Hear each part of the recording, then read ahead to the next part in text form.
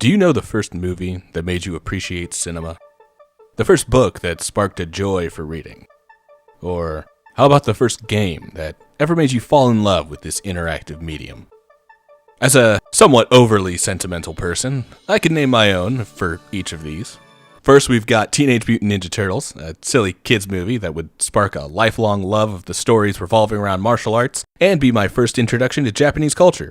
Not the best start, to be honest, but that interest has evolved into my current respect for the media and mythology from the country. Second, there's Holes by Louis Sachar. The first book that I would read on my own, and the joy of flipping through those pages has led me to my minor career as an author. However, for games, the first one that would ever take hold of my little heart and mind as a child was none other than Lunar, the Silver Star Story Complete, for the PlayStation.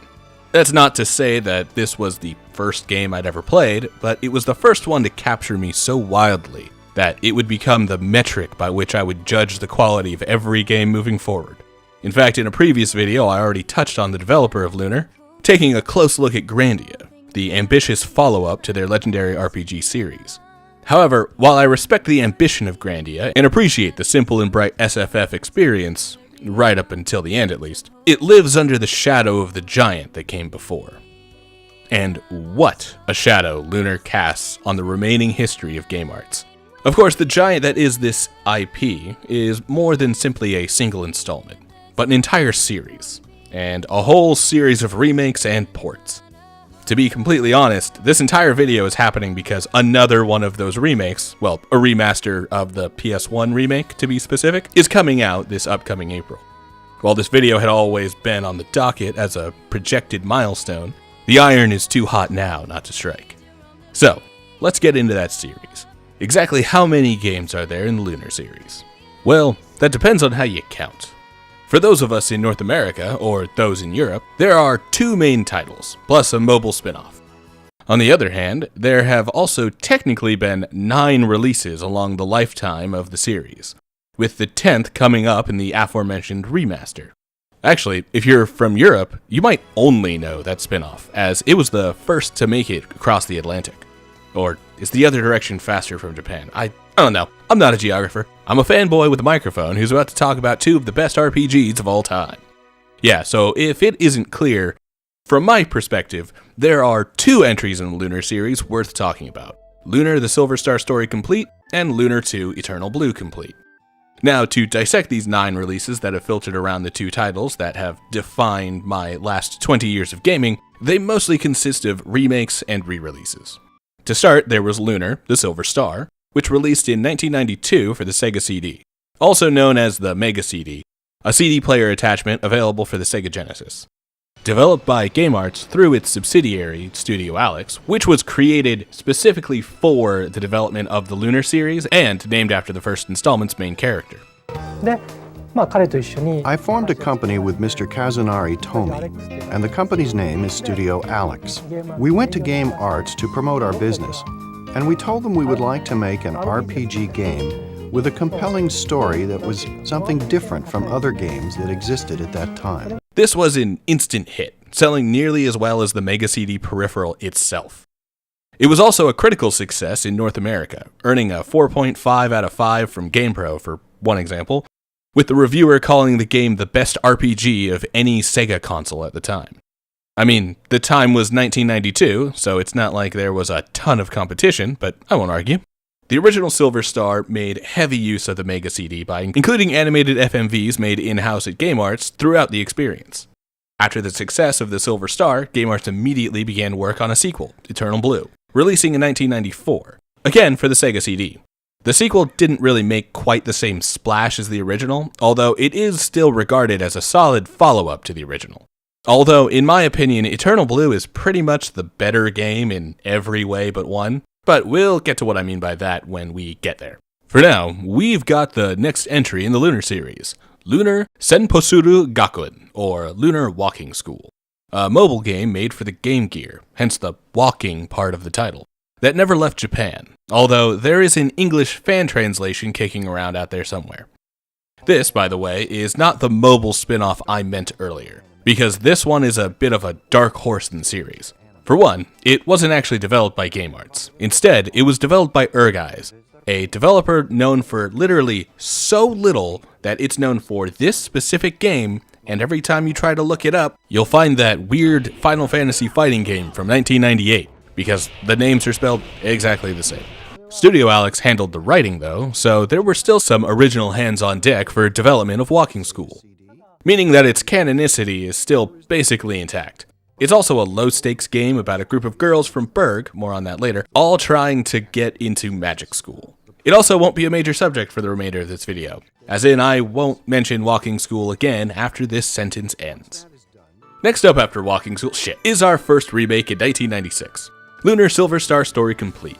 We've lost the in the title and added both story and complete, like a director's cut, but games hadn't started doing those yet, so the complete nomenclature is meant to symbolize that this is the definitive version of the game. Now, this came out in two forms. One for the Sega Saturn, Sega's newest console at the time, and a second for the newly released PlayStation from Sony. However, only the PlayStation version would make it out of Japan, releasing in North America in 1999, which is how I have my hands on this bad boy right here. Although, to tell you the truth, I have no idea how I actually came into possession of this game. One day, my brother brought it home, and it has been here ever since. That's it. That's the whole story. Life was simpler when we were children, wasn't it? Anyway, this remake goes above and beyond the scope of a port or a remaster.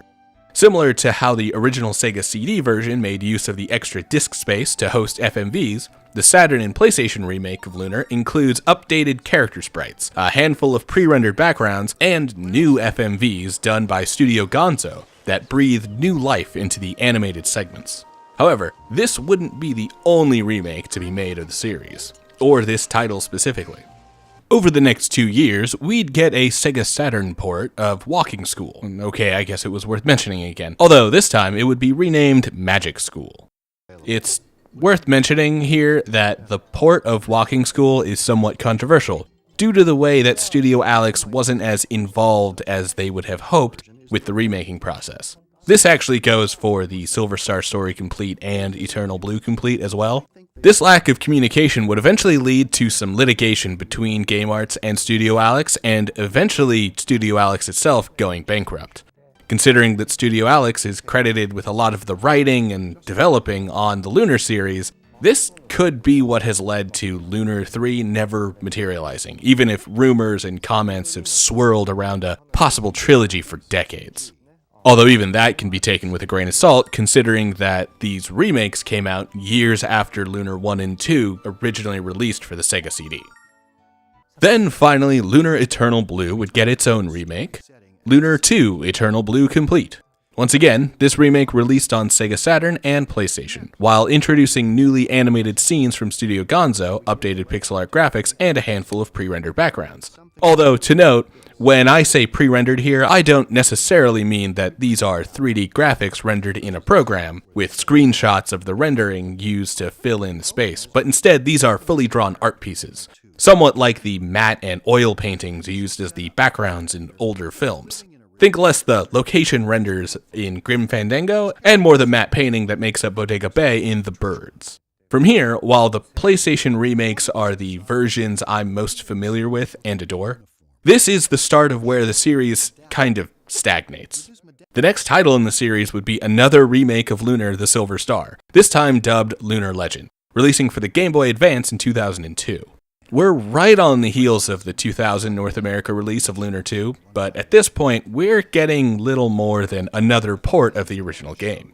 There are some changes, a notable one from right in the beginning of the game being that Nash actually joins the party to the White Dragon Cave. Of course, from a design standpoint, the game has also been heavily simplified for the GBA, so gone are the animated FMVs and the voice acting, as well as the combat system has been reworked to be much simpler and a lot more in line with your standard fare turn-based RPG. Considering the extremely wide spread of the GPA as a console during its heyday, however, this might be the version that many of you watching now recognize the most. Although a game you probably don't recognize is the final new game to come from the Lunar series, Lunar Dragon Song, for the Nintendo DS. Releasing in 2005, Dragon Song is a bit of a black sheep for the franchise. Similar to Walking/Magic School, this is another game that wasn't developed by Game Arts directly, instead made by Japan Art Media. In fact, this was made after Studio Alex was already bankrupt. So this time, they weren't involved in the direction at all. Everything about this game has been panned by critics, including the simplified combat that no longer makes use of the strategy that comes with acknowledging the space and positioning between targets. However, most egregious seems to be the way that experience and items are earned in combat, by setting a fight to either be done in Virtue mode, where characters will gain experience, or Combat mode, where they will instead gain items. This splitting of rewards made the game feel grindy, repetitive, and tedious. I can't exactly speak on it myself, as I've never played Dragon's Song, so I'll leave that at it could be good, it could be bad. I don't know. All I can do is report on what others have said about it, but I don't have an opinion either way since I've never actually experienced it myself. Now finally we get to what had been the dead end of the series up until very recently. Lunar Silver Star Harmony, released for the PlayStation Portable in 2009, and it's another port of the Silver Star. That makes 4 different versions of the game, by the way. However, with it being the most recent version of the game to release, this might be what most people nowadays are most familiar with. Once again, there are some notable changes, but it's mostly the same game in a new package with new graphics, and other updates that elevated it pretty heavily above the GBA version. There would be another re-release in 2012 for the iOS, but up until 2024, this was the last release of anything Lunar related, when Lunar Silver Star Story Touch released for Android, a port of the iOS version. And now we've got a full remaster of Silver Star Story Complete and Eternal Blue coming in April. Show of hands, who has faith that both will actually be remasters of the PlayStation classics and not ports of the mobile version? Anybody else getting Chrono Trigger PC port vibes? I really hope I don't get Chrono Trigger PC port vibes. Well, that's the history of the Lunar series. Basically, it's 2 of the best RPGs ever made, a series of remakes and ports, and 2 random spin-off titles of varying quality. It should be noted that all of these transfers from one console to another is a bit of a feature of gaming back in the 90s, especially given that the Lunar series would attempt to make a name for itself during the heyday of FMV titles. This was the height of the console wars, and a lot of developers would try to get the most out of the heavy investment required to put together these data-heavy FMV titles by releasing on every device that could read a disc, from the Sega CD to the Philips CDI to DOS and Windows personal computers. The later portable ports, on the other hand, follow a similar common history for the 2000s, a history that included ports of tons of classic games onto portable hardware, like Turok and Zelda: A Link to the Past. Which is to say that the history of the Lunar series is somewhat of a microcosm of game development from the 90s through the 2000s. Yeah, if you thought we got nothing but remakes and remasters nowadays, this has always been the way of things for video games. However, we aren't here for a history lesson or a Wikipedia list of releases. We're looking at the 2 main games themselves. What makes them tick, and what it is about them that has kept a community actively chomping at the bit for more content over the last 30 years. On the note of that active community, by the way, I would like to shout out LunarNet and the Internet Archive specifically. The resources found on LunarNet were imperative for piecing the history of the series together, especially with the differences between the English and Japanese versions. Additionally, the Internet Archive has complete scans of the official strategy guides for both games, which was filled with valuable insider information in the form of various interviews conducted by working designs of the original developers, as well as various cut comparisons between the original Sega CD version and the complete remakes. This video wouldn't be nearly as informative without the information I gleaned from those 2 fantastic sources. So, let's get a little deeper and actually talk about what's going on in Silver Star Story Complete and Eternal Blue. To start, let's go over the presentation of these games. Given that both complete remakes were made basically in tandem with each other, both are presented in much the same way. While this was around the same time that Game Arts was working on Grandia, the developer's first major title that let players explore 3D environments, these remakes maintain the 2D maps explored with simple 4-directional pixel art character sprites. However, the new Sega Saturn and PlayStation hardware, along with Studio Gonzo taking on the animation art, the game looks much better than the originals. For one, while most locations are RPG Maker style tiled maps, there are a handful of pre-rendered locales for the characters to walk around in. In fact, much like the way that Grandia opens up by proudly spinning the camera around the 3D environment, Silver Star Story Complete also opens up with one of those pre-rendered locations. And it is admittedly a beautiful way to open the story. There are also two sets of character sprites, split between exploration and combat. Naturally, there are a lot more animations tied to the combat sprites, as they need to be able to attack, cast magic, and take damage, and all are appropriately animated. It's a very basic thing, but it's part of the polish that separates the good, the bad, and the ugly of this era of gaming. This is all without even covering the style of the art itself.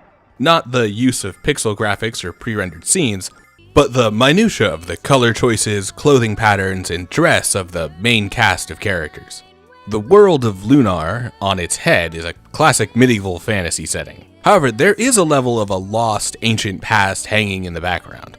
Kinda literally, what with the blue star bumming around in almost every shot that includes the sky. As a result, the people have split into tribal factions, and this shows with the bright colors and sharp angles of their textiles. Many characters wear furs, either in a grabbed a fresh pelt to add some layers in the cold way, but also with fur trimming most of the cloaks, dresses, and other flowing pieces of their outfits. These character designs come from character designer Toshiyuki Kubooka, who created the original designs for the Silver Star and Eternal Blue, and those original designs were kept into the complete remakes. The result is a series of striking character designs that give a vibrant appeal to the FMV cutscenes, character portraits, and bromides, although we'll touch on those a bit later. In an interview with Working Design, the localization company that translated the series into English, Kubooka actually commented on the character designs of characters like Luna and Alex, specifying that their unique form of dress is inspired by nomadic Mongolians, which matches pretty well with the fur linings, sharp-angled trimming designs, and vibrant colors. Additionally, a lot of the Magic Guild of Vane, Mia and Nash included, are based on images of Russian churches. On the note of the exploration, the locations to explore within are varied and interesting, relating very directly to what the game is trying to convey from place to place. White Dragon Cave? Make everything blue and add a bunch of ice pillars everywhere. Spooky Forest? Add a layer of fog over everything and cue up the spooky music. Metallic Hellscape to represent the way that the heartlessness of industrialization uses a mountain of slave corpses to carve scars into the world that will never fully heal. Let's pump some bass tones and drown everything in the eternal night of a sleepless city. Absolutely killer atmosphere right here. That atmosphere is captured perfectly by the incredible soundtrack as well. There's a lot of the classic RPG style of having one main theme that gets reworked over and over throughout the game. This happens for both Silver Star Story and Eternal Blue, with the title song for Silver Star Story being the base of most of its music, and the credit song for Eternal Blue taking that role. This isn't to say that this is the only song to be heard. As mentioned when talking about Grandia, much of the music for both Lunar games was composed by Noriyuki Iwadare. Although included in the credits are Hiroshi Fujioka, Isao Mizuguchi, and Yoshiaki Kubodera. So it should be noted that the music is a collaborative effort among many talented composers, even if Iwadare often receives top billing and certainly deserves his credit for heading the music of the majority of the series. On the other end of the sound design, there's the voice acting, which leads us together into the FMV segments of the series.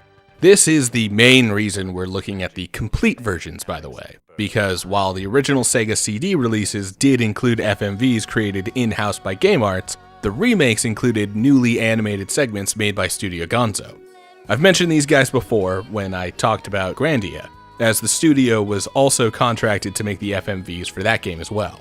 These are easily my favorite part of this game, and very few other titles have scratched the itch that these animated segments integrated into the game left with me. This is a tradition that similar RPGs releasing on later consoles would replace with pre-rendered scenes, with higher quality models and environments than the game's engine could render in real time. There are other classic titles, like the PS1 re-release of Chrono Trigger, which released after the Silver Star Story and Eternal Blue remakes, or even as recently as Sea of Stars, that have integrated 2D animated FMVs, but the practice nowadays is either a retro throwback or a sign that the game is indeed very old. Even diving only a little deeper into the 2000s in the PS2 era of gaming, these type of animated cutscenes were relegated to only the opening cinematic, and sometimes maybe the end credits. The FMVs in Lunar 1 and 2 are rarely anything exceptional, but they do a lot to introduce characters, by priming the player with a visual identity for the full cast, before the majority of the story beats pass with a series of headshots and minimal animated sprites. However, plenty of these are fairly entertaining in their own right, and each game has at least one lean moment, which, if you haven't seen my Grandia video, these moments are basically when one or more characters shows an effort of extreme magical power in order to fend off the big bad, usually only proving to stall the villain so the heroes can go into the final dungeon and finish the job. It actually happens in every single one of these games. Like, they each get their lean moment, and they're always cool. Actually, I should be calling them a Mia moment, but since I've already talked about Grandia before this for the channel, they're lean moments. Finally, to note about these FMVs would be the voice acting found throughout the game. While there are a few moments with the standard graphics that include some voiced lines, most of the voice acting is done during the animated segments. The quality of the voice acting ranges from character to character, from the highs of the Silver Star Story's lead villain laughing maniacally as he goads our heroes to, well, pretty much every line reading from Lucia in Eternal Blue. I should note that I don't mean this as a knock against the actress for Lucia, Kelly Weaver. Given the way that plenty of the behind-the-scenes audio from the recording of Lucia's lines, it doesn't sound like Weaver was necessarily underperforming, but was more directed to give the character a slightly robotic cadence and a shrill tone that I would personally call a poor choice of direction. So, we've talked about how the game looks and sounds, but what about the other senses? How does Lunar taste? Or, I mean, how do these games feel? Or more directly, how does the game play? Well, the gameplay of Silver Star Story and Eternal Blue are split up into two parts: exploration and combat. The exploration is the top-down section of the game, traveling around different screens of either tile map dungeons or occasionally pre-rendered backgrounds. However, even that has a few different modes, so to speak. First, there is the town or safe zone exploration. These are the moments where the party leader, either Alex in Silver Star Story or Hero in Eternal Blue, is followed by the current party members. This is how players will explore towns like Berg or Maribia, as they look for chests to ransack, NPCs to interact with, and shops to buy new weapons, armor, and consumable items from. There is rarely anything demanding happening in these moments, with the majority of the gameplay in this mode consisting of going through story conversations as well as gearing up for combat. The next mode of exploration is the overworld map. This is a relatively sparse section of both games, although some additional exploration options in Eternal Blue help it to elevate the otherwise mundane task of traveling from one town or dungeon to another over the world map. That being said, in comparison to a game like Grandia, with its overworld consisting of a glorified menu with lists of selectable locations to explore, the ability to actually walk around the world map does a lot to fill the liminal spaces of the game, and keep a consistent and immersive experience. It should also be noted that this lack of excitement in the overworld map is actually a product of the remake, as the original Sega CD version included random battles on the world map. That being said, I certainly prefer the remake's system, as the lack of random battles is one of the more approachable aspects of Lunar in general. Finally, there are the dungeons themselves. These are almost always tile map locations, and are signified by only having the party leader controlled and moving through each dungeon. Additionally, these locations include enemies which populate these spaces.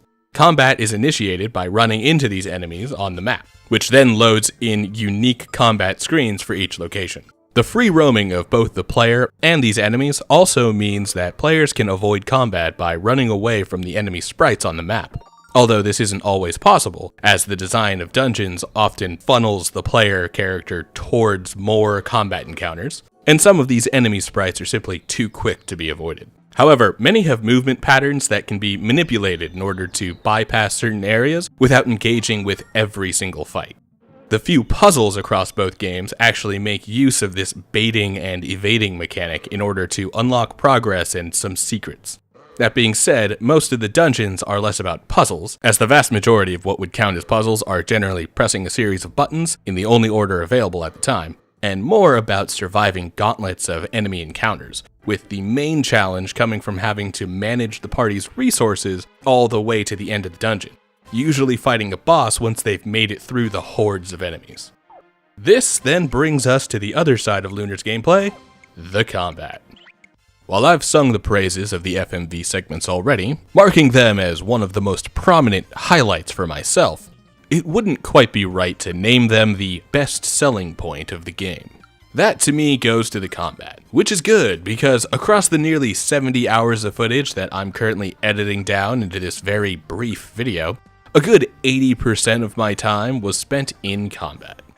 So, the way this works in Lunar is not too dissimilar to other turn-based games like Final Fantasy. In fact, Game Arts has mentioned in interviews in the past that many of their games were inspired by the templates that Final Fantasy made for these types of RPGs.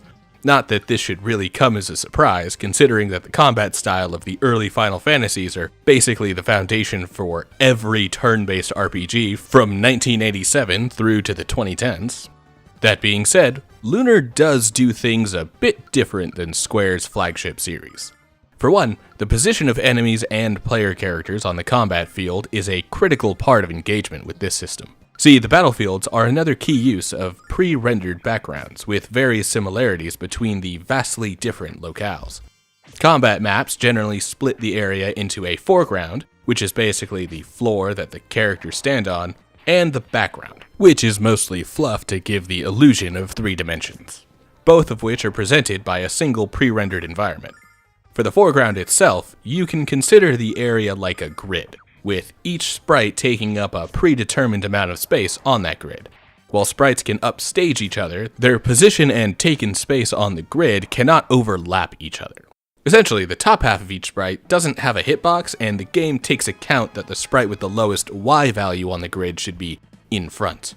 Similarly, 2 sprites can't move through the same area at the same time, which can leave characters blocked off. At the start of combat, the player characters will be set in a formation decided by the player in the start menu, and enemies will be in a predetermined formation depending on the enemy types present and their numbers. When combat initiates, players and enemies will then move across the battlefield in order to attack, defend, or whatever has been chosen that they will do when it is their time to act. Formations are fairly important, because enemies will usually attack the closest target, which means it's good to put your tanks up to the front position and your squishier characters in the back. A number of enemy and player attacks also have an area of effect, so making sure to spread out your own characters while clumping the enemies together can be the key to success in most encounters. Additionally, enemy actions can range from basic attacks to using special skills that will attack multiple characters at a time, or in extremely rare instances, running away. For players, these actions can be attack, defend, magic, use items, or run. There's also the option to set the characters to be AI controlled, but the AI is stupid and wasteful and should never be trusted. We'll get to why in a minute, but first, I've been bearing the lead. See, the main twist that Lunar takes from ordinary turn-based combat is the way that players choose all of their actions for one turn, and then the game plays out the entire round in order of character speed. This is instead of controlling each character for their individual turn and then waiting for their turn to come back around to act again. Now, this isn't the only game to ever use this method for deciding turn order, nor do I believe it is the first. I do know that it would later be used in titles like Suikoden and Wild Arms. So while there are plenty that use this setup and playout method, Lunar the Silver Star was among the first to utilize it, and that continues into the sequels and remakes. Although it should be noted that this initiative turn order system was implemented as early as the very first Final Fantasy. In fact, Final Fantasies 1, 2, and 3 all use this turn order system. It wasn't until Final Fantasy IV that Square Enix would develop the active time battle system, which most people would recognize to be the iconic battle system of the Final Fantasy series. So, when I claim that Lunar was one of the first to use this initiative order system, I mean that it's an early adopter of the system, and likely an early introduction to this style of combat for a lot of RPG fans of the time, myself included. That also isn't where the nuance of combat stops, as the magic mentioned before is a fundamental part of combat. While many fights can be won by simply spamming attacks against the closest enemies, The strengths and weaknesses of monsters against certain attacks and elements means that players will have to strategically utilize magic and attacks in combination in order to get through some encounters. However, this leads to the real puzzle that I mentioned earlier when talking about exploring dungeons. Health and MP carries over from fight to fight, meaning that as players continue to duke it out with the enemies populating any given dungeon, they'll also need to keep an eye on their resources.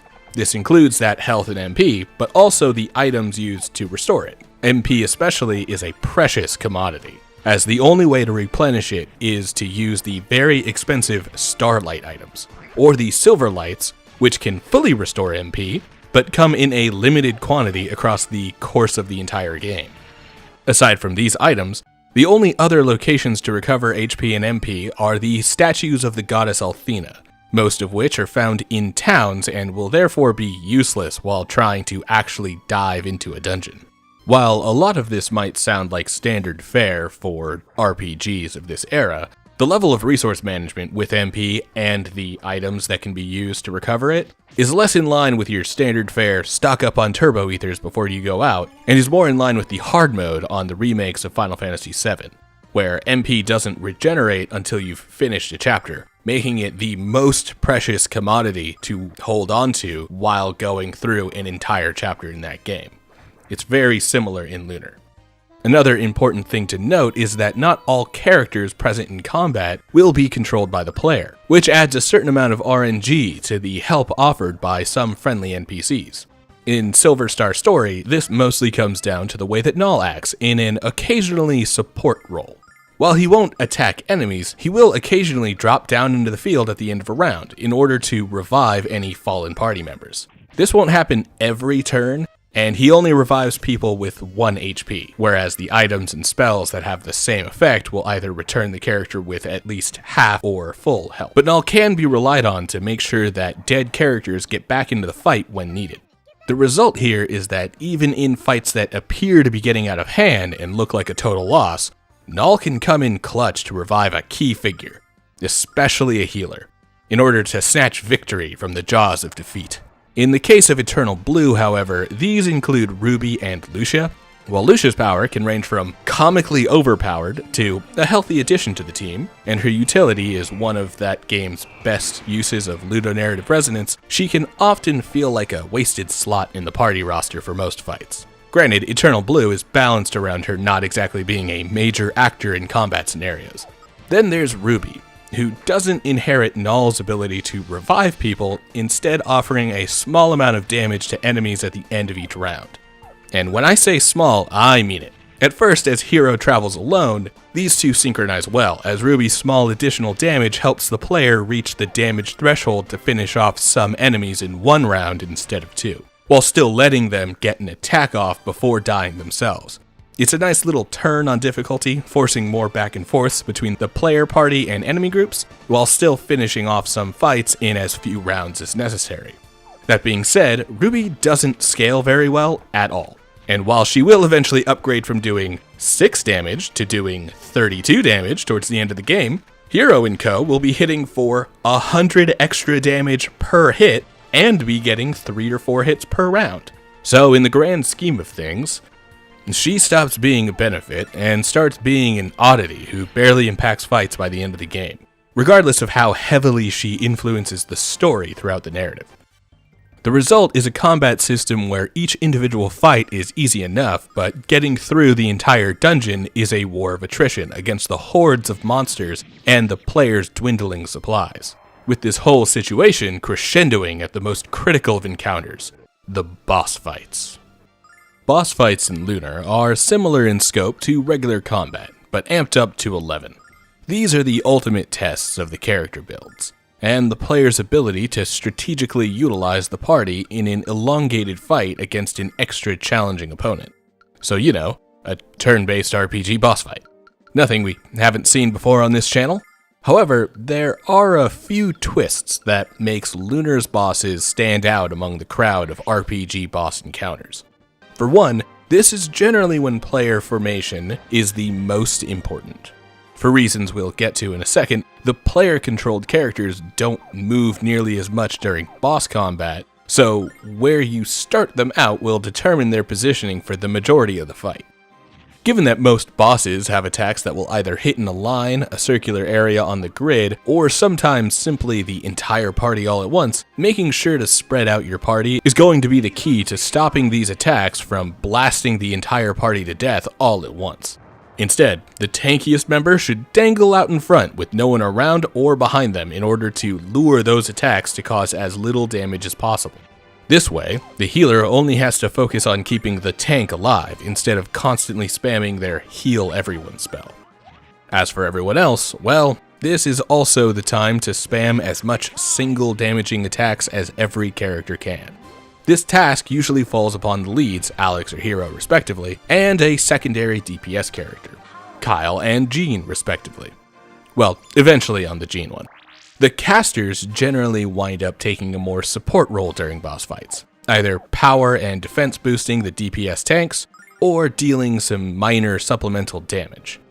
Regardless, this is basically the flow of every boss fight, with the major struggles coming from trying to survive the onslaught from the boss and the patterns of their attacks, all while being basically stuck in place, since most of the attacks and spells you'll be using during these basic cycles don't move the player characters around the same way that attacking or defending might.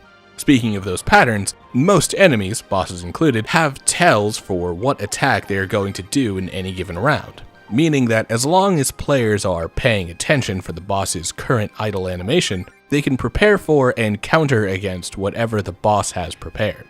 This is also the case in general combat as well, with most of the common enemies scattered throughout a dungeon often slipping between either doing a basic attack, dealing a status effect, or dealing AoE damage to a chunk of the party. That being said, while learning this basic flow can make most bosses pretty simple to execute on, the bosses have a unique quirk that will throw most of the party out of sync, and it will quickly become the player's job to recover. On plenty of occasions, a single hiccup in that flow can quickly turn into a game over. In fact, the very first boss in Silver Star Story was so hard that I was hard stuck on him for years.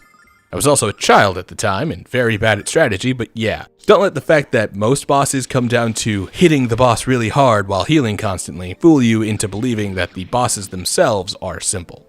Another note to emphasize exactly what adds an extra layer of difficulty to bosses is that many of them come at the end of dungeons, where the player characters have likely drained themselves of a lot of MP in order to make it through, and will need to shore up those losses with recovery items if they want to be able to jump into the fight at full force.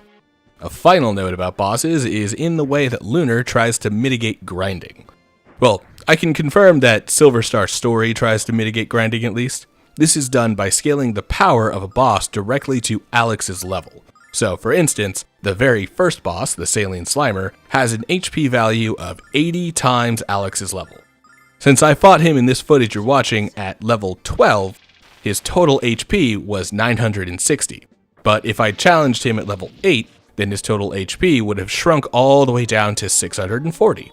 This persists for every boss in the first game, and basically inclines players to not bother trying to grind for levels before challenging bosses, because the stronger Alex gets, the stronger the boss gets. While there are a few instances across each game where grinding can be helpful, and sometimes feels mandatory, the endurance tests that are the dungeons usually include enough combat for the party to level up to about where they need to be to match up against the boss, even without fighting every single enemy in every single dungeon. However, there is one more aspect of the strategy that can give players an edge over general combat, as well as boss fights. That would be the player builds. Now, the extent to which players can actually build the main party is pretty minimal. We're not exactly dealing with Baldur's Gate or Divinity here.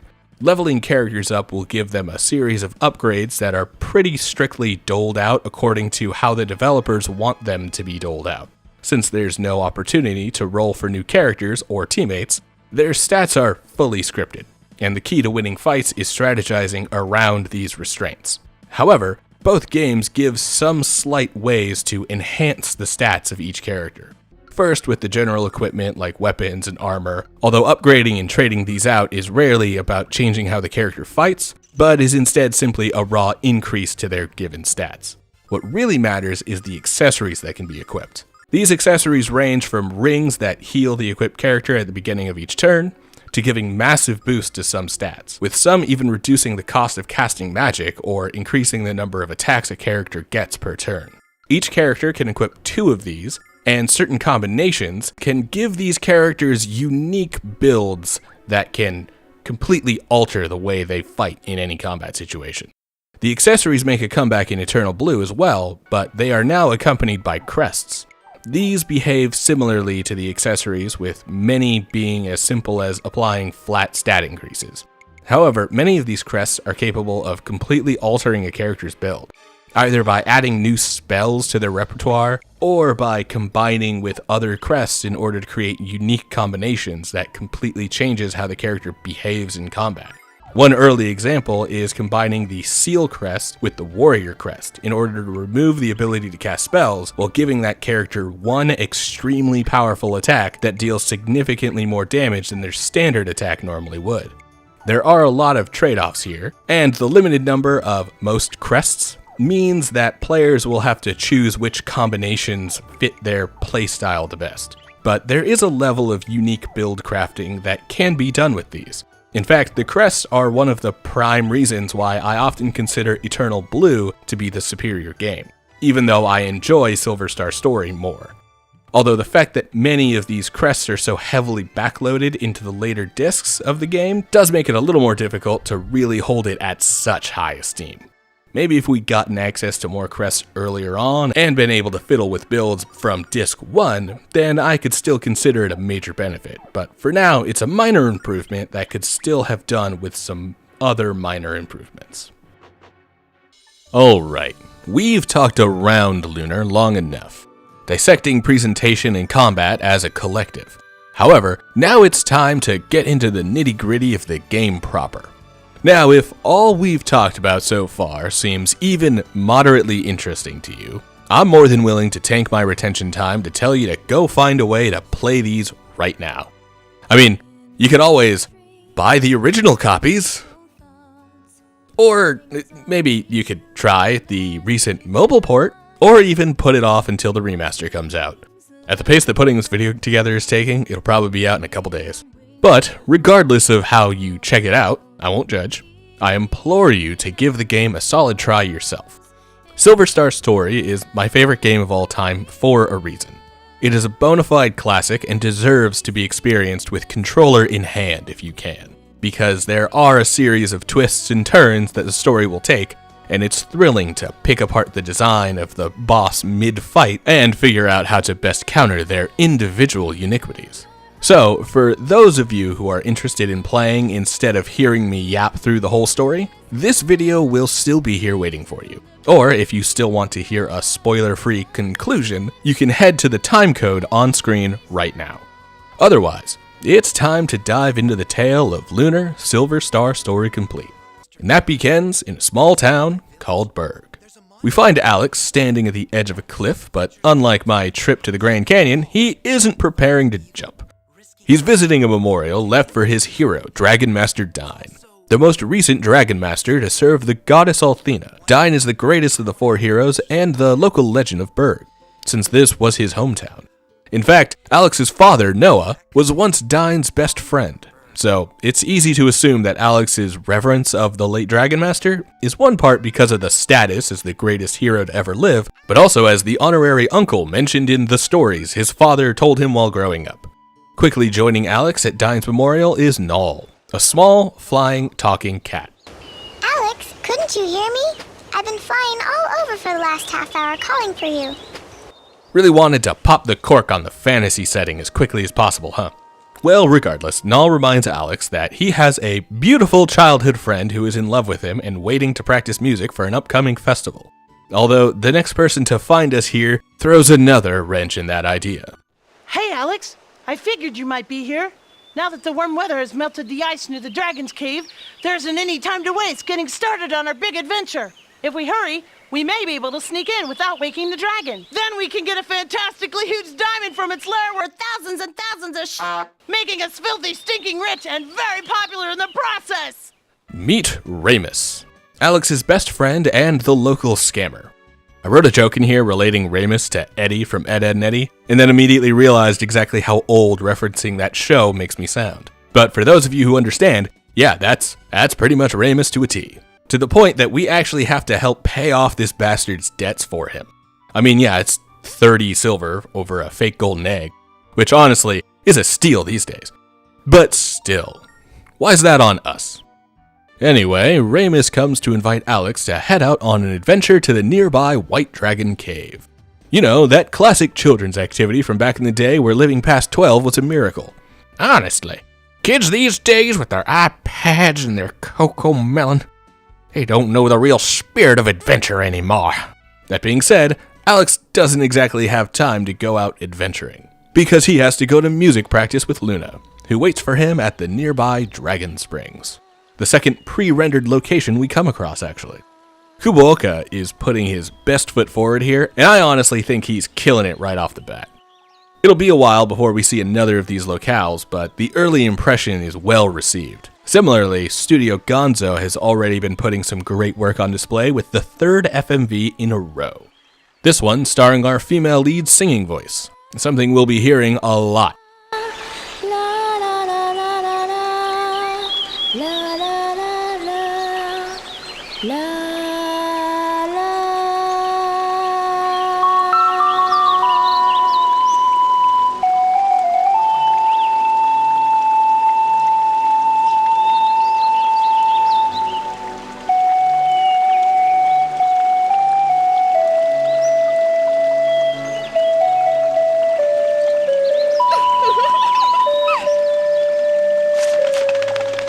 This is also when we're introduced to Alex's ocarina, which is actually an update from the Silver Star, where Alex's instrument of choice was a harp. And no, this is not an attempt to draw in any of that Ocarina of Time cred, as the Sega Saturn version where this change originated released 2 years before Ocarina of Time.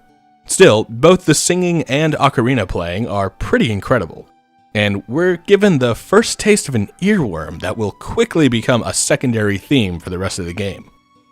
Of course, not everything is rosy between Luna and Alex, as she has been miffed to find that Alex has been, how does she put it? Alex, you're late again, silly. Were you whittling away the morning at Dine's monument again? Or were you planning more make-believe adventures with Ramus? Yep, right on both counts, and he was even planning on heading to the Dragon Cave without her.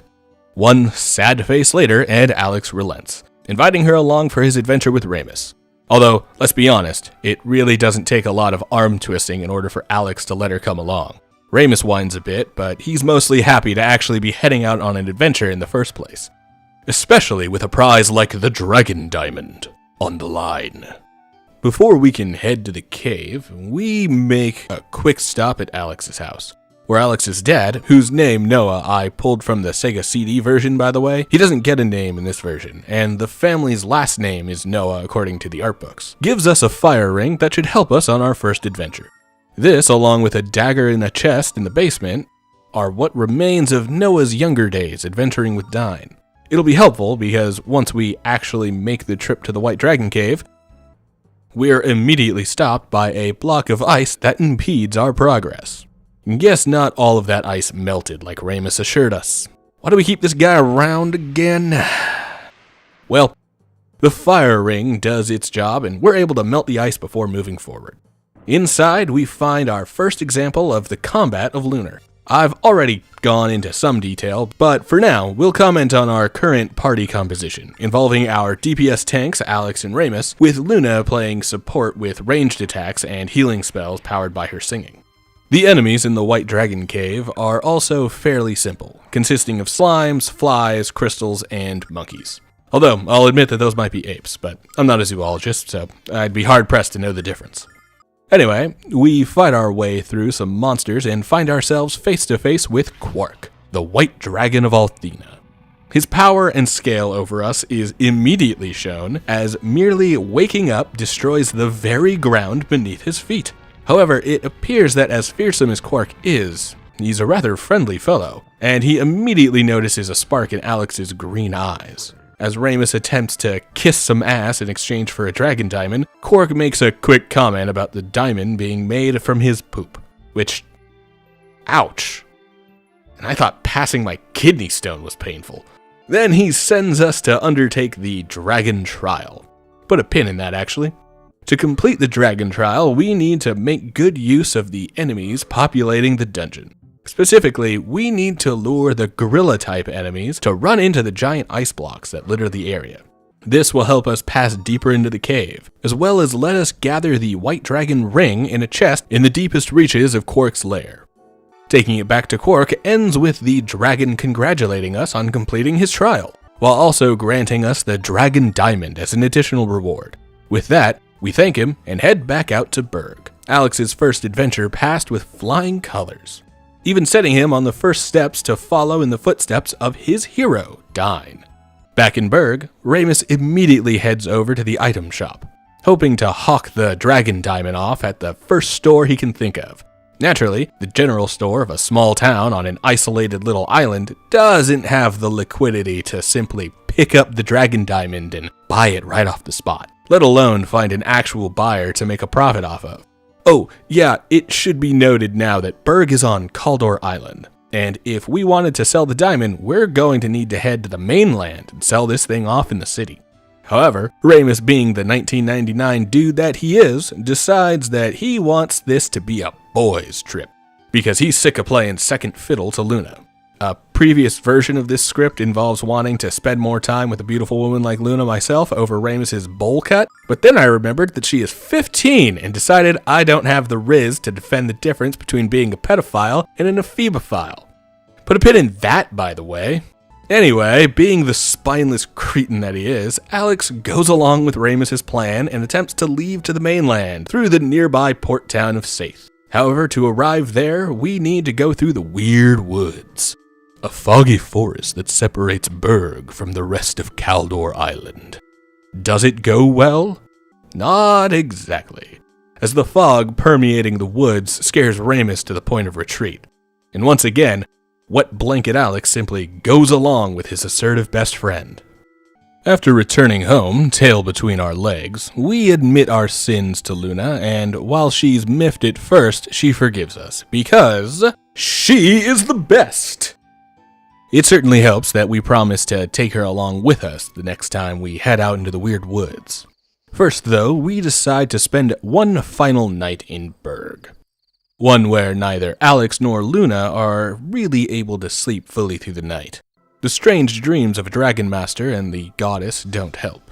Still, in the morning we head out, emboldened by having the full team in tow. In fact, having Luna with us appears to be the key to navigating the Weird Woods, as her singing is able to magically make the fog dissipate, though she doesn't quite understand why, or even how she knew it would work in the first place. Deeper in the forest, we're attacked by a large group of monsters, and while a mysterious man finds us and offers us a hand, we can take care of ourselves.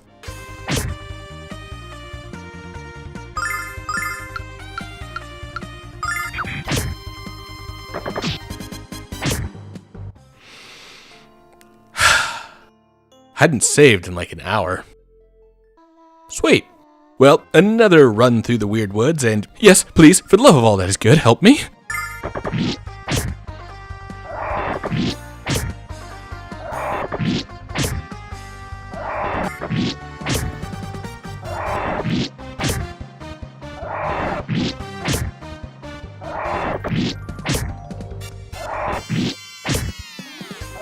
Okay, turns out this random stranger is super powerful and can go ahead and solo the whole fight on his own. Damn. Why'd I turn him down the first time? Oh right, pride. Yeah, glad to be properly stripped of that crap now. Anyway, after the fight, the mysterious man properly introduces himself as Lake, and offers to camp with us for the night, burning special herbs in our bonfire to keep the monsters at bay while we rest. We speak over the fire, expressing our intention for adventure on the mainland, and as we fall asleep one by one, Lake comments on Alex's green eyes, the same way that Quark had already noted before. The next morning, we wake up to find Lake already gone, and we make our way through the rest of the Weird Woods. Thankfully, this doesn't require any fights as weighted out of our favor as the one Lake saved us from. When we arrive in Saith, we attempt to charter a ship over to the mainland, but the captain of the only ship that can take us, the Hispaniola, is currently grounded until we can get a hold of the sea chart that he appears to have lost gambling in the local bar. And now seems like the best time to comment on the localization for this game. At this point, I've briefly mentioned Working Design, the company that translated the whole Lunar series into English and brought it to North America. This is also the company that handled recording the English voice lines, as well as putting together the English strategy guides for both games, alongside Prima Guides, which has been an invaluable resource for this video.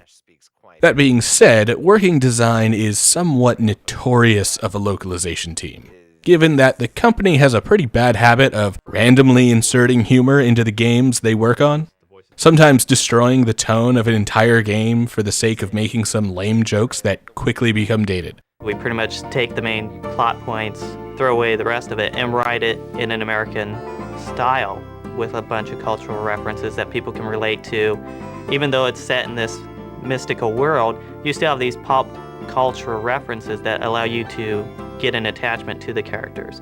And people tend to get more involved in something that they can relate to. We'll see a few more moving forward, and it's difficult at times to tell exactly how many of these jokes in this current version are from the original Japanese version, and how many were added as a part of that Working Design flair. I have a sneaking suspicion that we've already seen one of their jokes in the form of Quark making a passing remark of the dragon diamond being made of his own crap. A joke that has stuck with me for over 25 years, so I can't be too mad about it, even if it does soften the tone of the game a bit. Although the entire remake's tone is softened heavily in comparison to the Sega CD version, so some light humor isn't too obnoxious here. However, the reason I feel the need to bring up Working Design's nature in reworking the tone of games is because they are certainly responsible for the entire vibe of Saith. For one, as we enter the bar, there's a dude standing outside who calls it a place of scum and villainy, a very obvious reference to Obi-Wan's line in Star Wars: A New Hope. BT dubs, no, I don't talk like a Wikipedia article in real life, but seeing as how this video is on its head a lesson in gaming history, clarity takes precedent over brevity. Hence calling Star Wars by its full legal name, as opposed to simply Star Wars. This is also why I mention Working Design here, because this is about when the company's sense of humor and tendency to muck around in games becomes quickly noticeable. Also, side note for anyone who has played any release of any of the Lunar games in the past and assumed that Working Design was the developer and not simply the localization team and North American distributor / publisher. Yeah, I was definitely tricked there for a while too, since the company and its CEO, Victor Ireland, loved to put themselves as top billing in the opening and closing credits of every release of this game. Weird move, and if I really have anything negative to say about the company, it would probably be the lack of respect that the English credits have for the original development team and the studios that put the game together in the first place. Anyway, that tangent out of the way, we head into the bar and find the guy who won the sea chart from the captain. Turns out, he's a cheat who swindles us out of 300 silver before Ramus takes the lead and catches the guy in the act. He's been using double-sided coins. Apparently, it's a tactic that Ramus is personally familiar with, because he is also a dirty gambler.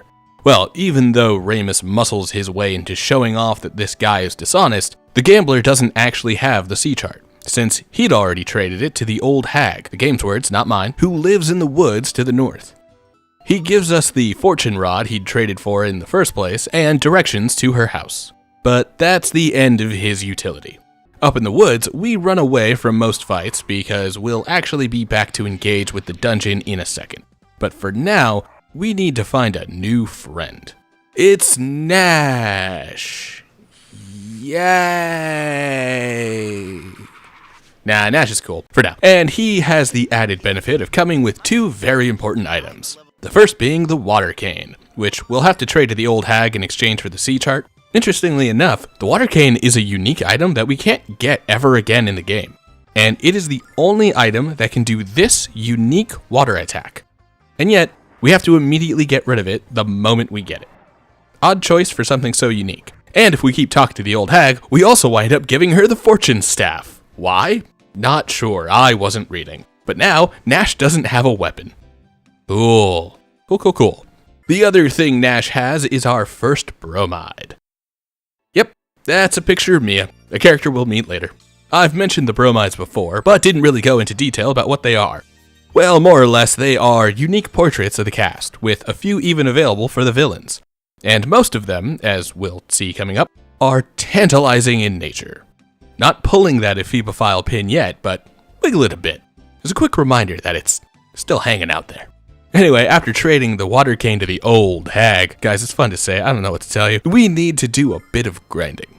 Now, I know I mentioned that the game doesn't exactly emphasize grinding very often, but it does feel that if it's not required right here, it's very encouraged.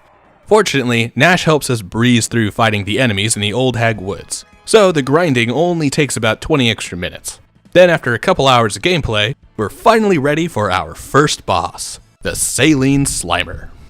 Yeah, turns out that after we turn in the sea chart to the captain of the Hispaniola, the ship is being attacked by a giant monster that's threatening to eat the ship, the crew, and probably do a number on Saith if it isn't taken care of. So naturally, it falls on Alex and co. to take the monster out. I mentioned before that the first boss hard-walled me for a few years, and this is he. The Saline Slimer is a wiggly little cretin inside of a gelatinous blob, kinda like those mini jelly snacks from the 90s. Except instead of having a tasty little fruit on the inside, it's a hideous fish monster. Might still be okay if we grill it up after we're done beating on it. As far as that beating goes, however, well, it follows a pretty specific pattern. First, Alex uses Vigor, an ability that heavily increases his attack. This is why we did that grinding in the Old Hag Woods until we hit level 12, by the way. While Luna uses Cascade Song on him, which further increases his attack and defense. On this first turn, Ramus and Nash will defend, because their attacks will be basically useless right now. Then on the second turn, we start the actual onslaught. Alex uses Sword Dance, Ramus attacks, Nash uses Lightning Bomb, and Luna either heals whoever needs it, or uses Cascade Song again to buff Ramus and Alex whenever they need the defense and attack boosts. The result is that we'll be doling out a few hundred points of damage each turn, which is necessary to beat this guy, since the Saline Slimer heals for 99 damage every single turn. This is the only boss in the game to do this, by the way. The very first boss is the only one that has a literal DPS check that forces the only level grind I'll have to do in the entire game. Well, as tough as this wall might have been when I was a kid, the Saline Slimer goes down quickly now that I know what I'm doing. I also get a decent amount of luck on this, since the boss can temporarily take an ally out of the fight depending on his attack choices, and for some reason, he chose not to do that on this run. So we clean up the fight quickly and move on. After the fight, Luna stands off away from the others as the rest of the party celebrates their victory, and the captain promises everyone a big meal as we sleep through the night and prepare to set sail in the morning. When Alex talks to Luna, however, she has decided to not go on the rest of the adventure with him, feeling trepidatious about being so far from the only home she's ever known. The next day, as we prepare to leave, with Luna staying back on the pier, Alex gives a triumphant speech about how the adventure would be meaningless without her, and how Luna has to join him so they can face the future together. Luna! Luna, you have to come with us! What? Luna, all the exciting adventures in the world mean nothing if you're not with us. This isn't just my adventure, Luna. It's ours. Oh, Alex, but what if... There's no time to think about it. Hurry! Give me your hand! Come on! Oh, I hope I did the right thing. It's all so exciting. That was close. You almost didn't make it, Luna. Now, our real adventure can finally begin. Rallied by Alex's words, Luna jumps onto the moving boat, and the adventure continues with the lovers staying united. Later that night, while everyone else sleeps, Luna sings about the turmoil in her heart in a song called Wind's Nocturne, though the official soundtrack simply calls it Luna's Boat Song. This is easily one of the most important FMV segments in the entire game, with Studio Gonzo CEO Shoji Murahama commenting that this scene took the most work in the game. The studio had to focus on getting the animations done with only a scratch track sang by music arranger and lyricist Isao Mizoguchi as a basis for the animation work. Apparently, Mizoguchi's singing voice isn't quite as lovely as Luna's, who was voiced by Kyoko Hikami in the original Japanese, and here in the English version, Rhonda Gibson portrays the speaking version, while Jenny Stigall took care of the singing roles for both the boat song and the opening cinematic. But Gonzo managed all the same, resolving that the first half of the game hung so heavily on this one moment. And personally, I'd say they nailed it. This is one of the best animated segments, juxtaposed very quickly with the next FMV that is essentially a still frame of the port town of Maribia from sea, bobbing up and down to simulate the movement of the boat.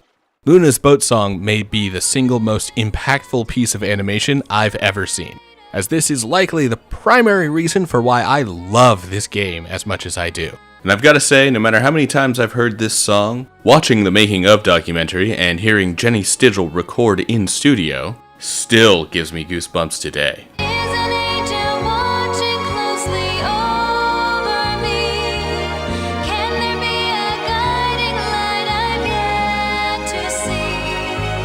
This is also a great time to mention that the celestial object we see in the sky, characters in the game tend to call it the blue star, very much is Earth.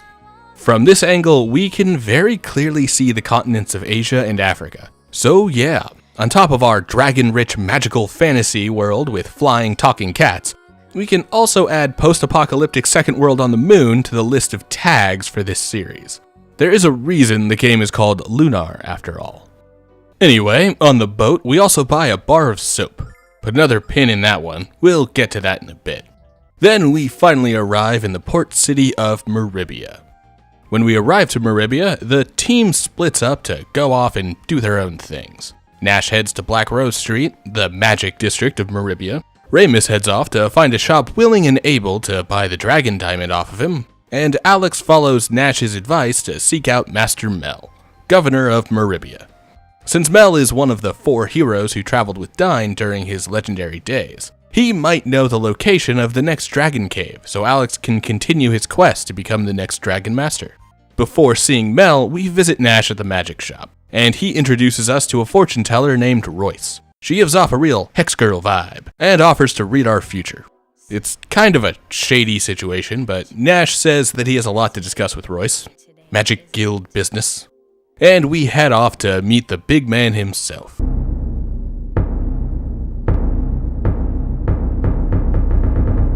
I'm Meldial Kirk, governor of Maribia. Since you're new here, I'll warn ya.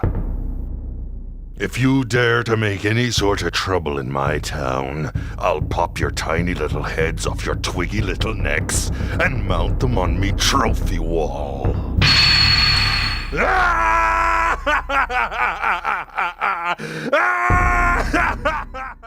I love this man. Ex-pirate turned hero turned governor. Mel is a wonderful character and says that he'll gladly help the baby Dragon Master. But first, he needs to test Alex's mettle. Naturally, this means we get another boss fight. This one is quite a bit simpler than the Saline Slimer. However, as all we really have to do is repeat sword dance until Mel goes down. Possibly even using an herb or healing nut one time in order to survive the fight. Once we've won Mel's favor, he tells us a general location of the Red Dragon, the next one we should be looking for, but claims that the only way there is by traveling over impassable mountains. However, as he'd only met Dyne after the Dragon Master had passed that particular dragon's trial, he doesn't know a way into the Red Dragon Cave himself. Next, we head back to visit with Ramus, who is getting swindled out of his diamond by the owner of the biggest jewelry store in Maribia, Dross. And now we have to go into the sewers to get it back. Nash and Mel wish us luck, but Nash is still busy talking to Royce, and Mel insists that while he would like to help us, he can't go around solving every single dispute himself. So we need to go into the sewers as the 3 of us, and find Dross ourselves. This dungeon holds the second type of puzzle we'll find in Lunar, which is hardly a puzzle, and is really more of an excuse to make us run back and forth through the area and force us into more combat encounters in order to drain our resources. Not that this is a bad thing. Resource management, especially managing MP, is the name of the game for Lunar and its dungeons. For a modern version of this, think about the hard modes for the Final Fantasy VII remakes. The challenge isn't, can you beat one enemy, or this hard boss with the diminished resources, but instead, can you make it through the gauntlet that is each dungeon without ever replenishing your MP? That's the trick here, too, as we're made to run back and forth through the sewers, pressing buttons in order to drop bridges that will give us forward progress. At the end of the dungeon, we find a water dragon. Not exactly a Althena's 4 dragons of the dragon tribe type dragon, like Quark, but still a formidable enemy regardless. The trick for this boss, by the way, is to make sure that Ramus has a ranged weapon, since he often won't be able to hit the water dragon with a sword, since he can only use standard attacks. Otherwise, it's another example of Alex using sword dance while Luna keeps him alive, and possibly Ramus too if he needs the extra help. Do this for a few rounds and we walk away victorious, with everyone gaining a level in the process, although it looks like Ramus isn't gaining any benefits from leveling up anymore. Strange. With the water dragon dead, Ramus forces Dross to exchange the dragon diamond for the store. But since he sells the dragon diamond to the store, for the store, Ramus walks away with both. And given that we only seconds ago killed a water dragon in front of him, Dross takes the raw deal and retreats, tail between his legs. After following Dross's piss trail back to the store and robbing Ramus of all of his things, our best friend is ready to give us the sad news.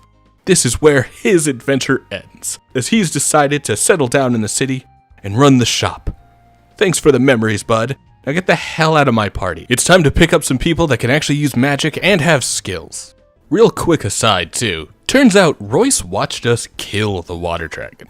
Not sure why, but random NPCs in an RPG teleporting into a room and talking to themselves after the heroes win a sound victory is never a good sign. Once we're done with the sewers and have our tearful goodbye with Ramus, although unlike with Luna, we don't explain how we need to have our friends together or whatnot, like, seriously, what the hell, man? It's fine though, since he left Berg with nothing but the armor on his back, and now he has the biggest store in the city, and I got the armor. Anyway, Nash approaches us and invites us to join him as he heads back to the Magic Guild. Apparently, we should be able to meet 2 more of the 4 heroes there. Lemia Ausa, leader of the Magic Guild, and Galleon, Nash's mentor and Dragon Master Dine's best friend. If anyone has any other information on the location of the remaining 3 dragons, it'll be those 2. Mel also gives us his blessing to meet with Galleon, claiming that it's high time that the world has another Dragon Master to protect it. Before we leave though, we can already see what Ramus does to get his new store up and running.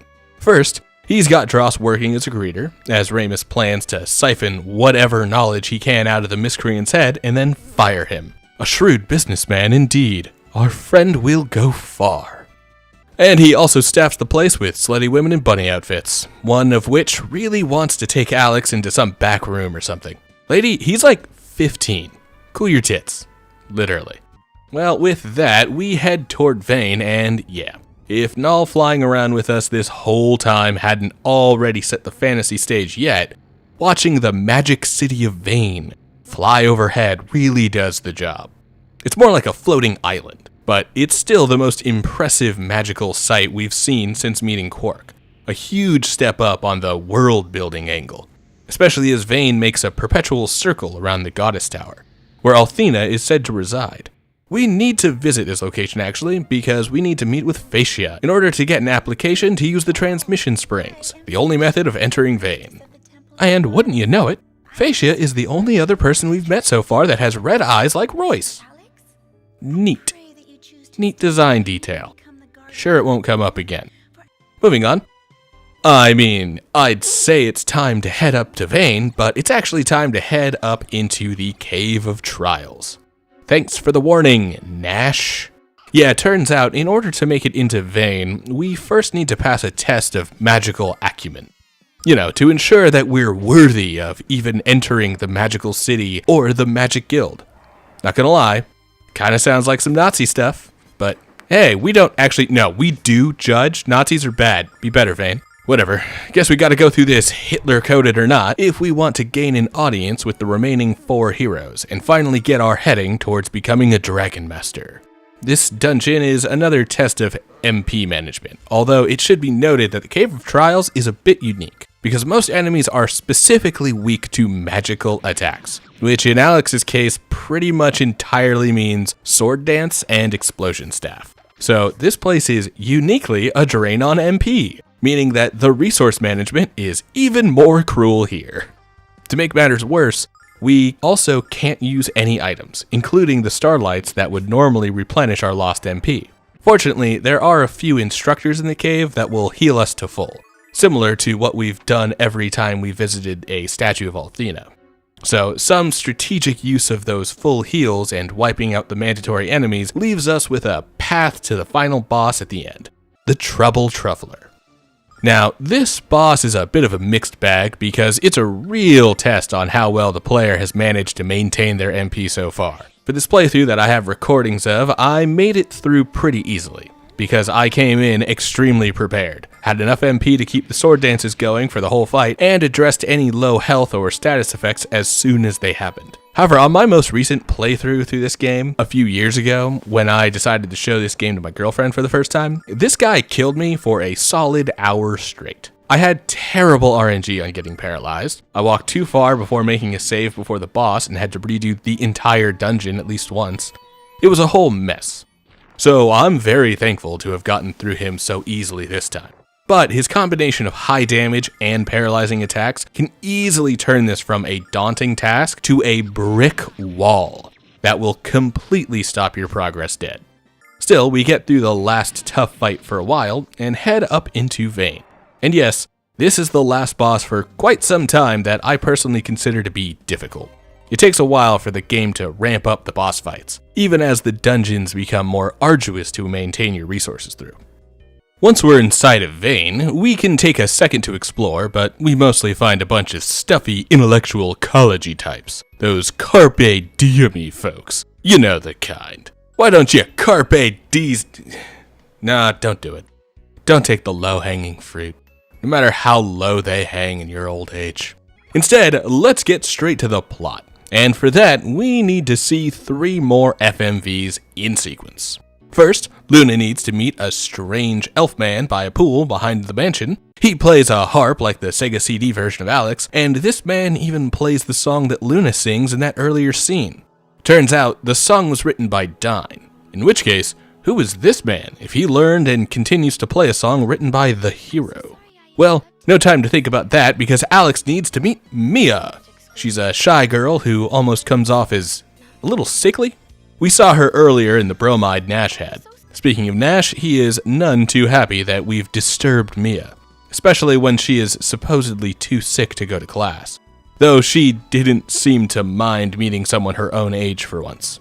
Still, Nash hurries us away, insisting that we meet with Galleon quickly, if for no other reason, to keep Mia from meeting any other guy who he might have to treat as competition for her affection. Not that this is really a risk here. Alex doesn't exactly have eyes for anyone but Luna after all. Speaking of eyes,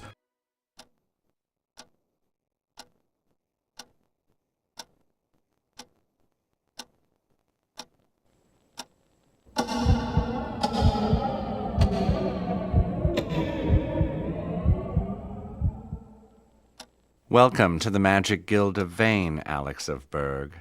I am Galleon, premier of the guild.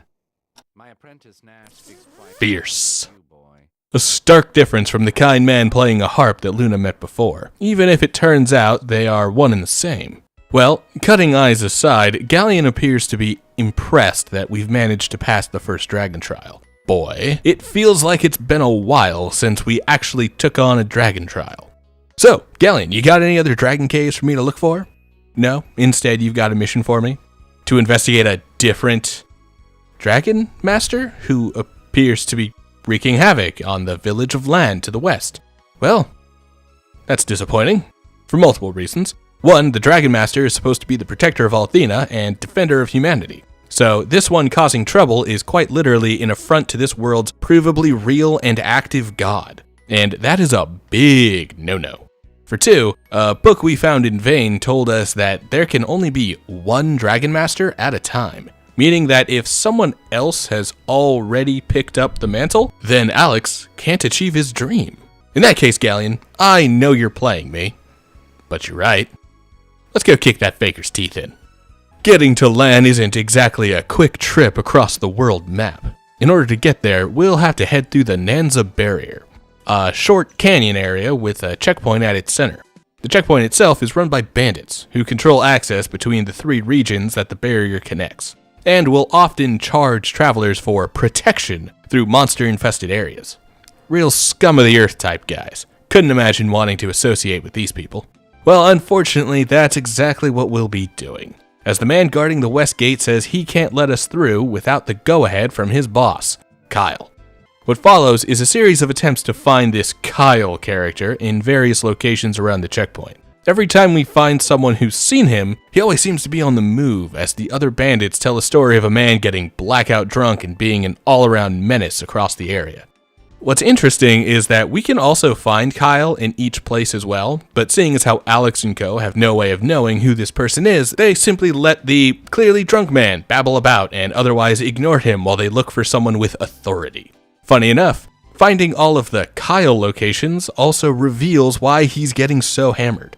Turns out, he and his girlfriend Jessica had a fight because he got caught either hitting on or cheating with another woman. It's hard to say exactly how guilty he is, but it is hard to believe he's completely innocent. At the end of the day, we finally find Kyle passed out in a jail cell for his and everyone else's safety. Something tells me this isn't the last we'll see of this guy, considering he even got his own introduction FMV. Still, now that Kyle is locked away, we're given the go-ahead to make our way through the west gate and finally get to Lan. Here, we meet a woman about Kyle's age, and she appears to be attempting to rally the people of Lan to fight back against the fake Dragon Master.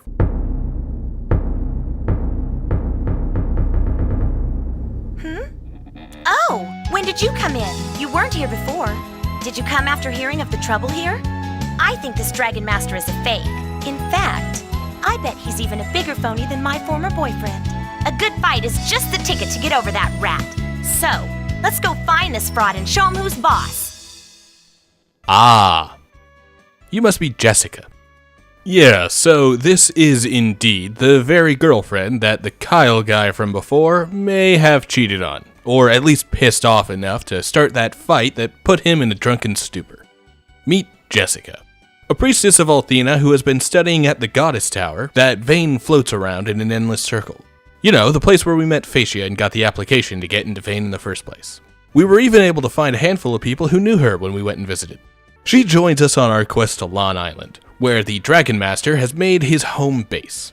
This is a starkly unique location, with poison swamps and trap chests that swap the directional controls that direct which way Alex will walk. Additionally, the monsters here are much stronger than anything we fought so far, with Lan Island having the biggest difficulty jump for the base enemies that we've seen since we left Kaldor Island. However, the dungeon itself is fairly short, and it doesn't take long before we find ourselves at Zoc, the fake Dragon Master. Zoc himself controls a giant monster, which he claims to be a dragon.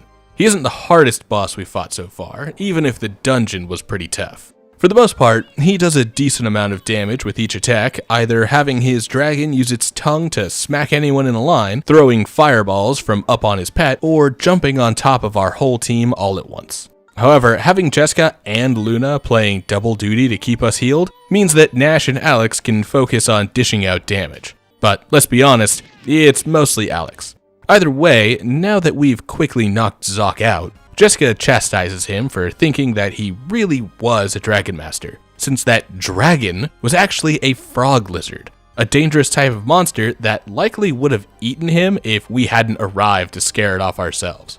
And with that, we head back to Lan, where we meet Phaecia again. She was hopeful to see if the rumors for the Dragon Master were true, and is disappointed to find that Zoc was a fake. However, what's more notable is that Jessica doesn't seem to recognize Phaecia, like at all. Then she leaves. Well, that was nice while it lasted, I guess. Time to head back to Vane. Back in Vane, nothing happened on the way back. Nanza is exactly as we left it, including the drunken Kyle in the jail cell. We report our findings to Galleon, and then prepare to meet the final of the 4 heroes, Lemia Ausa, Mia's mother. As the leader of the Magic Guild, one of Dine's closest companions, and a paragon of intellect and honesty in all of Lunar, meeting Lemia will surely be a memorable experience. I see the strength of your will in this regard in your eyes. And I sense something else. I sense evil. You seek to destroy the Magic Guild and Althena. Well, I'm sure Alex will remember it for the next, 20 minutes that he'll be left alive. Oh, yeah, Lemia also appears to have taken Luna off somewhere while sending Alex to jail and preparing for his execution. I'm starting to get the idea that Vane sucks. Not sure what could have clued me in about that. Certainly not the name, or that Nazi-like, only the worthy may enter our special city or die in the Cave of Trials thing. Or throwing me in jail. Well, turns out Mia is one of the few good things about Vane, and she shows up immediately to help break us out of jail, having also brought an ancient artifact that she believes will show the truth of her mother's sudden dive into evil. We also grab some drunk in a weird mask as we head out. Mia says it's a torture device that strips people of their memories. So yeah, sounds totally fine to leave it on this random woman and have her follow us. It's not like we're going to some sacred location or anything. Oh, we're going to the Crystal Tower, one of the 2 most sacred locations in Vane? Yeah, let's go ahead and take this random tortured prisoner in here with us. The Crystal Tower is another unique dungeon. While the visual design is like a more angular version of the White Dragon Cave, the uniquity comes from the fact that we can't enter as long as we have a weapon equipped. Turns out, however, that this is going to be totally fine, because we also picked up Nash on our way in. So between him and Mia, we've got enough magic damage to power our way through most fights in this area. This is on top of the fact that I made sure to bring plenty of wands, which have a secondary use as an inventory item, being able to cast single-target, low-powered magic without any MP cost. Yeah, all of that combined means that while the Crystal Tower is a unique place, it isn't very hard, and neither is the multi-gargoyle boss fight at the end. Although we've gotten a little ahead of ourselves here, because before we actually do the fight, we need to discover the truth behind Lemia. As we approach whatever strange ritual Lemia is performing on Luna, Mia tries to use the Mirror of Althena to reveal the truth behind her dark attitude. Unfortunately, the mirror reveals nothing. Sorry, Mia. No one likes to hear that your mom's a straight-up bitch, but sometimes, them's the cards we're dealt. Unless, okay, looks like the strange masked woman we've been keeping in tow is Mia's real mother, which means that this other woman is...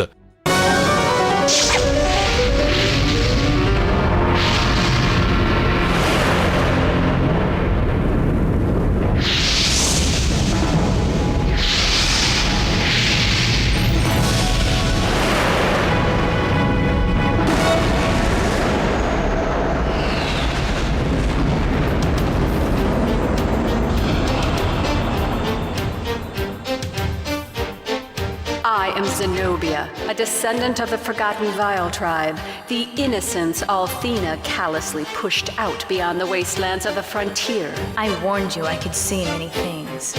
Unfortunately, I have now foreseen your demise. Too bad you had to get involved. We didn't expect you to get this far, young Alex. It's been quite a revelation. But you never can tell when luck like yours will run out. Real quick, I want to point out what's going on down here with Royce. As she slowly realizes that the jig is up, she slides like 1 square at a time over to the side with her sisters. It's adorable. We're going to kill her later, but not now.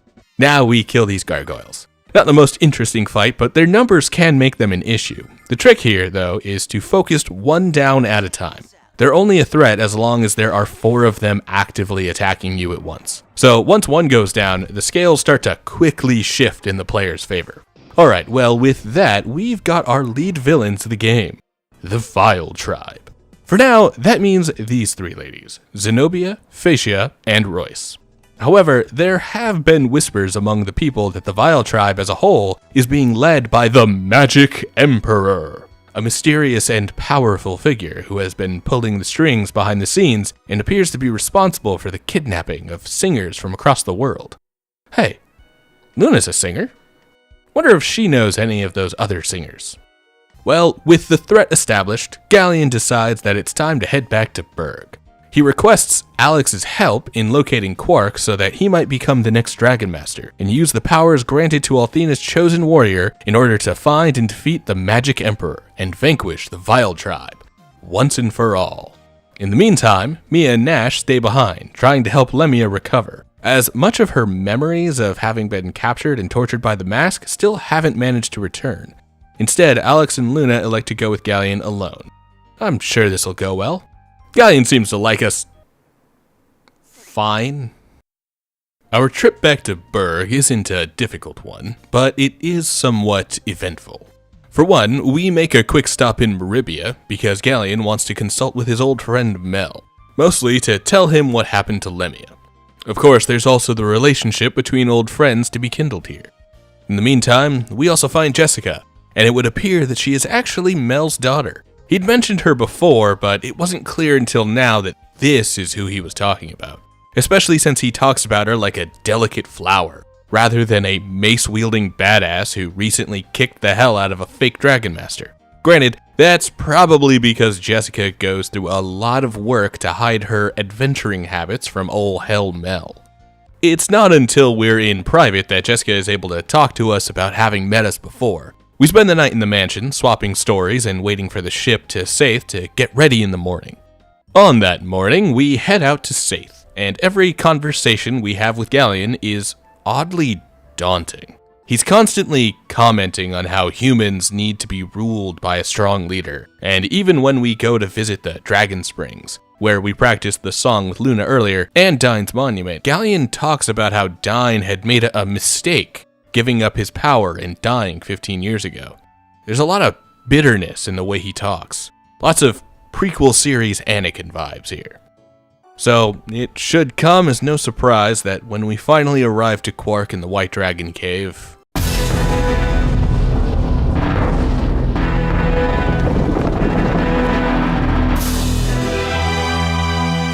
not Galleon, dear Quark. Magic Emperor Galleon! Magic Emperor? Galleon, no! No. Galleon, yes! Someday people may mourn this day, but my glorious rule can only begin with your enslavement.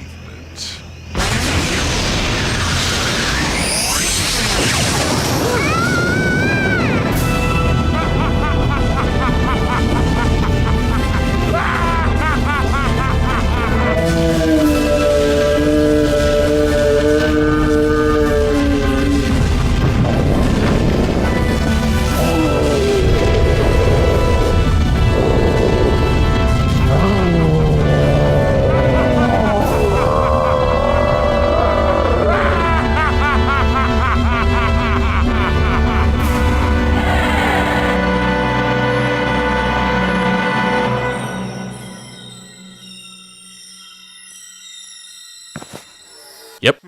Turns out that Galleon is indeed the Magic Emperor himself. And now he's captured Quark. Another quick difference between the Sega CD version and this one is that the complete remake was made to be a lot softer. In this case, that means that Quark has simply been captured here, with his ultimate fate eventually left a bit more up in the air. Meanwhile, in the original Silver Star, Quark is straight up murdered at this point. For those who prefer more grimdark stories, I promise that this still takes a darker turn than you might expect, but it is lighter on its head right here. Except for what Galleon says as he kidnaps Luna. Who shall be my queen? Hey, remember that pin we had on the pedo stuff? Yeah, it's time to revisit that now. Because Luna, who Galleon claims he'll make his queen, is 15. And Galleon was already an adult, earning his title as one of the 4 heroes when she was born. So yeah, let's not forget that on top of the personal squabble of kidnapping Alex's love interest, capturing one of the 4 dragons of Althena, and leading the Vile tribe to conquer the world for his own narrow fascist views on leadership, dude's a child diddler. And honestly, that's already enough reason to bury our sword in his belly. Well, now that Galleon has made his heel turn and revealed his truth as a truly disgusting villain, love me a good villain by the way, and Galleon is up there among the best, he leaves us to die in the White Dragon Cave. Fortunately for us, Lake happened to be spelunking in legendary caves that day, and manages to bring us back to Berg. When we wake up, Lake helps Alex to resolve himself to stop Galleon, and emphasizes that since he's the last person to pass Quark's dragon trial, he is now the only person who can become a Dragon Master and defeat Galleon. He then gives us the White Dragon Wings, a magical item that allows us to travel to any previously visited town, and sends us on our way. We also find that we now have a new spell, White Dragon Protect, an example of dragon magic, some of the most powerful abilities in the game. We don't have the MP to use it right now, so we'll double back on this much later when it actually becomes relevant to active gameplay. It's time to gather our forces together and save the world. But first, let's get a bromide of Luna in our basement, a final memento of Alex's lost love. We start gathering our party members by heading to Meribia, because we pretty obviously want to grab a new healer now that Luna is gone. Unfortunately for Jessica, that means we have to play through the Meribia Under Siege section. I mean, listen to that music.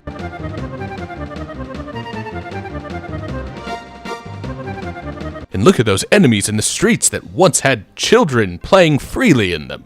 Truly, a horrific atmosphere we see as Meribia is plunged into chaos. How's Ramus's shop doing?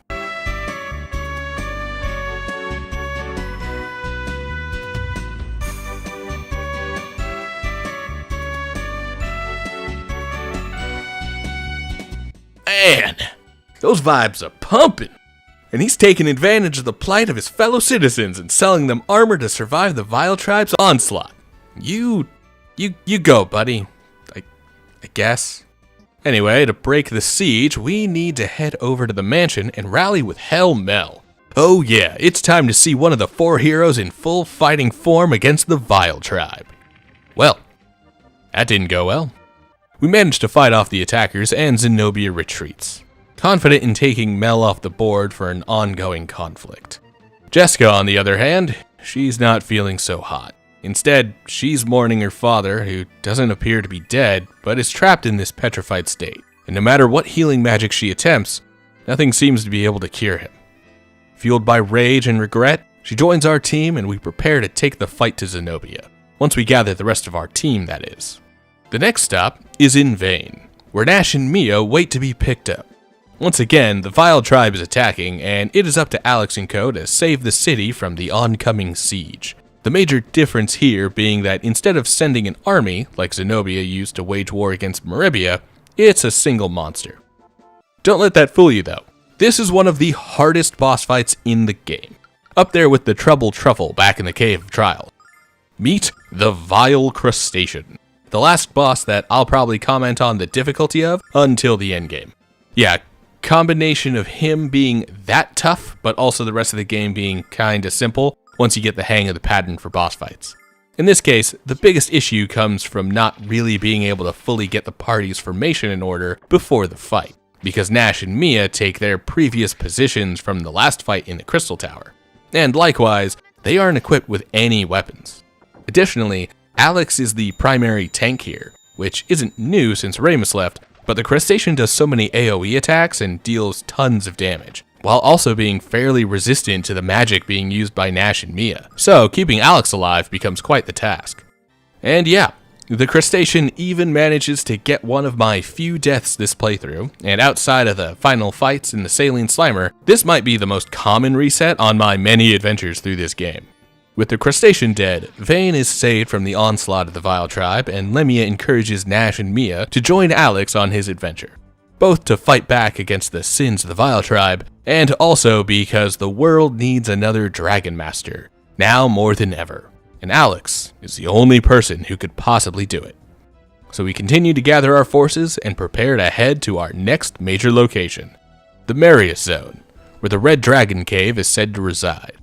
To get there, we'll have to head back to the Nanza Barrier and leave through the southern exit. And while we're here, it's time to meet Kyle all over again. Oh, pardon my heels. What's the world coming to when a decent lady has to be so vulgar to protect herself? And now let's end this cheap charade.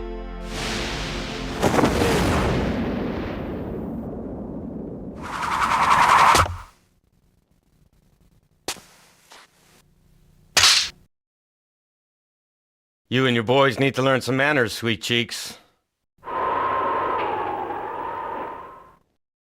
At this point, I'd like to note that Kyle's design is supposedly inspired on Mad Mardigan from Willow. And, the resemblance shows better than you might expect. We're also given a great showcase of Kyle's skills as he fends off 4 enemies at once, which he can do with one specific attack. An attack that will likely never be as useful again as it is here. It's an AoE that centers on Kyle's current location, and he can't move before it enacts, so it's usually a second turn attack, and lots of enemies don't make it to the second turn. Still, it's a sick move and a great reintroduction to the character, who will soon join our party. But first, we need to rummage through his bed to find a bromide of Jessica. About as on the nose of a location for one of these as the one we got from Nash. We actually have to pick this one up now before talking to Kyle, otherwise it is missable for the rest of the playthrough. And it had only become obtainable after Kyle had fought off Zenobia and her minions. Yeah, it's that narrow of a window. This seems like about as good a time as any to really go into detail on the bromides, given that we've found a handful of them at this point. Bromides are portraits of the game's leads, pretty much entirely of the female leads. Actually, in Silver Star Story, it is entirely of the female leads and includes 2 portraits of Luna, 4 of both Mia and Jessica, and then another 3 that each showcase one of the leaders of the Vile Tribe, Zenobia, Royce, and Phaecia. More characters will get bromides in Eternal Blue, with some male characters even managing to get their own chance to show off their best poses. That being said, you may have noticed at this point that Lunar is at least a moderately horny game. It's a boy thing. Mr. Shigema's other nickname is Shower Writer. Everything he writes includes a shower scene. Victor says I'm a gold young, adventurous. Horny. Oh yeah, he's definitely horny. She doesn't have any clothes on. That's like everybody's favorite part, especially Victor. Oh yes. Whoa, that sounds bad. I'm probably gonna get fired for that. Case in point, the bunny girls in Ramus's shop, one of which really wants Alex's dick. However, that gets cranked up a bit with the bromides. Not necessarily to 11 on all of them, but it can reach that point at times. For the majority of the bromides, they're usually very casual moments of these characters, but more than one of them are very sexualized. To be completely honest, as a 12-year-old playing through this game in the height of adolescence and puberty, I loved the bromides. Both because it was more of the anime style of artwork, but also definitely because there was always the chance that the next one you find might be somewhat steamy.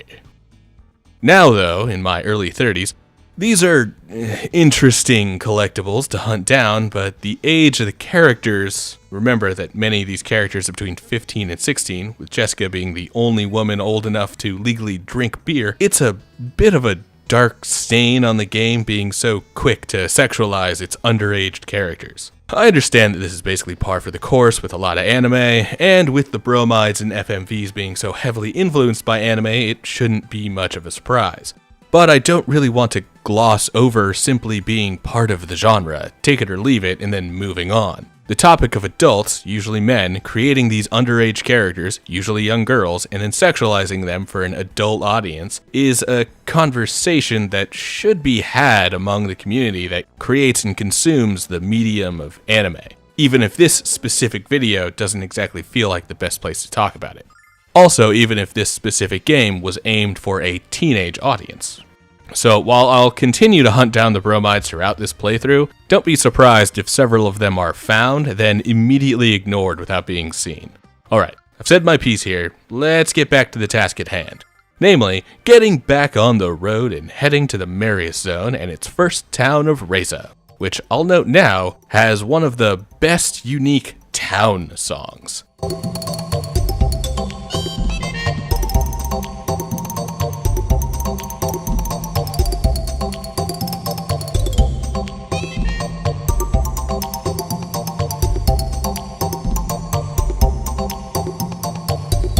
It's kinda jazzy and has a nice funk to it that makes me really love visiting the town.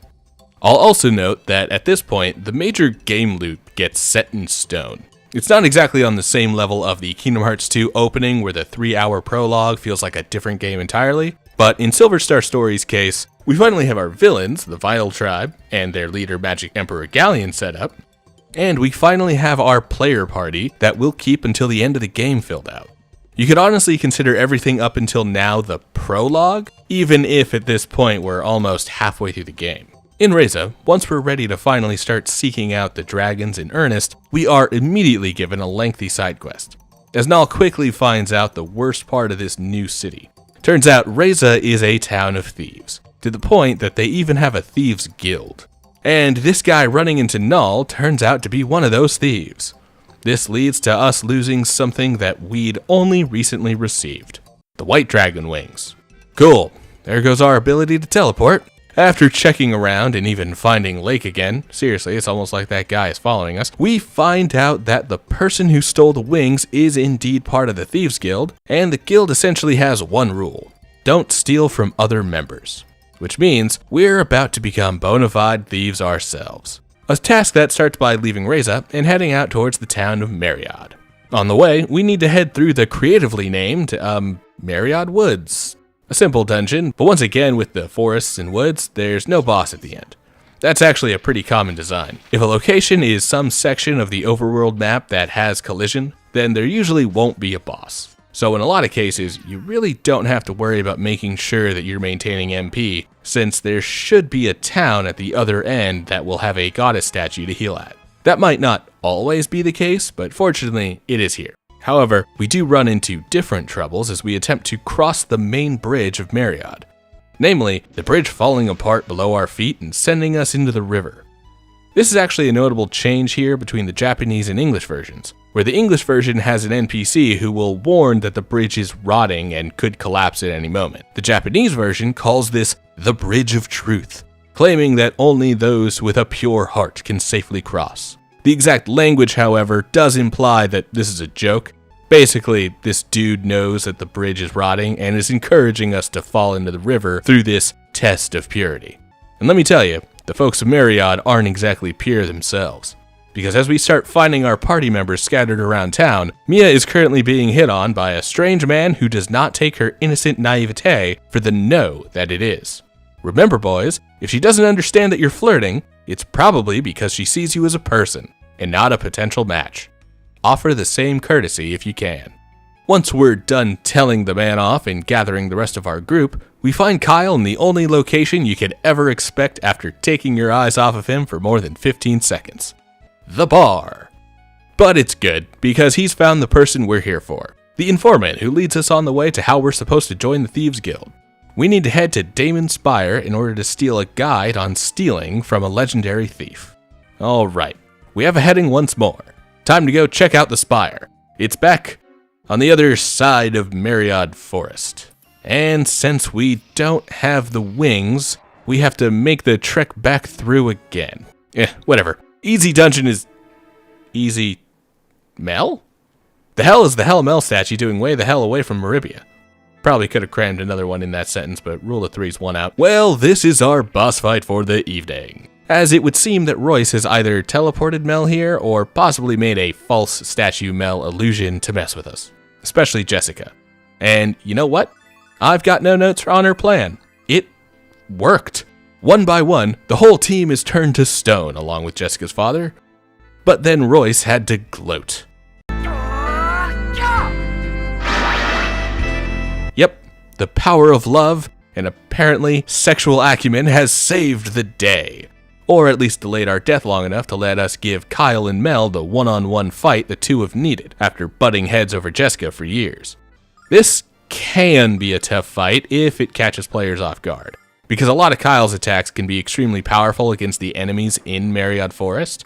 If you are observant as you run through and see Mel coming, or if you've played this game more than a dozen times, then it can be obvious that the team needs their health and MP replenished before walking through the last set of trees. With Mel beaten, the others are freed from the stone curse, and we can head through to Damon's Spire. Jessica also gets to resolve slightly that Kyle really does love her. But Kyle is manly man of manness, and therefore won't tell her how he feels honestly. Truly, the densest of men. So, Damon's Spire. How that be? Well, this dungeon has what comes the closest to being puzzles. In a lot of cases, this comes in the form of needing to step on a series of panels on the ground in order to open up doors elsewhere in the spire. However, the puzzliness of the section continues into the combat. This is because each floor comes with a new set of enemies, each of which requires a different type of damage to be dealt with. For example, the bat rollers are heavily resistant to physical damage of any kind, and should therefore be focused down with Nash and Mia's magic. There's also Rufus, who can only be damaged by hitting them with Alex or Kyle's special moves. Since there are usually only a few of these guys per enemy group, you can pretty easily lean on Sword Dance and Power Slash in order to wipe them out without overspending MP. Or you can spam Alex's new Flash Cut to be done with the fight even sooner. Other than that, the other major puzzle involves a series of questions asked by Damon. There are plenty of ways to fail these, but the game will usually continue on whether the player chooses correctly or not. Listen, Lunar is not known for its puzzles. Granted, it's barely known at all, if my pre-online existence of only having my brother to talk to about these games was any indication. Still, the combat is sick, and these moments do excel at one of Lunar's other strengths: the writing and characterization. Even when answering incorrectly, such as asking Kyle to answer Damon's question on what controls force, gives us a pretty poignant example of Kyle's rash behavior and aggressive attitude. The best of these being the task given to us by Damon for everyone to mold a giant lump of clay into that which they treasure most. Many of which give quality answers, such as Nash's pride in the city of Vane, or Jessica recreating a necklace given to her by her late mother. I also love that the shy, quiet Mia makes a Gorgon, an enemy type we fought all the way back in the Weird Woods, that she geeks out over. It's very cute and gives a level of humanity to a character who has been pretty one-note up until now. Finally, however, we succeed when Null directs for what Alex treasures and the group makes Althena, though Alex and Null had clearly wanted to make Luna, even if the others kinda took the reins themselves when they thought they recognized what they were doing. Still, the love behind the intent is enough for Damon to let us up. Once we finally reach the top, Damon greets us, confirms once again that Alex has a great fate ahead of him, and then hands us the Thieves' Book as our final prize, while also unlocking all of the other books throughout the Spire for us to read. There's some fun lore in here about the nature of Althena, magic, and the dragons. Even a hint that the current world of Lunar might not be the original one that humans lived on. But more on that in a while. Like, the next game, kind of, a while. With our Thieves' Book in hand, the contents giving the necessary tips of 1. Be careful, 2. Don't get caught, 3. Repeat lessons 1 and 2, a riveting read, truly, we turn it in and finally get our white dragon wings back from the man that stole them from us. We also talk to the pleasant little girl who lives behind the bar. She's the granddaughter of the bar owner, who is also the guild master. Too bad Zenobia shows up again and kidnaps her while we're on our way out. The guildmaster swears to get his granddaughter back, and we assure him that we'll do whatever we can to help. But in order to do that, we'll need to get inside of the Red Dragon Cave. Fortunately, one of the guild members is selling a blueprint for an airship that can help us finally get into the Red Dragon Cave. So the guildmaster tells the man to hand over the blueprints and sends us on our way to turn that into some real transportation. To get ourselves a working airship, we need to head to the inventor town of Illic. And yes, the entire town is indeed filled with inventors. Some are rather talented, creating new technology that can improve the lives of people all over Lunar. Others,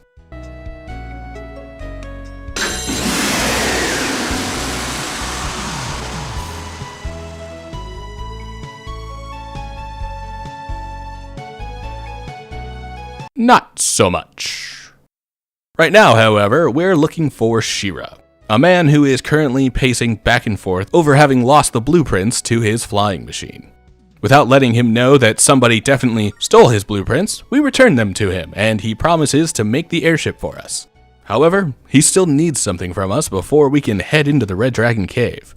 Welcome to Illick Field, the only place we can eat carrots that taste like Kyle's socks. Oh, and it's also the place where Puffy and Fluffy bugs live. Shira needs us to find one of the fluffy variety in order to power his airship. Don't worry, the fluffy bug won't be hurt in the process. Puffy bugs though? Yeah, I'll kill a bunch of those guys. Like a ton of them. Like a whole heckin' lots of them. Why? Well, because there's no way of knowing exactly which one is going to give us the fluffy bug we need. On a first playthrough, I happen to already know that it's this specific one here in the top left corner of the map. So yeah, all those other ones I killed were pretty much all to make sure I've got enough experience and cash to make it through the next few dungeons. As in, I murdered a bunch of puffy bugs for the sake of grinding. Anyway, now that we have a fluffy bug, we spend the night at Shira's waiting for the engine to inflate the airship. I'm not a big fan of him claiming it needs to inflate, but at least we get a nice moment where Alex starts to think about Luna and her current situation, and the rest of the group pairs off into their respective couples. This gets more depressing each time Alex is forced to sit alone without Luna, while literally on the honeymoon express. Well, at least in the morning, we can wake up and go check out Shira's airship, and it's a balloon. Disappointing. And it hasn't even inflated. Disappointing. And a single kick pops it upright. Appointing? No, not that. Certainly not satisfying. Because with all that talk of airships, I was thinking more like the Highwind, not around the world in 80 days. It's nothing terrible, it's more that I was hoping for something with a little more, bombast. Not really that important, I suppose. What is important is that we're finally about to head into our next Dragon Cave. After having already visited the White Dragon Cave twice, lost our girlfriend, and made it nearly halfway through the entire game. So, what's the Red Dragon Cave all about? Well, unfortunately, it doesn't have a puzzle like Quark's Place did. Instead, it's a test of courage and strength for Alex and co. For the player, however, it really means that the resource management will be repeatedly stressed further by forcing Alex to run through a series of walls of fire.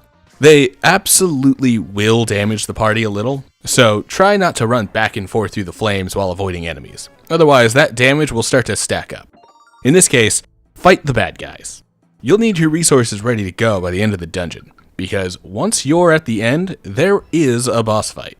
Yeah, it turns out that with the Vile Tribe's ability to teleport everywhere, how do we get that spell? Royce has already beaten us here and forces us to fight some fire puppies. They're really called the bronze dogs, but yeah, all dogs are puppies, so fire puppies they are. Now, dog lovers, look away. Everyone else, with this being another multi-enemy boss fight, we're going to want to burn one down as quickly as possible, before moving on to the remaining one. Considering how many times I've put Sif down on this channel, you'd think I'd be used to this, and yet, it never really gets easier. Hey, video games, stop making me fight dogs. Well, our reward for killing the fire puppies is the first pre-rendered background in a while. Yeah, it's the Chamber of the Red Dragon. Although, unfortunately, the Red Dragon has already been captured and taken away before we even arrive. However, with the last of her strength, the Red Dragon confirms that Alex has passed her trial and grants us the Red Dragon Shield. This is the second of the 4 dragon artifacts needed for Alex to become the Dragon Master. So with that, it's time for us to leave both victorious for having earned our latest artifact, and also defeated for having failed to save the Red Dragon from being captured. We also leave in that crummy little balloon. How's that go? Well, on the second trip, not well. Honestly, the heat of the volcano we had it parked in probably didn't help much, because now we're dropping out of the sky and directly onto Reza, with one of my favorite FMVs of the game. Which is hilarious because, like the approach to Maribia, it's one of the simplest. It's another still frame that gets moved in post. In this case, spinning around to simulate the balloon falling out of the sky, capped off with the perfect line by Nash. They know their characters, man. And with this being Reza, the balloon is naturally stolen the moment we land, being picked up and dragged off before even a single person checks to make sure we aren't dead. Given that we have the disappointing news to deliver to the Guildmaster that we didn't find his granddaughter, I guess it tracks that the Guild doesn't care too much about our problems. It's now time for us to leave, heading all the way out to Mariod, since Lakes told us that they fixed the bridge that we destroyed the last time we were there. Oh, and now it's time for the biggest nutshot in the game, as Mariod's weapon shop is right across that bridge and sells the strongest gear we'll find for a while. If only we'd stepped a little lighter, we'd have had these weapons hours ago. What are you gonna do? Well, the only thing we can do is move forward and head on for the next Dragon Cave. Similar to the trip to the Red Dragon Cave, meeting with the Blue Dragon is going to require a preliminary dungeon be finished before actually making it into the cave itself. First, let's head to Light, where the music is...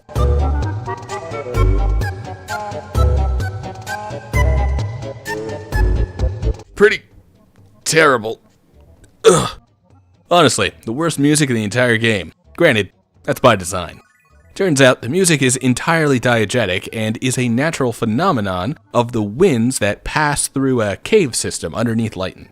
Turns out some monsters have caused some trouble with the cave and altered the music to the terrible version we hear now. Worse still, the only way to gain access to the Blue Dragon is to participate in a festival held in Lighton that can only happen as long as the music is playing correctly. So, of course, it falls on Alex and co. to save the day once again and dive down into the cave. It's another shorter dungeon, one with no boss. However, there are a series of traps found in Lighton Cave that can cause a little trouble. I'd show some footage of these traps now, but I'm like, the best gamer ever? So I never ran into any, because I'm like, so awesome and stuff. Definitely not because I knew they were coming, intentionally avoided them, and went on my merry way through the dungeon with no consideration to properly recording footage for the sake of the video. Maybe I'm a better gamer than a YouTuber. Like and subscribe and support the Patreon, by the way. Alright, at the end of the dungeon, we push a couple rocks, and suddenly, the music sounds much better.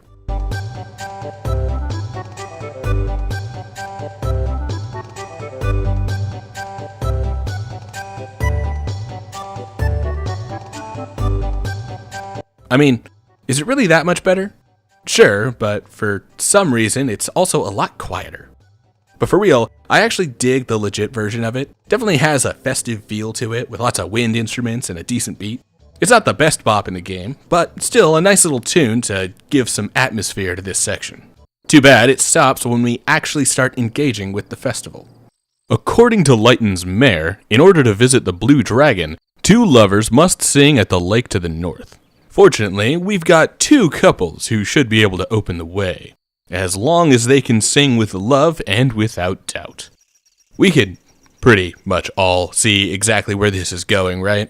Obviously, Kyle and Jessica fail. Not because of their lack of musical talent, but because of Kyle's toxic masculinity making him unable to express his feelings for Jessica. He's so busy trying to be the man that women would want, especially this specific woman, that he can't be true to himself and therefore winds up denying them both the happiness that they should be ecstatic to have found with each other.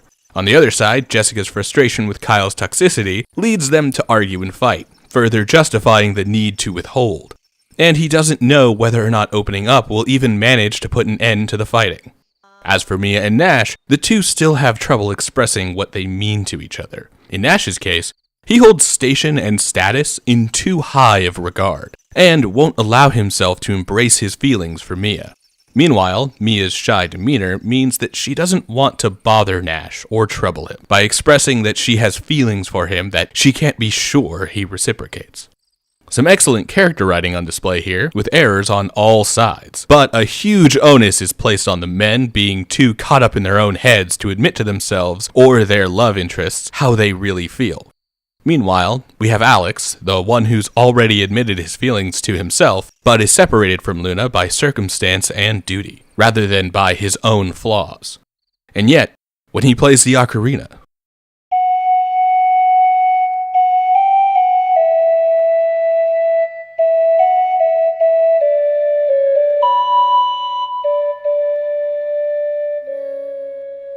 It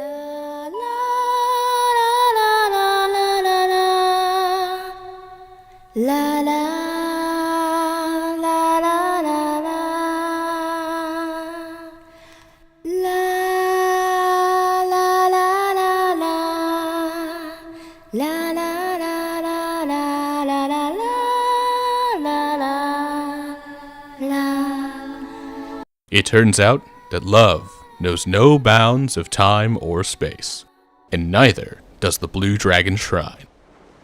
Yep, this time we aren't heading into a cave. We're going to the Blue Dragon Shrine, as this lake and the Blue Dragon itself have become religious symbols for the town of Lighton. Like the other dragon layers, this dungeon is somewhat unique, in that players will need to traverse a series of pools that lead deeper and deeper into the shrine. However, there are also false pools, which are filled with monsters and a unique encounter against a new type of enemies called water elementals. These are like slimes, but much stronger, and with the ability to inflict status effects that can hamper the player's path through the shrine. Fortunately, I have the order of these pools memorized, I guess. I honestly didn't realize I'd guessed them all so correctly until I was actually like 5 pools deep. So I had to intentionally jump into a trap pool in order to capture footage of it. That is a memory I didn't realize was locked deep in there somewhere. Have I mentioned it's been several years since I played this game? Anyway, once we get through the shrine, there's actually no boss fight. I mean, we're now 2 out of 3 dragon caves to not have boss fights, but it still feels odd to not have a final encounter for one of these major dungeons. Likewise, arriving at the Blue Dragon, we find him very welcoming and almost obnoxiously talkative. In fact, even as we attempt to warn him about the Vile Tribe coming to capture him, he simply redirects us to a separate room where we'll find the Blue Dragon helmet. Show of hands, who thinks this is going to go well? Please put your hands down. I can't even see it. Also,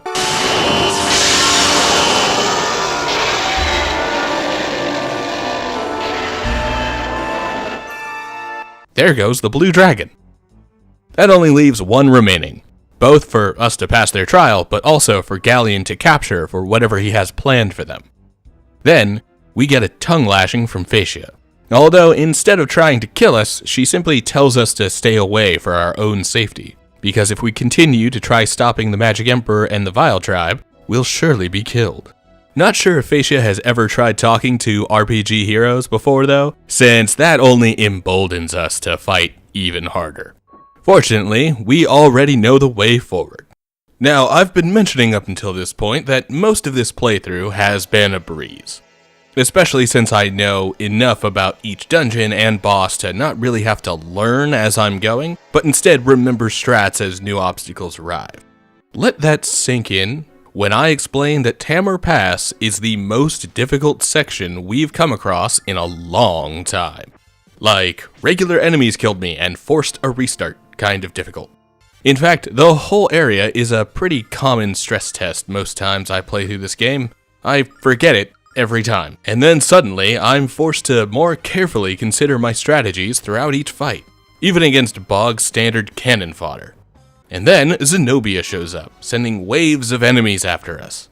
These enemies are incredibly strong, and we don't get a chance to heal between each wave, which makes the whole encounter a real war of attrition, more than most other dungeons tend to be. However, as a final wave is about to finish us off, arrows rain from the distance, having been fired by some equestrian archers. The sudden surprise seems to be enough to scare Zenobia off though, as she retreats and exclaims her intent to stop us in the future. Could have, fought us herself if she thought we'd be that easy, but guess she's gotta wuss out until we're actually strong enough to kill her. Seems like a terrible plan, but let's see if it works out for her. With all of the fighting done, we arrive in Tamar. It's a quaint little town, nothing too interesting to note about it. There's an armor shop and a weapon shop. We buy some things, can't afford everything. There's also this weirdo trying to get me to help him sell some ground up tree bark as a cure for leprosy. At one point, the dude even mentions snake oil. Real on the nose stuff. You'll also notice that it's the same character model for the guy who tried to steal the dragon diamond from Ramus and the guy who did steal the white dragon wings from Null. That's the signal that this is a bad dude. But hey, he's probably not too important. What is important is finding Lake here. He claims to know the location of the Black Dragon Cave. Supposedly, it's out on the edge of the frontier, a lifeless wasteland on the dark side of the world. We'll need another airship if we want to reach it, but he happens to know an inventor who can help us make the trip, and hopefully get back too, unlike the last attempt with the hot air balloon. Since we don't have any other leads, we take Lake up on his offer and leave the whole rest of the party behind. Yep, this is a Lake and Alex duo venture. Of course, with Null third-wheeling it as best as he can, like always. Now we can go to Might's Tower, where I will say my first negative thing about working design. I've mentioned them earlier as the company that took over the task of localizing Lunar into English from both the Sega CD versions and the PlayStation remake. So I say this with nothing but appreciation for the fact that this team is the only reason we have Lunar stateside, and that the upcoming remaster is really only upcoming, or recent depending on when you actually watch this video, because Ireland himself has been championing for it for decades. With all of that in mind though, fuck working design for this bit, right here. See, the way into Might's Tower starts with a series of rooms that seems to repeat forever. There is a specific pattern of rooms to go through in order to make it to the top though. In the original Japanese version of the Silver Star story, there is a note that has the passcode printed on it. Planet, star, sun, moon. However, in the English version, I guess working design thought that the puzzle was simply too easy. So they removed the passcode and didn't even bother to include a hint in any way, meaning that players either needed a guide to get through this section, or they need to randomly guess until they pick the correct order by random chance. That's 256 possible combinations, and that's only considering for there to be 4 inputs required, which there is no hint that that is indeed the case. Apparently, some of Working Design's other alterations to other games, including Lunar 2's Sega CD version, are much worse than something as simple as removing a passcode. But still, this is trash. Please fix in the remaster. Along with a bunch of other stuff in Lunar 2 that we'll get to. Hold your horses. This really should be 2 videos, shouldn't it? Anyway, into the rest of Might's Tower. We are mostly carried by the hand by Lake, who kills almost every enemy for us. All except for these rabbit in a hat looking dudes, the magic hats.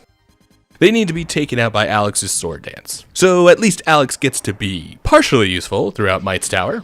That being said, we make it through the maze-like structure for this place, with Alex dying a lot on the way, and Lake dragging his dead body across a battlefield of dead toys, broken dolls, and shattered mirrors, all to find this stuffy old man at the top.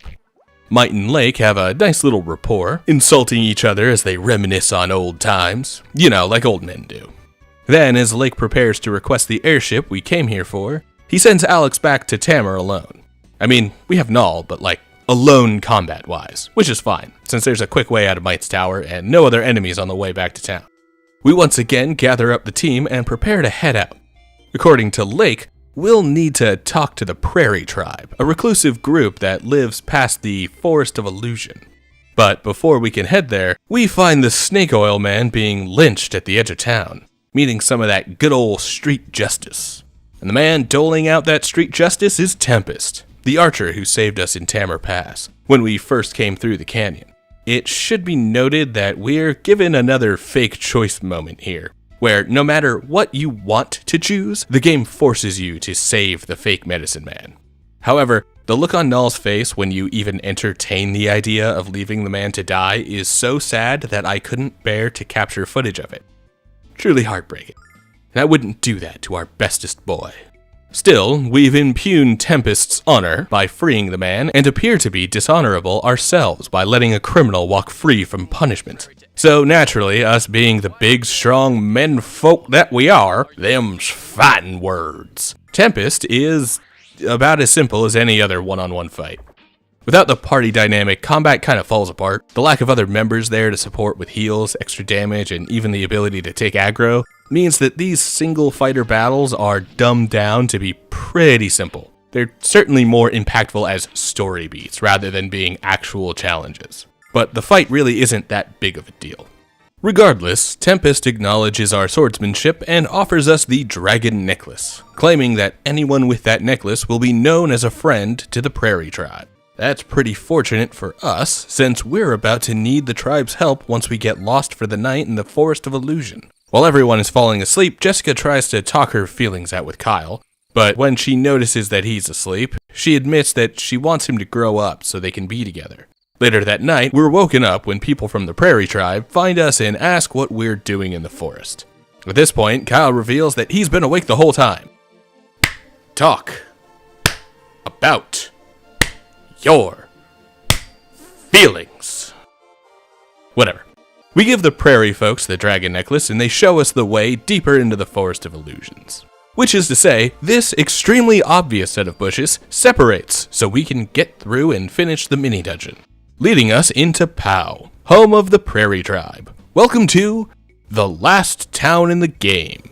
Yeah, we're still like 15 hours from the actual end of the game, but we're pretty much done heading into new towns, buying a bunch of new weapons and armor, and then diving into a new dungeon. From here on, while it isn't exactly dungeons back to back, there will be a lot more back and forthing to familiar locations in the time between each dungeon. For now though, something strange is happening in Pau, warned to us by the Prairie people who keep telling us to leave. Not because they're trying to be rude or want to get rid of the outsiders, but because there's been a new disease spreading through the village, and they don't want us to succumb to it. So, Jessica and Mia immediately succumb to the disease, which is caused by a strange song coming from the distance that appears to be causing the women of Pau to crumble over in pain. This means it's time for a certified bro moment. Hell yeah, it's time for the men to get things done. We jump into the nearby Black Dragon Fortress. Oh yeah, we're past using the airship to reach the Black Dragon since it sits at the edge of the Pau. Inside the fortress, we even meet Tempest again. He's here to put an end to the evil songstress that Prairie Scouts claim to be the source of the song that is crippling the women of the village. Although, weirdly enough, Null mentions the song being familiar. Not sure why. Tempest, by the way, is a great addition to the party right now. He's especially great at wiping out the various monsters that fill the Black Dragon Fortress, something that seems to be out of the norm according to the people of Pau. However, he isn't as great against the boss that is coming up. Before we get there though, I should mention the other issue that arises here, the trap chests.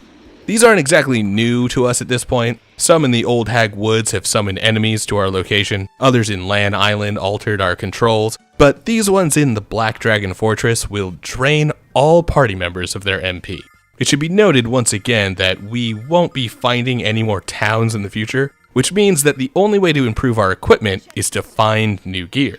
So while there's a risk to opening every chest you see, that is exactly what will be the key to being strong enough to survive the dungeons that will be oncoming as the game continues. That all being said, the boss to come is much more lenient on the resource management of most dungeons. But without Jessica as the dedicated healer, items to replenish health and MP are even more crucial than ever. This is because using MP means fights are finished faster, and fights finishing faster means that the party will take less damage. All of that together makes Black Dragon Fortress a unique twist on the ordinary gameplay loop we've gotten used to since first getting all members of our 5-man band filled out. Halfway through the dungeon, we are also greeted by the spirit of the Black Dragon, who appears to also be affected by the song of the evil songstress. Also, for some reason, the artwork of the dragon is green, not black. Maybe he's a huge Billie Eilish fan. He gives Alex the final dragon artifact, the Black Dragon Armor, but does not grant him the title of Dragon Master yet. That will require Alex to find purity in his own heart, whatever that means. Alright, without any further bearing the lead, we make it the rest of the way through the Black Dragon Fortress and find the evil songstress that is responsible for the disease plaguing Pau. Oh, it's Luna. That's not great. What's wrong with her eyes? So, it turns out that Galleon has taken control of Luna's mind, using similar magic on her that he'd use on Lemia, some type of spell that can erase and obscure her memory. With this done, Galleon uses the power of Luna's voice to take control of the Black Dragon and sick the massive creature on us. The ensuing onslaught from the dragon nearly kills us, but eventually the power of Alex's heart and his love for Luna manages to win out, and he is given the true power of the Dragon Master.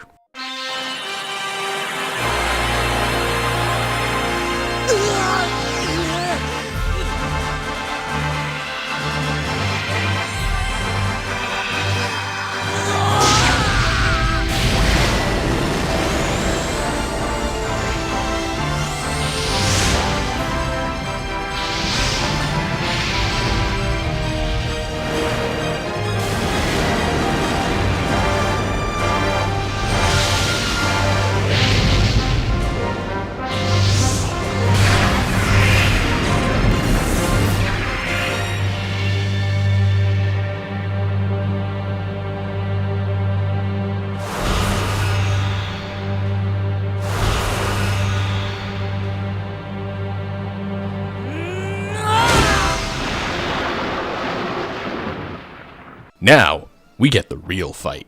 This is the leniency I was talking about earlier, as the renewed fight against the Black Dragon fully heals the whole party's HP and MP. The boss fight itself is a bit of a task. Tempest is basically useless here, so he's relegated to dealing chip damage each turn. Likewise, Nash is also generally made into a support character, given that his magic doesn't do a ton of damage. However, since I have access to Nash's inventory, he can at least use healing items, which makes him a slightly better support than Tempest. Then Kyle and Alex do their thing, pumping up their attacks on turn 1, then endlessly using Sword Dance and Power Slash, until the Black Dragon goes down. Unfortunately, no matter what we can do, beating the boss, playing our ocarina to call out to Luna, or even being granted the power of the Dragon Master, we can't stop Galleon from taking Luna with him and riding away on the back of the Black Dragon. Although, we do seem to have reached to Luna's heart for at least a second, even if Galleon claims that those memories should already be gone. That's 4 dragons down, the title of Dragon Master earned, but as we arrive back at POW, it hardly feels like we've really won. Even if Alex got some sick new drip on the way, and fulfilled a lifelong dream. Once we arrive in POW, we also see Jessica and Mia planning with Fresca, Tempest's betrothed and one of the best warriors of the tribe, preparing to storm the Black Dragon Fortress to come save us. A neat moment to see that when the women are left to their own devices, they don't sit around and twiddle their thumbs. Instead, they are fully prepared to jump into danger to save the menfolk. Badass ladies, and if I'm going to be honest, the writing of the female characters has been pretty impressive, given that while their utility in the story is certainly as the love interest for the male characters, they have their own personalities, flaws, virtues, and agency in a way that was rare for RPGs of this time. There are even 3 women who are prominent and intimidating villains, all with their own goals and ambitions that lead them to fight against Alex and co. That being said, once we risk a lawsuit from Nintendo by grabbing the Master Sword from Tempest, it's time for us to start picking up some of the superfluous extras like the extra bromides, and watching the girls take a bath. Right. Steps forward and back, huh?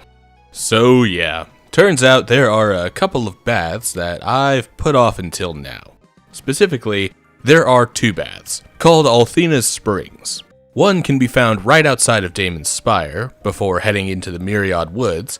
As long as the player has 2 bars of soap, they can see the 2 possible scenes at each of these springs. However, these springs are separated by gender, meaning that only the menfolk can bathe in the first Althena spring we find. This gives us a shot of Alex, Kyle, and Nash all bathing together, with some of the highlights including Kyle's many scars and the blur indicating that his dong hangs so low they need to blur him from behind to maintain the decency of the game.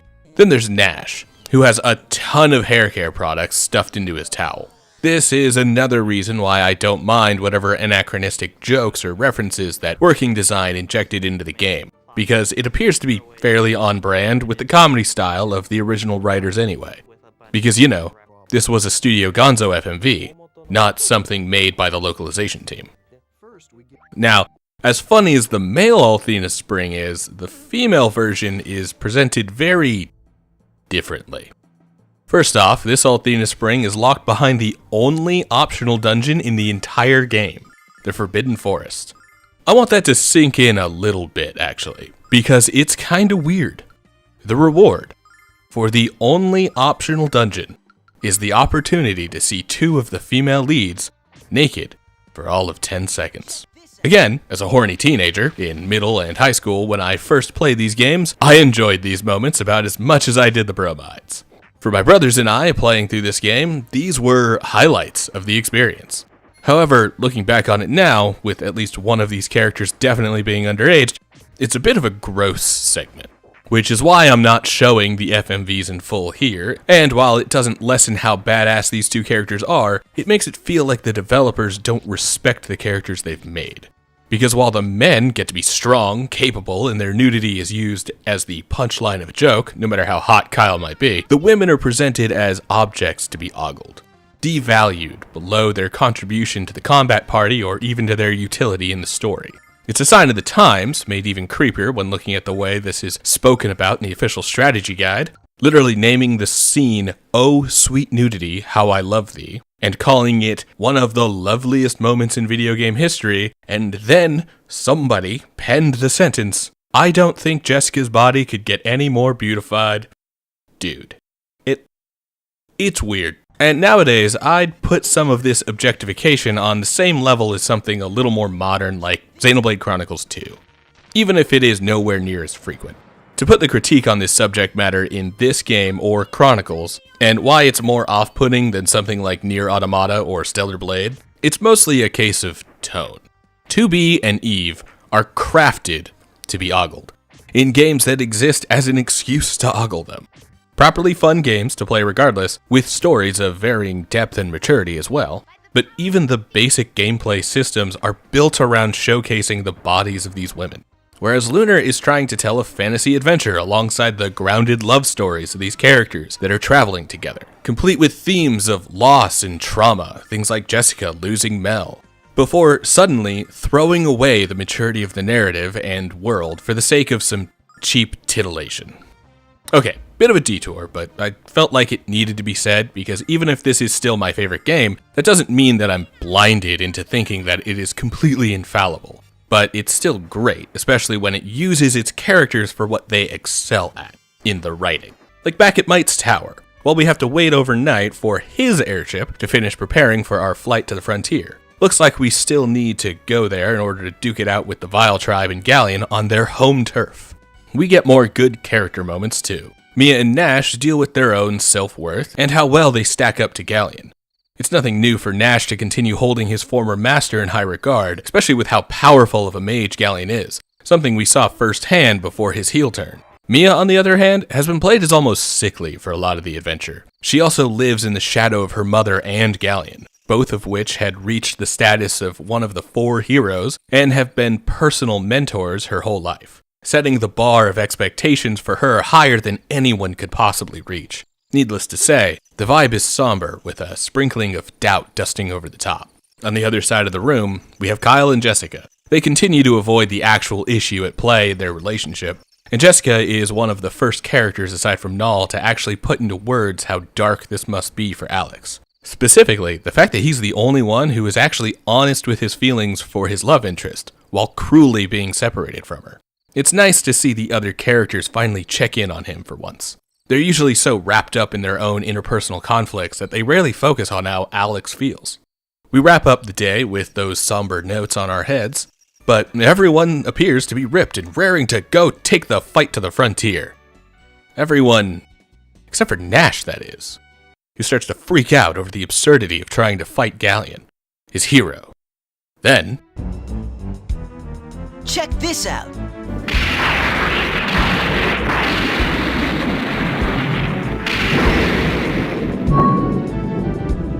Yeah. Turns out, Nash has been reporting everything to Royce this entire time. Something we saw all the way back in our first visit to Meribia, but by now, we'd hoped that he wasn't still giving her information. From the sound of things, this is how the Vile Tribe has always managed to be one step ahead of us. Unfortunately, this now means that Nash is out of the party. Maybe we could go call in a favor with Tempest? Or Lake? It would seem not. Well, fortunately, we do have a secondary airship engine to use as our replacement for Might's, the one from Shira's balloon. Not sure if this Zeppelin has a similar enough engine design as a hot air balloon, but yeah, we can head back to the Thieves Guild and pick up the engine. Once again, the Guildmaster orders the other thieves to give it to us for free, since he seems to think we're responsible for getting his granddaughter back. Oh yeah, if you make a quick trip around the world, we can see that all of the kidnapped singers have been returned. We can also grab a bromide for Mia from this guy who runs a hot girl magazine in Illic. This is by far the steamiest of Mia's bromides, and I'm happy to have it out of that pervert's hands. Unfortunately, it's now in this pervert's hands. Don't you dare look at it. He looked. Okay. We take the engine back to Might, and everyone gripes about Nash. Mia is conflicted because while he claims to be doing this to protect her, he still betrayed her trust and love. Meanwhile, Kyle and Jessica are mad that he would hurt Mia like that. Jessica even calls him a gimp. It's not important, but it was way too funny and I had to include it in the script. Then, as we finally head out, Might and Lake stay behind to reminisce on how much Alex reminds them both of a younger Lake. You know, we don't know much about Lake's history. Only that he's well-traveled, seems to know everyone with a name and character portrait, and had a suspicious amount of knowledge about the location of each dragon. Oh, also, Galleon mentioned him back at the Black Dragon Cave in a snide way. Guess I'll say to put a pin in that, but you won't be waiting very long for this one. What's more pertinent is the final FMV of the first disc. That's right, it's Disc 2 time, baby! Don't worry, we're almost done. With Lunar 1, Disc 2 is only like 3 or 4 dungeons, depending on how you count the frontier. Full disclosure, we also already had Disc 2 inserted earlier when checking out the female Althena's Spring, which should have been a major hint that we weren't supposed to show up there yet. To start the second disc off proper, we arrive to the frontier. Here, we also get a decent look at the world without the magical life blessed on the land by Althena. It is every bit the crater-covered, gray-white orb that we currently see floating up in the sky every night. We've already mentioned that the blue star is clearly a long-dead Earth, but this is the first confirmation that the world we've been adventuring on is indeed the moon floating above us now. Turns out, the name Lunar had some deeper meaning. As recently mentioned by head scenario writer Kei Shigema, in regards to the upcoming HD remaster, I hope that after playing Lunar, players will look up at the moon and think, ah, that's where my adventure took place. And I do, Shigema-san. Every night when I look up at the moon. So, to start off our adventure in the frontier, we drive directly into a giant dome barrier that blocks our progress from approaching Galleon's fortress. Boo. Boo Galleon. Boo your stupid force field. Whatever. Let's land at Talon and take the only path we can find. Through the Talon mines that leads underneath the dome and will hopefully make our final approach on Galleon. While we're down in these mines, we meet some Vile Tribe minions, mostly those too weak to have joined Zenobia's armies, that have instead been sent down here to mine for enough metal to create Galleon's fortress, the Grindery. Many even claim that the construction of the fortress is nearly complete, which means they can finally rest, and that Galleon will finish taking over the world. We also find some miners who get caught in a rock slide, and we're given a moral choice. Go back and save the miners, risking getting caught by the guards, or leaving without helping and keeping our stealth mission going. Naturally, we're the good guys, and even if those miners are part of the Vile Tribe, they still don't deserve to die. They're also slaves, indoctrinated to hate humans, so it's hard to really justify letting them die anyway. This, of course, means that we have to kill some guards. I guess that's more justified, since they were going to leave the miners to die, and even whip them to death if they didn't get back to work immediately. Moral gray areas. It's fine. We beat the bad guys. It's not really a boss fight, by the way. It's not much different from the bog standard enemies in this area. We also seem to have caught the attention of Phaecia, who noticed that we were kinder than her and her people have always been told about humans. A little further in, we find a graveyard with a shrine to Althena in its center. It's a bit of a cruel twist of fate, actually, because while the Vile Tribe has been exiled and abandoned by Althena for the actions of their ancestors, causing the current generation to hate the goddess for what feels like an unnecessary cruelty that has cast a shadow on their people, they still need to pray to her statues in order to survive in this wasteland without magic to keep them alive. I like this part, because it adds a little understanding to why the Vile Tribe would go along with Galleon's plans in the first place. And we'll touch more on that again in a minute. But for now, we get a very sympathetic view of these people and their struggle that remains invisible to the rest of Lunar. Beyond the graveyard, we are caught in a trap by Zenobia. She blinds the group and forces Alex and Kyle to fight each other, while she holds Jessica and Mia hostage.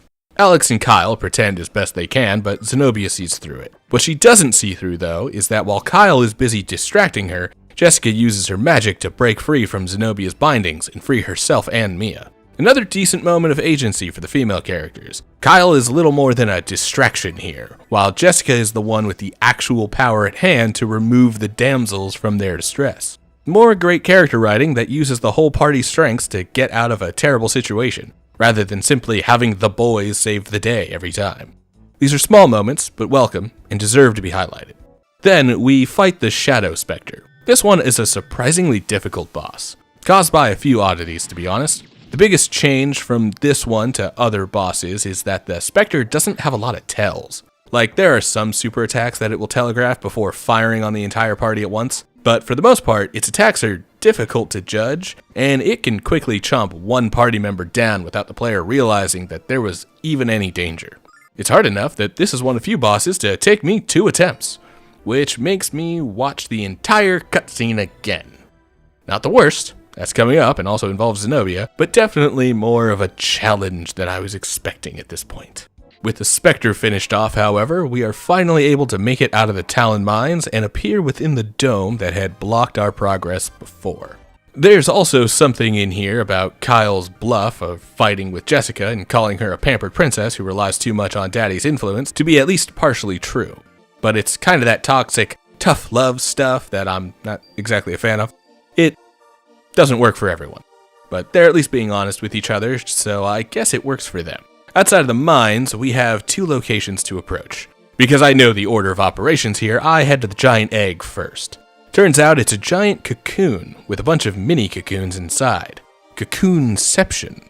Like that game on my to-be-played list. Cocoon. Not Jade Cocoon, though. The new one. I've played Jade Cocoon, though. Might be worth a revisit and a retrospective. Probably not as deep of a dive as this, though. Anyway, as we head into the series of cocoons, we find another statue of Althena, and Phaecia. Although she isn't here to kill us. Instead, she's here to give us a lore dump. Namely, that we're on the dark side of the moon, aka the side that is tidal locked to always look away from Earth, or for them, the blue star. And that the people of the Vile tribe desperately want to live on the green Earth. Especially those here in the cocoon. Turns out this place is called Caden, and it is where the Vile tribe members who are too weak to exist outside of cocoons live. Their entire lives crammed into what is basically a coffin, either waiting to be set free on the green Earth, or die a miserable life. Phaecia also trusts us with a password that will allow us to make our way into Ruid, the fortress city. Weird, I thought it was called the Grindery. Well, turns out the password is that which all members of the Vile tribe wish for above all else. Green Earth. With that, we trust her and go make our final assault on Ruid. It's time to put an end to Galleon's evil. This dungeon is one of the most atmospheric areas, helped heavily by the endless night from the black clouds that billow out of smokestacks, draping the city in darkness that the mechanical landscape attempts to scare away with what little artificial light it can muster. Then there is the music, which comes packed with the sounds of industry clanking away in the distance. Steam engines engaging pistons, metal scraping against itself throughout the city, and men being strained to the bone to cobble together megastructures that spit in the face of the goddess herself. It has a very turn-of-the-century vibe.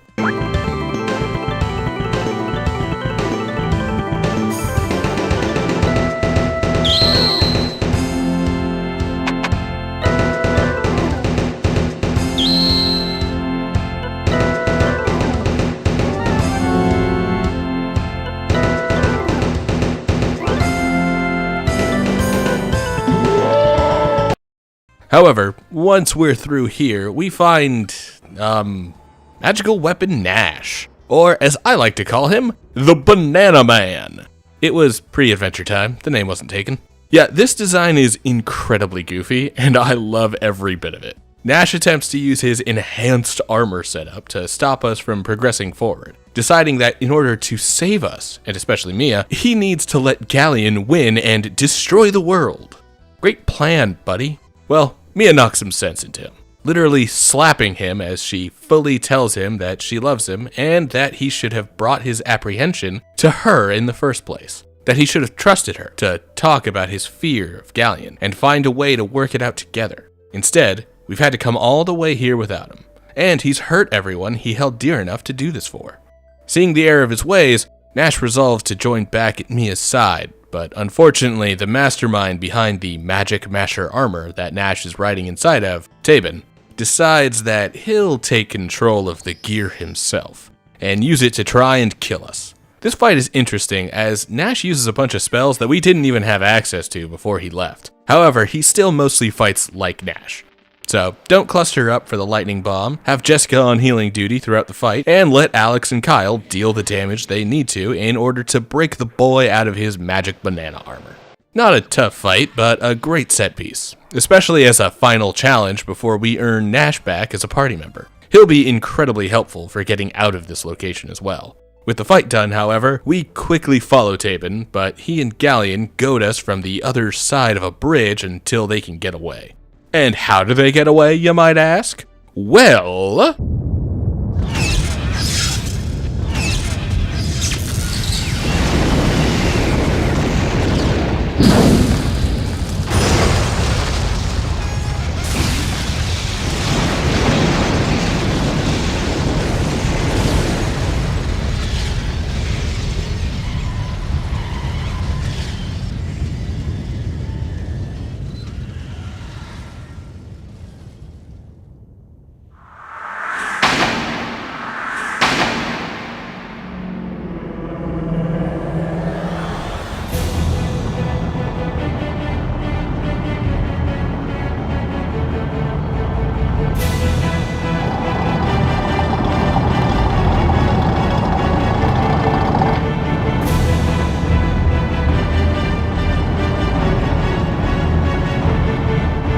So, turns out, this is the grindery that everyone here has been talking about.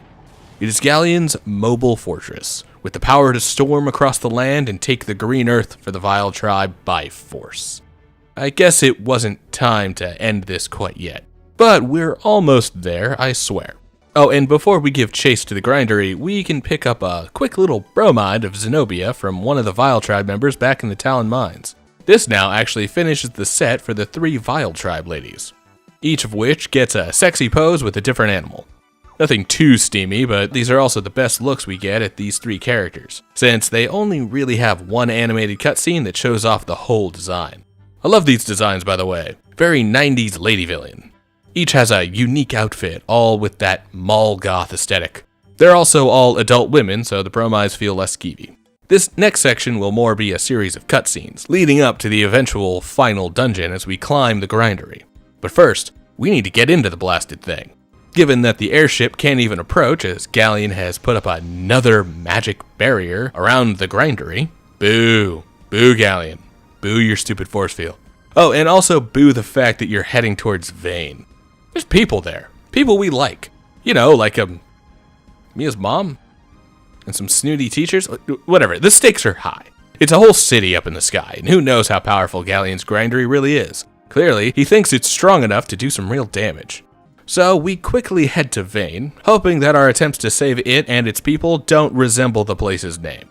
I had to do at least one, I'm sorry. And I'll let you in on a little spoiler. I'll be doing it again for the next game, but with a twist. Inside of Vane, we grab another blink and you'll miss it bromide from a student in one of Vane's classrooms. A lot of the bromides are like this, actually, with only brief windows of time available to pick up each one. This is another Mia one, but her real claim to fame here comes after gathering the party to leave the evacuation proceedings and go to the Silver Spire, the twin to the Crystal Spire that we've already explored. Except this one allows us to take control of the magic that keeps Vane aloft, as well as certifying its role as the protector of the Goddess Tower, which it circles. For those who have seen my Grandia video, this is the lean moment. An incredibly tense scene that culminates in a character using untold magical power in order to put the ultimate villain of the story in position for the final assault. And I'll let most of it play out without yapping.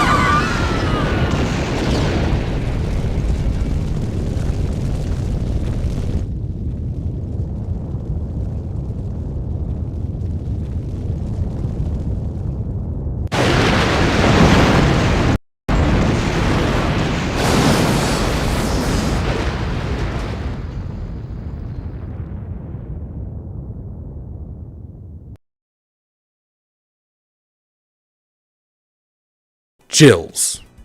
Every time. I love it.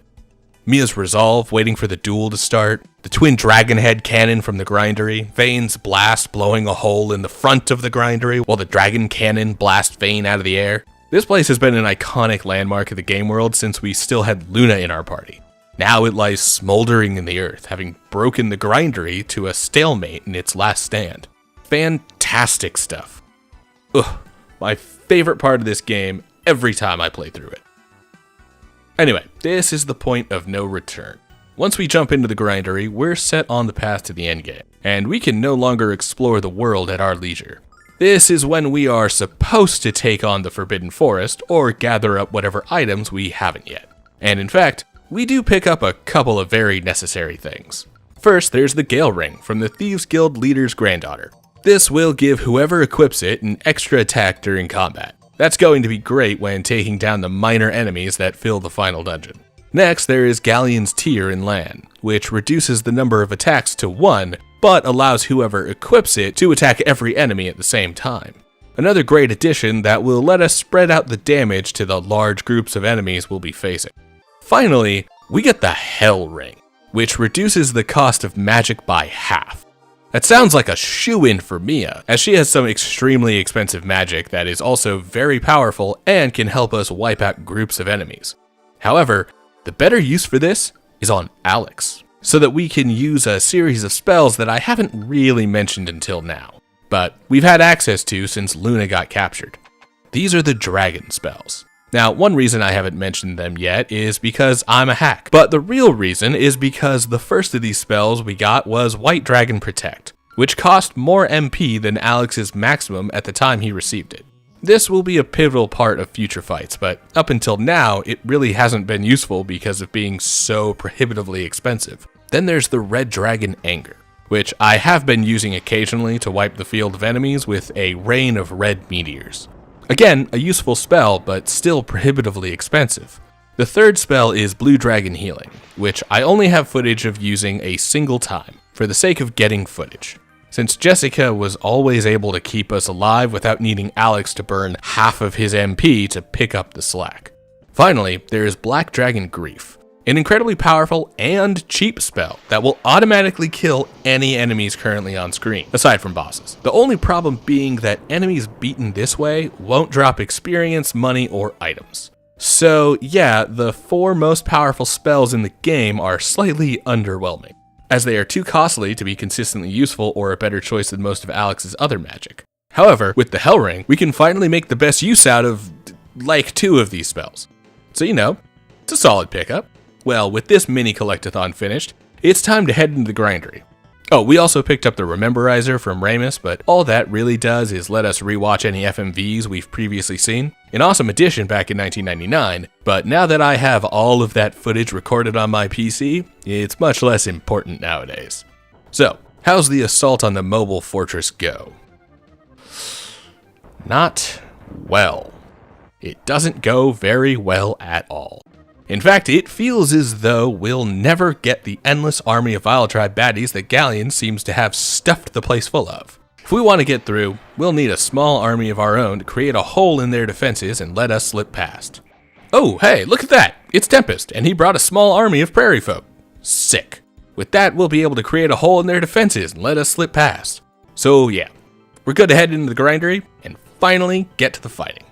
Once again, this dungeon foregoes any puzzles for a maze-like structure. However, I will note that I really like the way that the Futurama-style transport tubes really help to shake up the maze formula. Following the pipes themselves without a guide can be difficult, but once you get the hang of how the maps are laid out, you can use them to avoid a lot of the basic combat, which isn't really necessary at this point. We don't exactly need to do a ton of grinding to be strong enough for the final fights. Before we get to the fighting, however, we need to see the true scope of the level of evil Galleon has committed to create this affront to Althena herself. As we see with some hints at first, such as this giant red rabbit's foot, it appears that Galleon wasn't exactly kidnapping dragons for nothing. It's finally confirmed as we find the head of Quark, hooked into the grindery with pipes and tubes running through his mouth. Turns out, the whole place is powered by the tortured spirits of Althena's 4 grand dragons. A truly terrifying sight. Enough that it confirms Nash's resolve that this is a fight that needs to happen. However, on the other side of Galleon's evil, we find his private garden, filled with fairies that tend to beautiful flowers. It also turns out that these fairies would have died off if Galleon hadn't saved them and given them a place to live in the garden at the top of the grindery. There's a kindness on display here, in stark opposition to everything that we've seen of Galleon up until now. I'll also note that there is one fairy who claims that while they live in peace, they're all prisoners in this garden, but that line doesn't exist in the original Japanese, and is likely a working design change to try making Galleon seem less shades of gray and more black and white evil. Either way, the fairies describe him as being gentle and kind in a way that we've never seen. This is emphasized more after exploring a few more rooms, where we meet Phaecia. She appears to be in a lot of pain and explains why she followed Galleon in the first place. Turns out he didn't arrive and offer any promises or threaten the Vile tribe for their obedience. He simply arrived and started making demands. It's a small thing, but what he did that no one has ever done in over 500 years, as in since the Vile tribe was exiled to the frontier, was acknowledge that they existed. That's all it took, to arrive and give the Vile tribe even the smallest amount of attention, and they would do anything he asked. However, Phaecia has now had a change of heart. Galleon's cruelty goes too far, and she can't abide to lead the Vile tribe to certain destruction at his hands any longer. So she uses the last of her own strength to hold Zenobia and Royce back, allowing us to make our final stand against the Magic Emperor. Well, here we are, the finale. Time to end this. The final boss fight is a tough one, but surprisingly, it doesn't really require me to go all out on using all of my items or repeatedly using my strongest spells. It's mostly any other fight. Power up on turn 1, keep Jessica healing us from the back, and sword dance power slash until the Magic Emperor falls. Now we can go get Luna and have our happily ever after. So, that's Lunar, Silver Star story complete. My favorite game ever. Honestly, I really can't speak this game's praises. What's going on with Luna?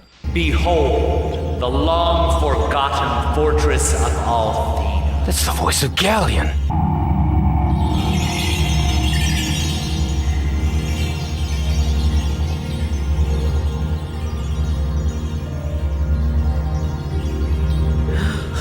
Galleon? Ah, nuts. Okay. Everybody, back to places, we aren't done here. Yeah, so as it turns out, Galleon isn't dead. And in fact, he's basically about to win. He's even managed to transform Luna into her true form.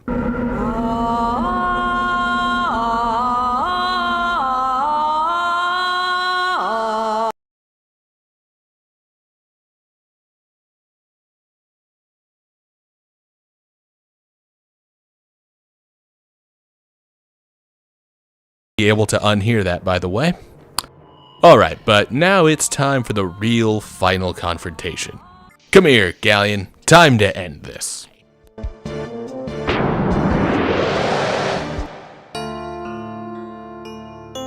Well, that didn't go well. Are we dead? No? Little help? Wanna come in clutch again? Yay! By the way, that went for a lot longer, but I intentionally cut it down a bit because those flashing lights can get kinda painful. But it looks like perhaps I was wrong about the grindery being the endgame. I mean, yes and no, actually. Here, let me explain. So, we wake up in Meribia. In fact, for Alex, it would appear that he's waking up after spending multiple days knocked the hell out. I will say, while the music makes it obvious that the mood is supposed to be somber and defeated,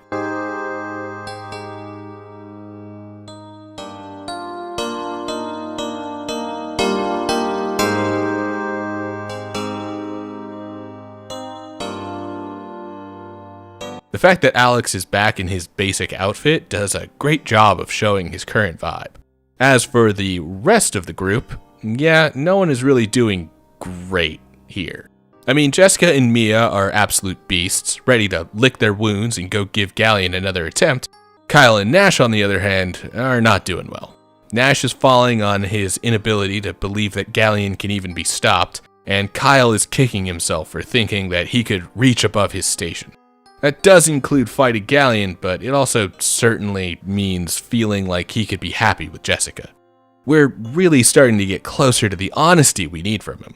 Too bad both of these two are stuck in the drunken stupor, washing down their sorrows in whatever the bar is willing to sell them. And thanks to the imminent end of the world, the bartender even seems fine with pouring a glass up for 15-year-old Alex. Fortunately, going and grabbing Jessica and Mia will help us talk the boys back into rallying to go do what needs to be done. Some hard words and admissions of what they care about and why they need to fight to protect them later, and both Kyle and Nash are ready to give Galleon what for.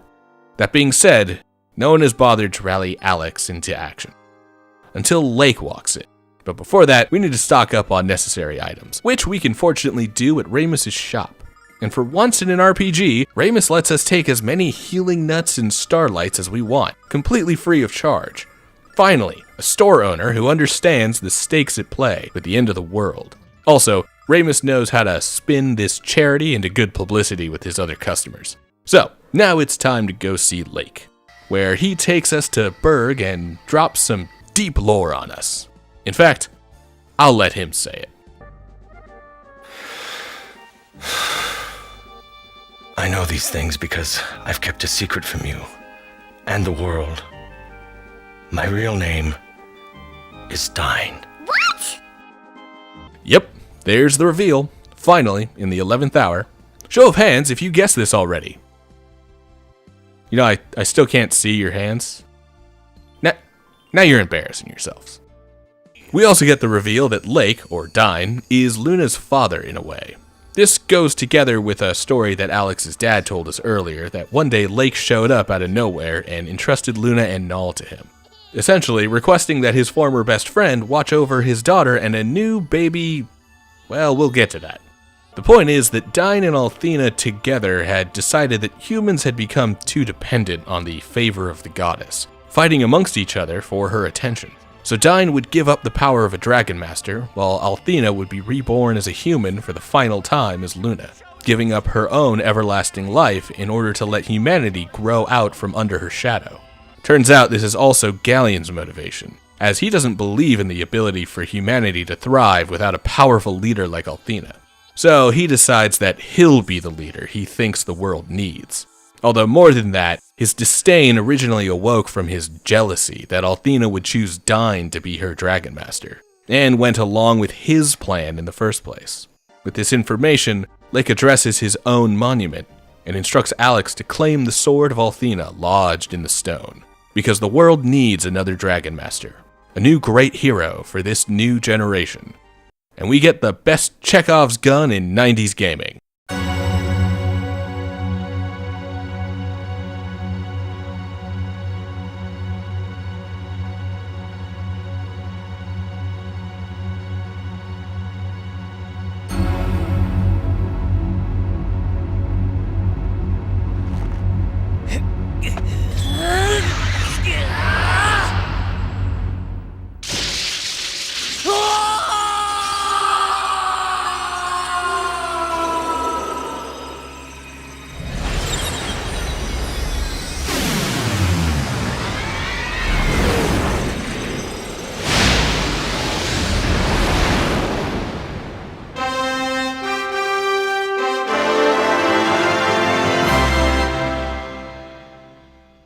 Alright, everyone is back to full strength and we're ready to go.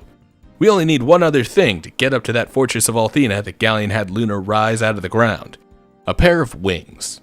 Fortunately, we have the white dragon. No, not the white dragon wings. We have Null, a baby white dragon, who is finally prepared for a growth spurt. Yeah, that's pretty sick. And now, it's time for us to go to the actual final dungeon. For real this time. Null, take to the skies! As we approach, we can see the fortress sucking the life out of the planet, returning the world to the lifeless wasteland of the frontier.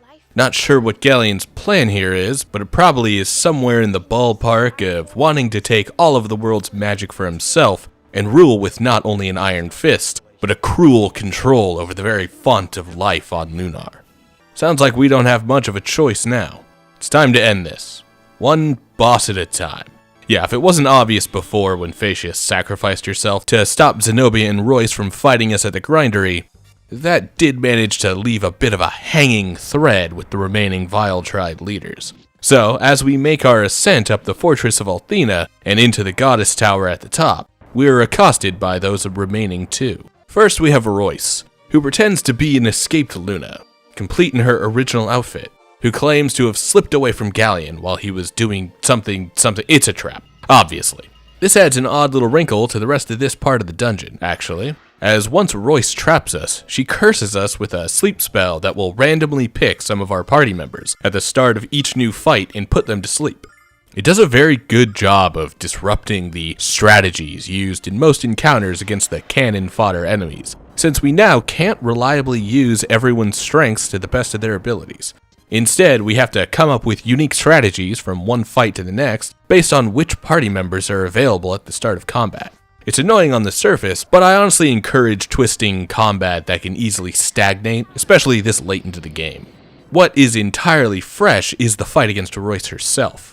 She starts off by showing us a vision of our deaths by her hand. She was introduced as a fortune teller, remember? But we still face off with the knowledge that the futures she tells aren't set in stone. That being said, the bosses in this location are by far the hardest in the entire game, so it is very likely that her premonition will be accurate to a first attempt on the fight. Spoiler alert, I make it through the remaining fights fine. But that's only because the last time I played this game, I did not make it through fine, and I've now been conditioned to make sure that my entire party is fully healed at all times. Having someone sacrifice an attacking round in order to keep someone else healed up, or top off Jessica's MP to keep her casting Calm Litany on repeat, is well worth the effort. That's one Vile Tribe leader down, technically two since they killed Phasia, although that hardly seems like a victory. One to go. In order to get there, however, we'll have to head through the Goddess Tower proper. The location shifts after beating Royce, and we see a few more puzzles now than before, although most of these result in running around and pressing buttons in very obvious orders. And the only consequence to picking the wrong order is a minor loss of time. So unless you're speedrunning or lack the resources to handle fighting the majority of the enemies throughout the rest of the dungeon, then you're pretty free to roam around and click the buttons as you find the right ones. This is fine anyway, because the best armor and weapon sets for each character can be found somewhere in the Fortress of Althena and Goddess Tower, which means that taking your time to fully explore will pay off well with powerful gear. That being said, if you can avoid the elephant-faced enemies on the map, do it, because inside of those are Ultra Fiends. I have many expletives written into my notes about Ultra Fiends, but I'll censor myself to simply this. Use Dragon Grief on these guys. This is the only enemy I will make that suggestion on, but absolutely do it. These dudes suck, and we've got bigger fish to fry waiting for us at the top floor of the tower. Yep, we're finally ready to fight Zenobia. But first, we need to go through an extremely long cutscene. That complaint isn't necessarily about the pacing or anything. This cutscene is great and showcases how each character has grown against their own personal struggles through a conversation with doppelgangers. Mia learns to see herself out of the shadows of those who came before her, especially her own mother. Nash learns to understand that status and magical acumen isn't a real way to judge the quality of a person, and that holding this judgment against others itself is wrong.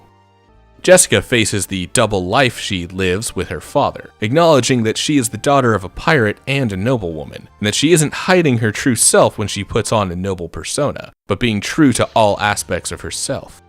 Kyle understands that the circumstances of his status does not make him any lower of a man, and that as long as he has the strength to fight, then there's nothing wrong with him playing hero alongside Alex or striving to find love with Jessica.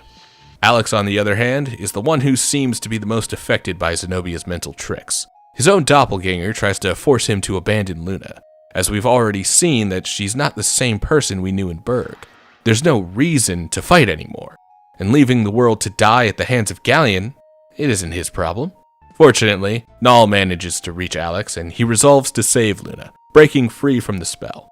All of this is some great last-minute writing and leads to tying up a lot of the loose ends the characters have been struggling with until this point.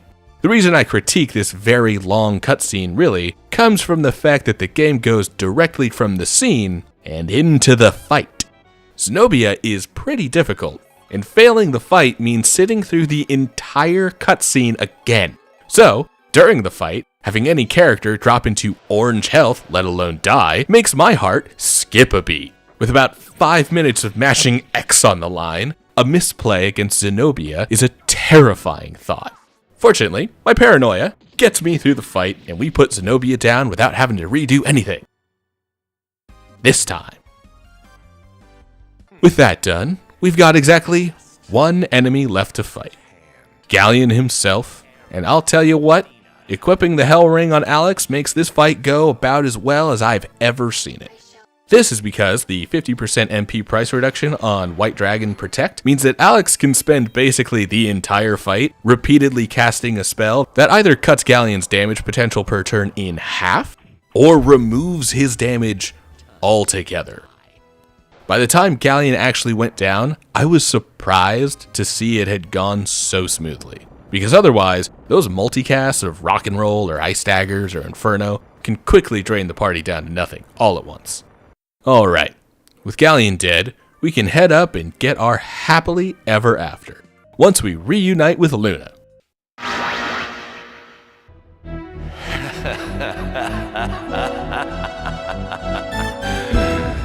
Behold the ruler you must serve.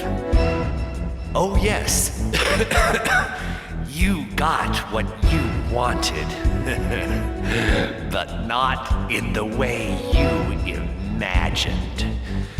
Kneel before the black goddess of Lunar, dragon boy. Kneel and submit to her dark desires.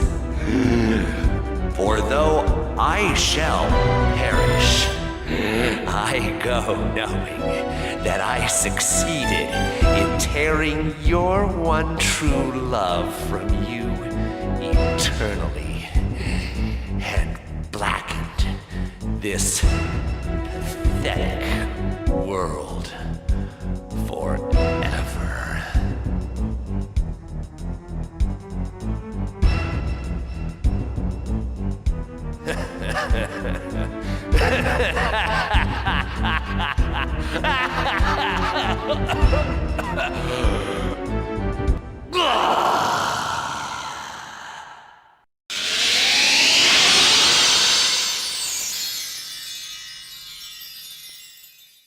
Well, that was unexpected.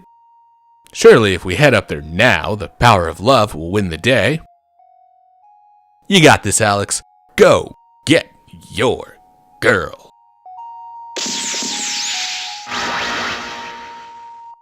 Wow. That's a dark ending, hot damn. Honestly, gets me every time, but I guess that's why they say the best stories are the darkest, saddest ones. It's the only way to tell a story like an adult. So, in Lunar 2, we start off by finding Hero in a precarious position. Ruby, did you say something? I'm not done. That's another working designs change. Oh, neat. Okay. All right. Yeah. All right. Yeah.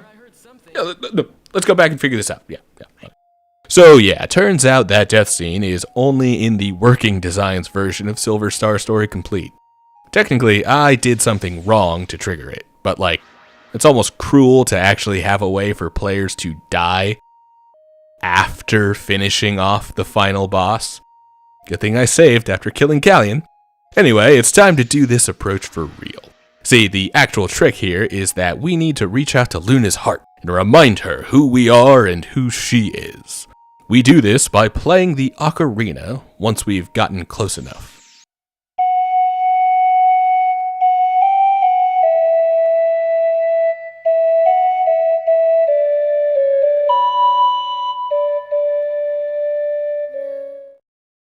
Once we've done that, Luna will continue to miss us as we make the ascent up to her.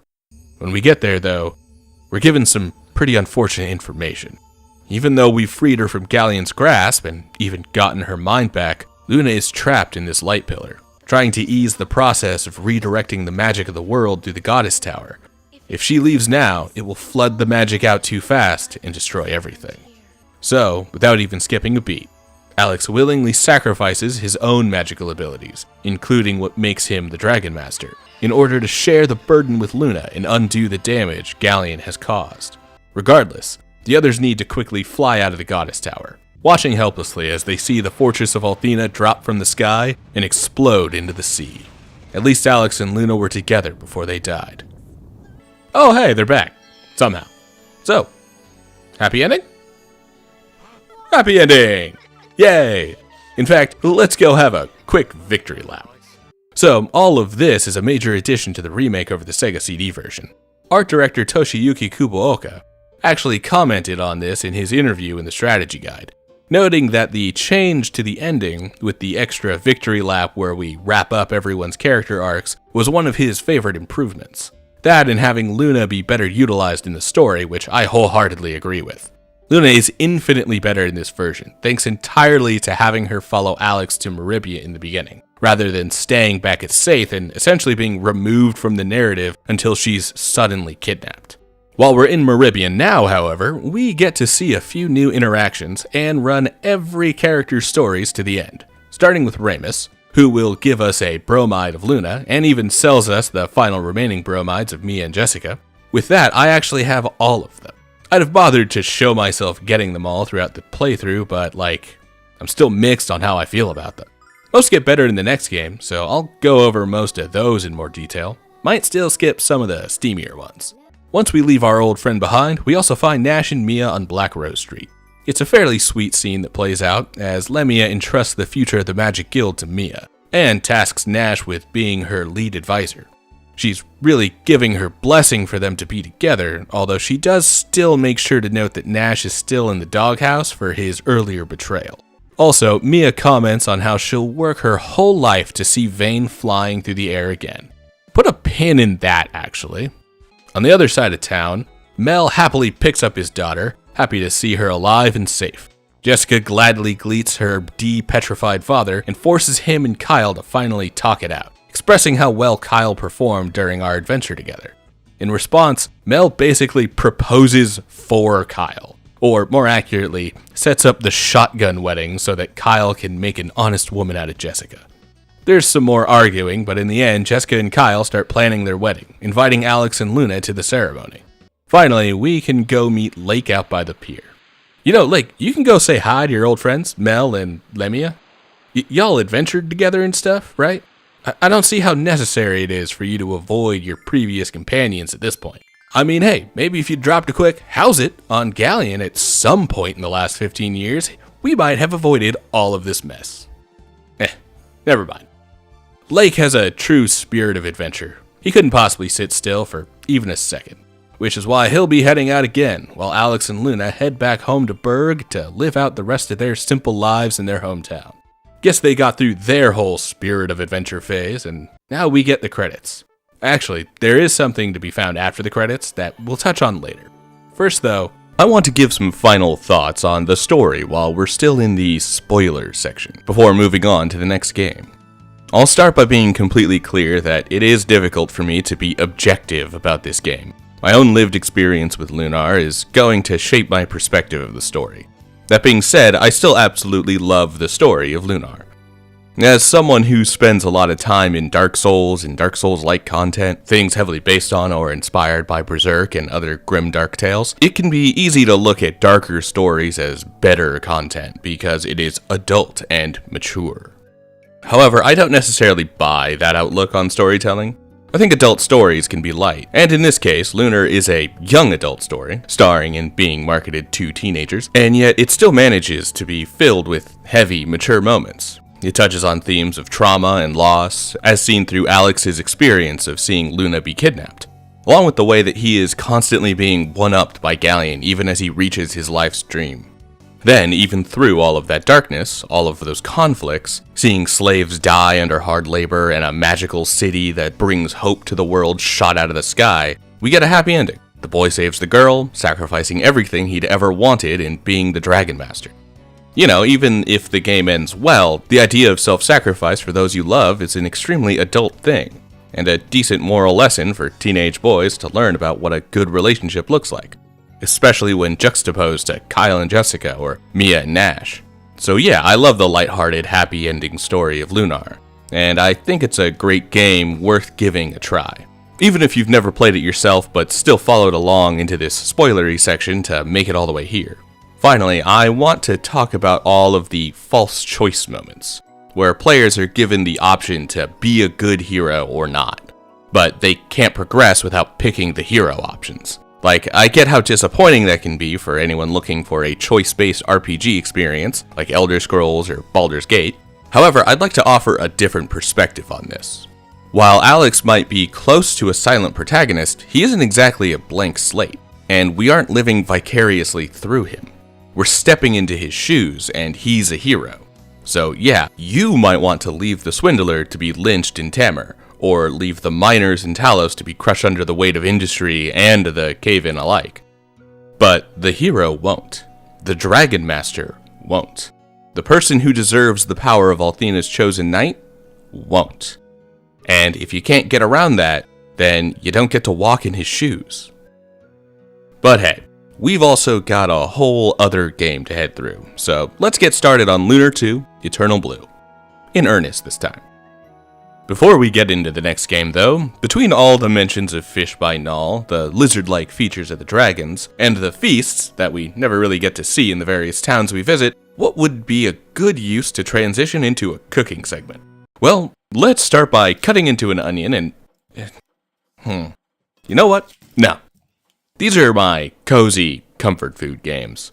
So, let's go ahead and go much easier. How about we have some of the healing nuts found in-game and call it a day? More specifically, let's eat some cloudberries, the real-life inspiration for the sprite art. Although since cloudberries don't grow in my local area and aren't a widely cultivated part of agriculture anywhere in the world, I'll be settling for some cloudberry preserve. And to make this extra easy, because I need at least one part of this video to be done quickly and easily, let's go ahead and spread it over some store-bought English muffins, warmed up in the toaster oven. Because I like English muffins. The sourdough kind, to be specific. Let's take a taste of something I've wanted to eat for over 25 years now, and I must say, it is divine. The taste is a little hard to describe, actually. I was expecting a tartness, since these are wild berries, but these preserves are very sweet, and have an almost orange flavor. Not like citrus orange, though. It's like if you took the kind of floral aromatic oils from an orange and infused them in simple syrup without any of the citric acid. Very good. I would absolutely suggest. Starting off with Lunar 2 Eternal Blue for real, it actually opens with narration from a familiar voice. Place, unfit for habitation. However, Althena took pity on that world and transformed it into a place of beauty and wonder. She called the new world Lunar. And right off the bat, I already love this. Not only because I can't get enough of John Truitt's performance as Galleon, but also because of the way that this immediately opens players familiar with Silver Star story with a sense of unease. Like, there's none of the hate and rage behind this narration. Not in the same way Galleon would goad our previous protagonist by calling him Dragon Boy. But we're given a bit of the somber backstory about the world of Lunar and the Blue Star, which at this point you can easily assume to be our moon and a dead Earth, that starts off this game from a darker perspective than the last one. Most of this information, however, could have been found in books in various libraries across the world, like Vane or Damon's Spire, always with the history of humanity's existence on the blue star and Lunar being speculative and theorized by scholars, while never confirmed. In this case, opening with the narration very much sets those theories in stone, and gives us a glimpse at the stakes we're about to uncover in Eternal Blue. We're also given a second view of the history of the world, one that Galleon doesn't spell out quite yet, illustrated through murals that tell a story, even if we don't have all of the pieces to properly understand it. Obtaining that understanding starts with meeting the girl in the crystal, Lucia, Princess of the Blue Star. As she awakens, she looks out onto the still dead planet and notices that something must be terribly wrong. Looking up to the moon, her fears surmount and her mission becomes obvious. We'll have to get to that in a bit. For now, it's time to meet the hero of today's story. Hero. And his talking, floating cat, Ruby. She looks a lot like Null, except strawberry flavored. I'm more of a vanilla fan myself, but hey, I've already mentioned that I prefer Silver Star Story plenty. Let's focus more on this game, and what Hero is up to. Looks like he's treasure hunting. Yeah, this scene has a real Indiana Jones vibe, with Hero rescuing precious artifacts from ancient ruins. Maybe to put them in a museum? This one doesn't make it there, but more on that in a minute. For now, Hero needs to give a Whedon-esque, "I bet you're wondering how I got here" speech to get us up to speed. Well, looks like you've caught us in another messy situation. With the immediate reveal that Ruby is indeed a baby red dragon, by the way. Yet, no bearing the lead here. Granted, her utility in combat, or lack thereof, will make her dragon nature a bit more obvious once she starts breathing fire over every other enemy. So, what we learn is Hero gets chased by monsters, and then eventually a boulder that blocks access back into this dungeon, dubbed the Dragon Ruins, is that he's a young man who yearns for adventure, not unlike Alex in the last game. Although he doesn't have an idyllic hero to look up to, he more wants to discover the hidden secrets about their world that seem to have been lost to time, something instilled to him by his grandfather Gwyn. Which is where we're headed back to right now. To get back home, we need to head through the East Desert Pass. This game really throws players directly into it. I mean, after like 10 minutes of FMVs and voiceover, that is. But no back and forthing between Luna and Ramus and talking to a bunch of NPCs to get equipped for the coming fights. Nope. Instead, we are sent immediately into a combat zone and told that if we want to get this story underway, we need to survive our first little dungeon. The East Desert Pass isn't very difficult, however, and given that there is a statue of Althena to recover from at the top of the map, we're free to take our time and slowly kill off every enemy in the area with little risk of dying this early on. I'll also note that for now, Ruby's little fire breath attacks are about on par with Hero's own slashes, so she's very helpful in this dungeon, as she can generally do the final bits of damage needed to take out some enemies. I've harped on Ruby's utility in combat in the combat section earlier, but I didn't explain her exact behavior in battle. As described by the Prima Guide strategy guide, made in tandem with working designs, Ruby's behavior is determined on a fairly complicated formula. Essentially, if there's an enemy on the battlefield with 5 hit points or less, Ruby will automatically attack it. Considering that she generally does 6 damage per attack, that means that she will automatically kill any enemy that is very close to death. Later on, that increases as her utility increases, but again, we'll get to that in a little bit. Otherwise, there's some math. It's basically 5 minus the number of party members times a number that fluctuates from 15 to 10 throughout the story, plus 25. Then, the game basically rolls a D100, and if it lands anywhere from 0 to the number that math equation came out with, Ruby will attack a random monster. Similar to an attack roll in the Call of Cthulhu tabletop RPG. While usually her utility is to show up and finish off any monsters that the party has almost killed, she can sometimes come in and deal her tiny little amounts of damage at random. As we progress through the Desert Pass, we are greeted by one of the sickest character introductions in gaming history. White Knight Leo, standing on the bow of his pride and joy, the dragon ship Destiny. A massive vehicle that uses its centipede-like legs to move across both land and sea. I spelled sea with 2 E's. I am a professional writer, and I spelled C with 2 E's. This script is 78,000 words. Forgive me. Leo himself has a bit of a stick up his ass, as he appears to be on a mission for the goddess Althena, which is odd considering what we know about Althena from the last game. Put a pin in that, I guess. Anyway, he asks for directions to Gwyn's place, and we tell him gladly. We've got no reason to lie to him, after all. He also seems to take a bit of a liking to Hero, but he is put off by Ruby's more abrasive attitude. Maybe the White Knight is looking for a new squire. He leaves with mostly kind words, even if he is rather pompous about the importance of his mission. Don't worry though, we'll get to talk to him again in a minute, actually, once we get through the desert pass and make our way to Gwyn's place ourselves. We can even board the Destiny here and talk to some of the guards. They mostly talk about their dedication to Althena and how nice it is to work under Lord Leo, even if he was kind of a dick to us about being backwoods country bumpkins. When we head into Gwyn's place, though, we find Leo and Gwyn talking about a place to the north, the Blue Spire. Apparently, Gwyn has been studying the place for years, even though he's never found a way inside. Unfortunately for Leo, that's what he's here for, as a world-destroying beast is expected to arrive to Lunar from the Blue Spire soon. Gwyn attempts to tell him a hunch on how to get inside, but instead he decides that his best course of action is to simply head to the Spire himself and either wait for the destroyer to appear and destroy it, or simply destroy the Spire altogether before the destroyer can arrive. Either way, Gwyn is not pleased by the idea of destroying such a historical location, though he knows better than to be too hostile against Leo. Once Leo leaves, however, we take a look at the Blue Spire ourselves, from the lookout at the top of Gwyn's place, and see a light descend on top of it. Unsure of whether that is the destroyer that Leo was talking about or not, Gwyn and Hero prepare to investigate the Blue Spire themselves. We gather up a few supplies from the basement, because it wouldn't be a Lunar game without gathering supplies from the basement, and head out on the start of this new adventure. Once we get to the Blue Spire, somehow beating Leo here even though he had the super boat, Gwyn works on that hunch he'd had before that he tried to mention but Leo had no patience for at the time.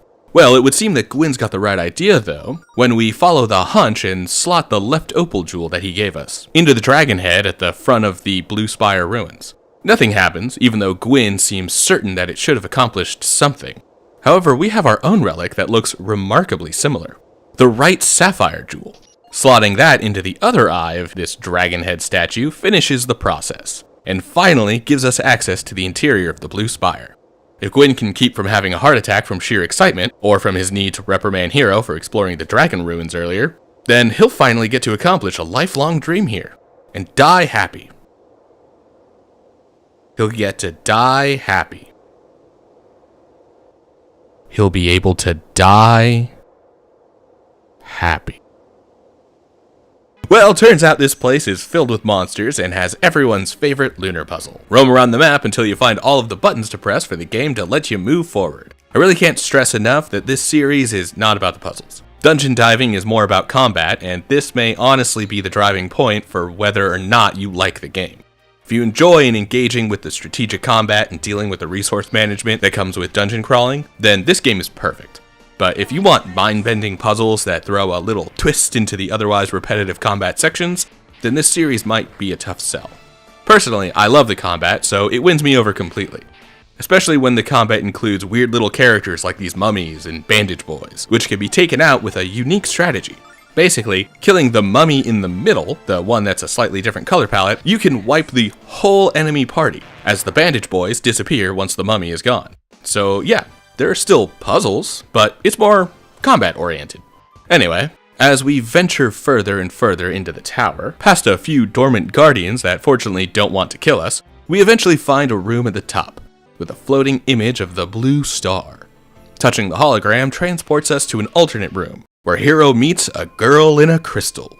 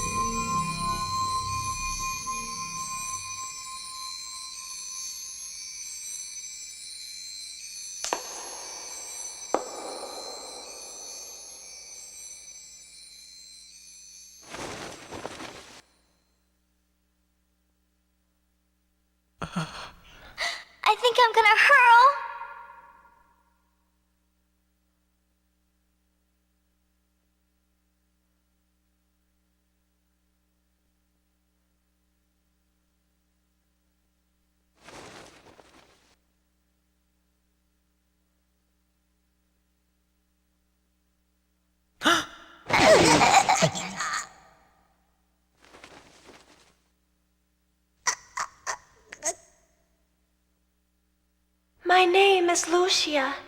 I have come from the Blue Star on an urgent mission. Your world is in grave danger. I must see Athena immediately. Take me to her. Do you think she's friendly? She looks like she could be some sort of goddess or something. What are we gonna do, Hero? Ruby to Hero! She's the most beautiful girl I've ever seen.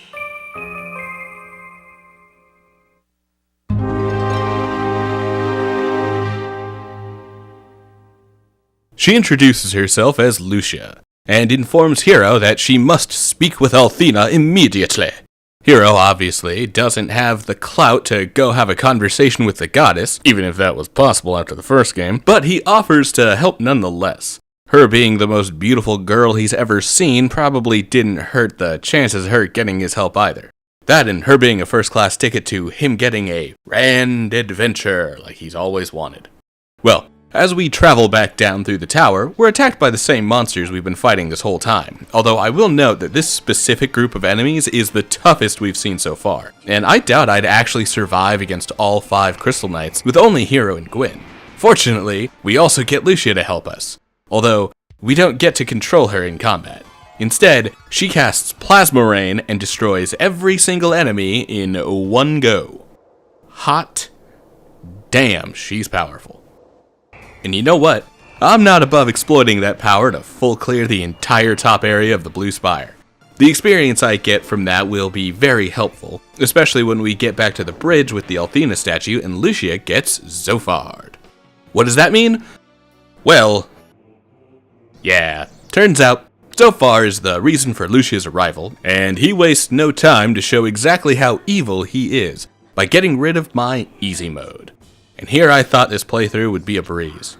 I'll also note on a great bit of ludonarrative resonance here with Lucia. It's a small one, but trying to heal at the Athena statue won't do anything to help Lucia regain her strength. After a full game of that statue being the ultimate sanctuary, it's interesting for the power of Athena to be left this impotent in the presence of Zophar's curse. This, combined with how powerful we've already seen Lucia to be, immediately sets Zophar up as an incredibly powerful and intimidating threat.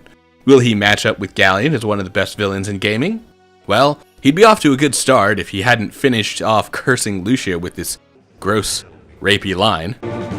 Was it good for you? Yeah, maybe he'll stick the landing, but that line kinda sucks, and it gets more and more gross as the themes of Zophar start to become clearer.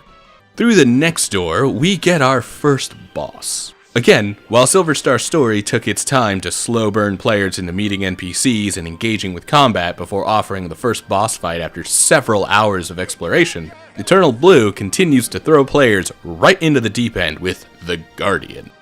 Not exactly as interesting a name as Saline Slimer, but this guy absolutely nails what he needs to do. While this isn't the toughest challenge we'll ever find, this is great at testing if players have really learned their lesson on the need for proper positioning in boss fights, as well as introducing the ability for bosses to copy players by pumping up their own stats. Yeah, Guardian can increase his strength, and if he does, he will one-shot Hero and Gwyn. So make sure to have Gwyn take a turn to cast Shattered Sword at least once every time Guardian boosts himself. A few Fractured Armors will also do a lot to make the fight go faster as well, with Hero naturally casting Annabelle's sword until the boss goes down. Well, that was a tough fight, but we made it through. Good thing he was only one. Ah, nuts. Okay, guess we should probably grind up in the Blue Spire until we're strong enough to... Huh? We're not loading our save? Oh, look, it's Leo! Firing a bunch of Kamehamehas out of the Destiny. Whew! Thank goodness he was here. Oh, right, he's here to kill someone. Well, since all we found up on the Blue Spire was Lucia, we don't exactly feel comfortable telling him the truth, instead sending him on a wild goose chase claiming that the Destroyer cursed Lucia and is up in the Spire. Then, Leo drops the bomb that he knows the Destroyer's name, and it is indeed Lucia. She definitely has the strength to be a Destroyer, but Hero trusts her for some reason. Curious if he'd still trust her even if she wasn't beautiful. Not important now, what is important is heading back to Gwyn's place where Gwyn delivers us some bad news. Turns out, he doesn't have the strength to cure Lucia herself. Instead, we'll need to head to Larpa, a nearby town across the lake, in order to find a man named Ronfar. He's a priest of the Chosen, the current prominent religion of Lunar, dedicated to Althena. Gwyn used to be friends with his father and hopes that he'll be able to help us cure Lucia's curse. So Hero and Ruby take Lucia in Gwyn's only boat across the lake and head to Larpa. Oh yeah, we take Gwyn's only way of getting supplies. We'll never take it back to him. He'll be dead within the week. Heading to Larpa isn't exactly a grand adventure. We cross the lake on Gwyn's boat, and there's nowhere else to land aside from the port that leads to Larpa. I suppose this is a good time to really get into detail about the linearity of the Lunar series. If you've been following along for now, you may have noticed that both of these games have a pretty consistent design philosophy on traveling the overworld. Players are given direction in whatever town they've started their new quest in and finished the previous. They go out to the world map, walk in one of few directions, and head into the single new location that will actually allow forward progression. This is an illusion of openness and player choice, as well as the ability to backtrack for the sake of gathering up secret items, usually bromides. But it's exactly that, an illusion. While this might sound like a critique, I don't really consider it to be the worst. Not every game is going for open world, and the regular progression of the game is balanced with this design in mind. This is also very much in line with contemporaries at the time. Like, if you really think about some of the best Final Fantasies, my faves of 10 and 7 included, or even Chrono Trigger, these are also entirely linear adventures with minor moments to jump off the beaten trail for small optional quests. But you're never going to get to Cosmo Canyon before finishing up Junon or Gold Saucer. It's pretty much the same for Lunar, except I'll admit that even the complete versions of each game very rarely bother with extra superfluous side missions until the very end. Now, as I've been commenting on the linearity of Lunar, Hero and Ruby have been switchbacking all across Larpa, looking for this Ronfar character. All we've found so far, though, is this person with a character portrait who says he doesn't know where the guy is, and a locked house on top of a hill. Heading into the sanctuary of Althena, where you'd normally expect to find a priest, we find that Ronfar is apparently a drunk who hasn't been in the church for years. So yeah, turns out it's the one guy with the character portrait. Who'd have guessed? Certainly me. Knowing that it is Ronfar now, though, does little to help us, as he's being a bit of a stick in the mud about the whole "we need a priest" thing. That is, until Lucia faints in the bar. Seeing her in those dire straits, Ronfar drops his act and carries Lucia back to his home, while Hero follows closely behind. And yes, that was his house. Looks like someone with the initials LM is looking for him. An old friend, perhaps, but it doesn't concern us. Well, as a matter of fact, it does concern us. Because LM is none other than Lord Leo. Not sure what the M stands for. Seriously, we never find out. But turns out that he's an old friend of Ronfar's, and now everyone knows that he's looking for Hero and that Lucia in her red cape is in fact the destroyer he's looking for. Having only met Ronfar a few minutes ago, we don't know if we can trust him. So, we sneak attack the two, killing them in Ronfar's home and make it look like a lover's spat gone wrong as we escape. Or we put a little faith in our new friend and he lies to his old friend for us. Guess he saw something in our eyes and decided he was fine with putting his faith in us. Hero has that trustworthy of a face, it would seem. Still, healing Lucia isn't going to be an easy task. We'll need to head to the sanctuary so Ronfar can pray at the statue of Althena in order to make his healing magic work properly. Unfortunately for us, Leo mentioned that he'd be waiting in that very sanctuary, so we can't exactly go waltzing in through the front door. Also, the priests there still aren't too fond of Ronfar. This means that in order to get inside of the sanctuary, we'll need to head through the cave behind Ronfar's house that will eventually lead us in through the back. Not even really much of a dungeon, but we get our first glimpse of how Ronfar behaves in combat. He's mostly a healer with a moderately strong regular attack using a mace, and some combat magic that relies heavily on his dice rolling. This can make him extremely powerful, especially in the early game. Well, if you get high rolls. But also very unreliable as a major source of damage, since you never know if he's going to roll well or not. Once we're inside of the sanctuary, we can spy on Leo, who speaks to himself about his resolve to rid the world of the Destroyer. And we can find the statue in the middle of the building. Here we get a decent showcase of who Ronfar is. He seems to have a backstory of having attempted to heal someone named Mari, someone who Leo had mentioned earlier as his little sister. But none of Ronfar's attempts worked. She's alive, and the other characters are aware, but there's still a negativity to the state that she's currently in, one that hangs over both Ronfahr and Leo. Resolved to not lose another patient to a similar illness, Ronfahr puts all of his energy into helping Lucia recover. After a few prayers, it finally works. Not enough to have her pop up at full strength, but her breathing steadies and the tension that's been building around us settles. We spend that night at Ronfar's place, letting Lucia take the bed while the others sleep on the floor. In the morning, we wake up after Lucia, but before Ronfahr, deciding to head out and look for our lovely lady in red. Talking to people around Larpa, it would seem that Lucia has been making her way around town, and has left a very positive impression on the people. Mostly of people fascinated by seeing such a beautiful woman come to their tiny slice of Lunar, including this weird dude who drew a bromide of her. That's the first bromide of Eternal Blue, by the way. I'll note that this one starts a vibe of these pictures in this game being much less steamy than Silver Star Story.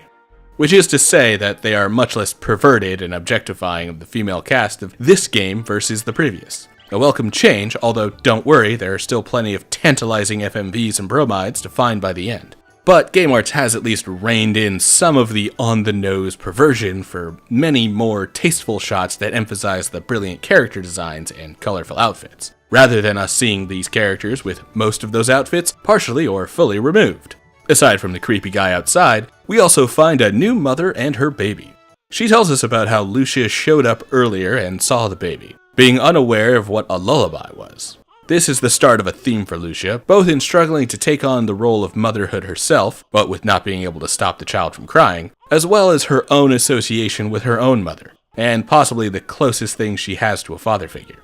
But more on that later. For now, we find Lucia at the pier of Larpa, where sand ships prepare to transport materials to and from the city, after thanking us for healing her, then commenting on the beauty of this world and the impressive nature of humanity to toil together in community. This is all before she decides to leave us behind, deciding that she needs to journey to the holy city of Pentagoulia, the location she's been told Althena can be found, by herself, because keeping Hero along would only prove to slow her down. Though she does hesitate briefly, she still leaves without us, hoping to find a ship to Pentagoulia from the nearby town of Dalton. Hero struggles to say goodbye, but accepts her answer and prepares to head back to his simple life with Gwyn. That is, until Ronfahr arrives and realizes that there is a huge problem with where Lucia has decided to go. Turns out, Dalton is a major outpost for the Chosen, and the next place where Leo will be restocking before continuing his chase of the Destroyer.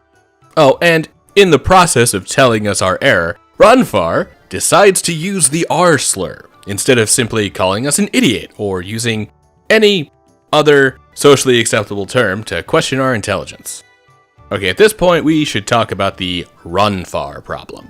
And to clarify, this isn't entirely limited to Ronfahr, as others will use the same word or other disrespectful words throughout the game. Hell, even the strategy guide for Silver Star Story said it periodically.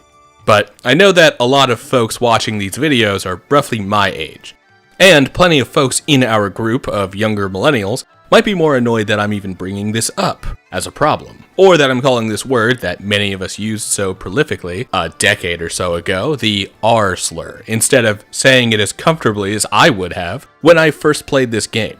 See, back in the 90s and 2000s, this word, along with many other terms related to marginalized people, could easily be said without consequence. It was an edgy thing to say, and in the case of a lot of comedy at the time, pulling out any of these derogatory terms were basically a cheat code for an instant laugh. These were peoples whose entire role in society was to be ridiculed. And for us normies, there was nothing wrong with kicking others while they were already down, as long as it was mildly funny, especially if it pushed the boundaries of civility. Nowadays, however, with the mass spread of information and voices from each of these marginalized groups now being elevated to a point where it cannot be ignored, there are consequences. And using derogatory terms so flippantly, even if we're simply finding that modern language has been replacing one term for another and turning other descriptors for these people into the new accepted insult that will likely become tomorrow's filter for people worth listening to, I would also like to note the difference between claiming that there were no consequences versus these things being okay to say. They were never okay. They always caused pain when spread into everyday language. Society is rather understanding that the consequences were being borne on the people that we were making fun of. And the least we can do now is learn to give up 1 or 2 words in order to help others feel welcomed around us. Because the alternative is to continue to allow these groups of people to not be belittled, but dehumanized, made lesser, and proven through our lack of regard that this is what we think of other humans, simply because they were born different than us, normal folks. Now, the point of this whole soapbox moment is not to shame you, the viewer, if you once used that language regularly, or if you continue to use it today, but to explain why Ronfar and other characters might say things that wouldn't exactly fly today. I will also say that along the main story, Ronfar will use the R slur specifically 3 times, but he does also use negative language towards little people, occasionally has a negative view on LGBTQIA+ folks, and is a general womanizing asshole who views women as sexual objects to be used to satisfy his own desires, rather than people. In 2000, he would have been seen as a man's man, and the logical evolution of trying to up the ante on a character like Kyle from Silver Star Story. He was absolutely the funniest character, and one of my favorites when I first played the game in 2004.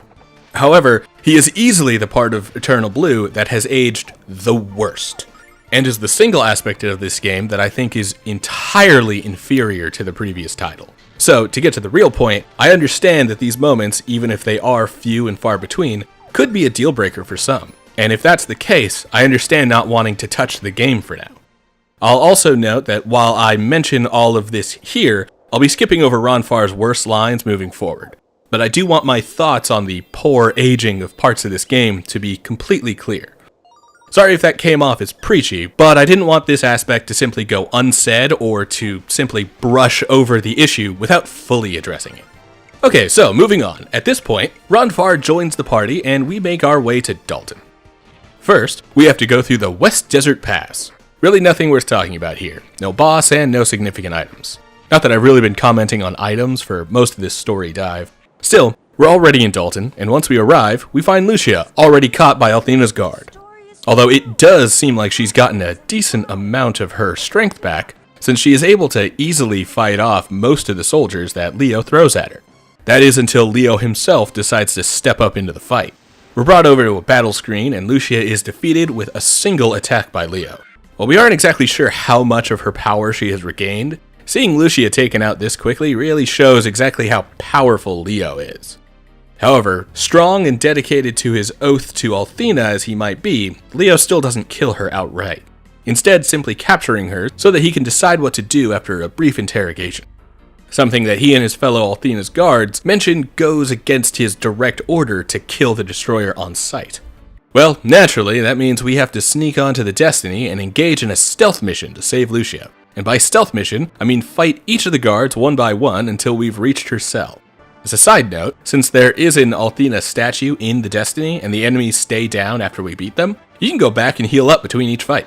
It's a bit more tedious, but it makes the assault on the Destiny very simple. On the note of the statue, a smaller detail of Dalton involves a goddess statue that has been shattered at the front of town. While the people of the area don't know who would do such a thing, it's implied that it was the Chosen who did it, since it would force people to come pay for a chance to pray at the statue in the sanctuary for 100 silver, instead of the one at the front of town for free.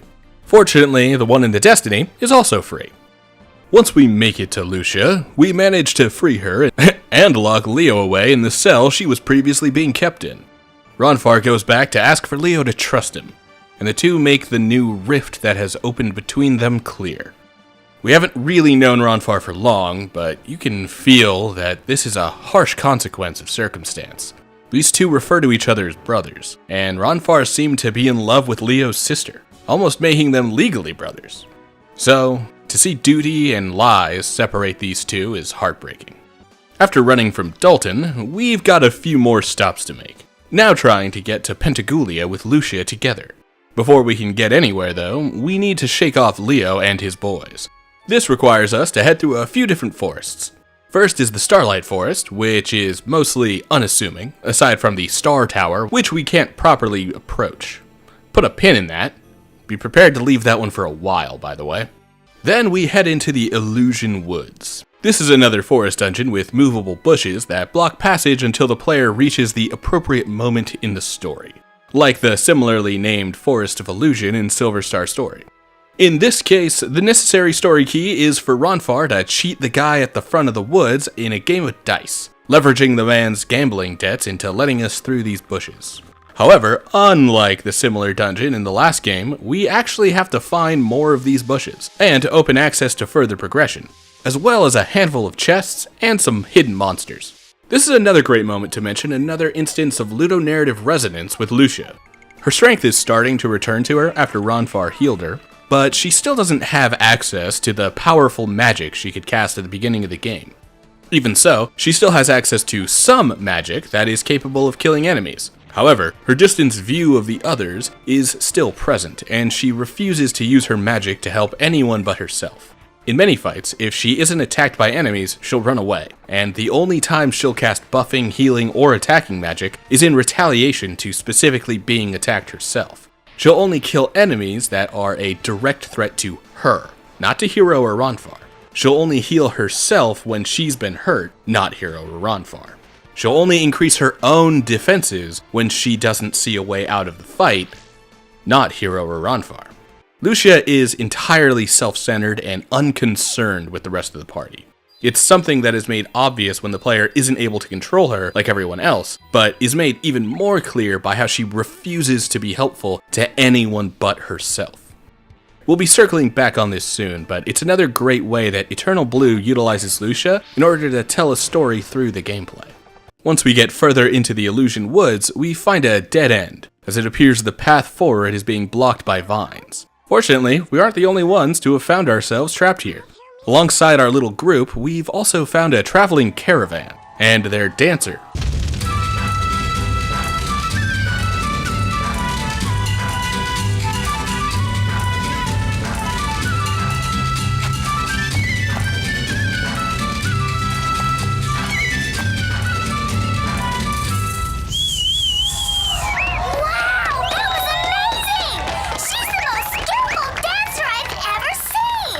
Thanks. Say, I haven't seen you here before. Are you visiting? Well, my name is Jean. I'm the star dancer. Introducing Jean, the lead dancer of Gibbon's Caravan. They are also on their way through the Illusion Woods as they head towards the North Carnival. Given that they have no allegiance to Althena's guard, having been harassed by Althena's Chosen for their nomadic nature, we're allowed to stay with them for the night. We even get to talk to Jean as she cools down at a cliff's edge to the west. While talking to her, we learn a little more about the caravan, and Lucia gets attacked by a strange vine with a Venus flytrap at the end. As everyone prepares to fight the strange monster off, Jean quickly jumps into action and uses some impressive karate to fight off the vine. She doesn't really want to talk about it though, asking us not to tell anyone what we saw. We, the audience, are also given a little bit of backstory for Jean, as she relives a flashback of her fighting off a mysterious man in a mask, part of her previous life as a member of the Shadow Dragon cult. This is all we'll learn about this for now, but the main points to note are that Jean has a troubled backstory, and struggles to embrace the source of her skills with martial arts, which has also fueled her current skills with dancing. The next morning, however, Ronfar greets the group and encourages us all to head off to the Althena Spring in the eastern part of the woods. If you remember the springs from the last game, it's the same situation. Natural hot springs that have had a shrine to Althena built around them, and separate their baths by sex. As we take Ronfar up on his offer, this sends Hero into the male bath while Lucia goes to the female bath. Ruby also decides to go with Hero to the male bath because she is obsessed with him, having been fully convinced that they are in love with each other, even as Hero continues to fall deeper and deeper in love with Lucia. Made even more obvious when Lucia decides that she's bored in the female bath by herself and tries to come join Hero and Ruby. Did you like that scene, by the way? Do you want to not like it? Because there's a very easy way to absolutely destroy whatever pleasure that could have brought you. The strategy guide for Eternal Blue calls this scene cleaned and jerked. Listen, the 2000s was a weird time. I'd honestly be surprised to find that anyone made it out of that era completely normal. We're all a little mad here. Anyway, let's get back to the fun stuff, and watch half the caravan get ripped underground by the flytrap vines we saw last night. Well, maybe not like fun for everyone else, but it's at least a return to the best part of the gameplay. That being, a boss fight. one that includes Jean as a new playable character. She hesitates at first, but Hiro reaches her, assuring her that the source of her skills aren't important, because as long as she has the power to do something to save her friends, that's all that matters. I mean, he's kinda right, especially considering that Jean considers many of the caravan members as a surrogate family, with Gibbon specifically being the closest she has had to a father figure. So, second boss fight, how's it go? Plantella isn't too different from the terrible Truffler from Silver Star Story, actually. The monster is a plant-based creature that can paralyze party members and has a wide attack to hit the whole party at once. However, there has been one major update into Eternal Blue. Man, these games are hornier than I remembered. Also, it makes me wish this was an entirely different type of game. Although, preferably if it were, then maybe tone down the violence. You know what, let's go ahead and keep the violence and kill the hot plant monster. Problem solved. Speaking of problems, let's talk about Jean's voice lines during combat. Okay, at this point we should talk about the Jean you know what, no. We're not derailing this hard again. Jean is Romani, and the game uses that term you heard 1,000 times in Hunchback or Notre Dame that is now in a tenuous space between having been reclaimed by the people it was used to describe and being completely rejected by the Romani people as a derogatory name that was thrust upon them without considering their thoughts. Similar to people of East and Southeast Asia when it comes to that train with the murder on it. So to keep this short, you won't be hearing much of Jean's in-battle voice lines from here on out. Cool? Moving on. Jean's attacks aren't even really relevant against Plantella. We'll be doing Raven Sword on repeat.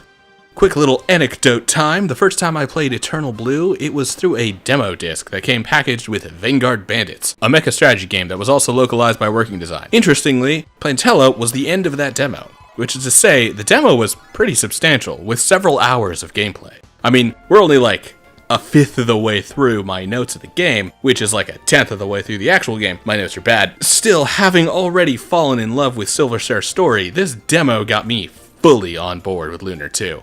And it would be years before I'd actually get my hands on it. So, with the demo finished and Plantella dead, we get Jean on our team.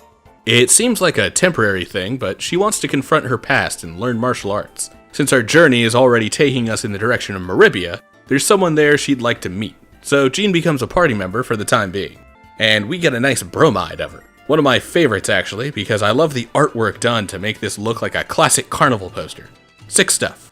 Our next trip is to the small town of Takar. There isn't much to note about the town itself, except for the fact that there is a large wall to the north that is currently closed off. Apparently, Althena's guard has closed off access to the north as an attempt to keep the Destroyer from continuing her journey to Pentagoulia. As we can see by our not progressing through the town, it's working, but an eavesdropping fortune teller seems to know a different way around the wall. Apparently by taking a mountain path to a mansion that is a part of some elaborate test in order to join the Magic Guild.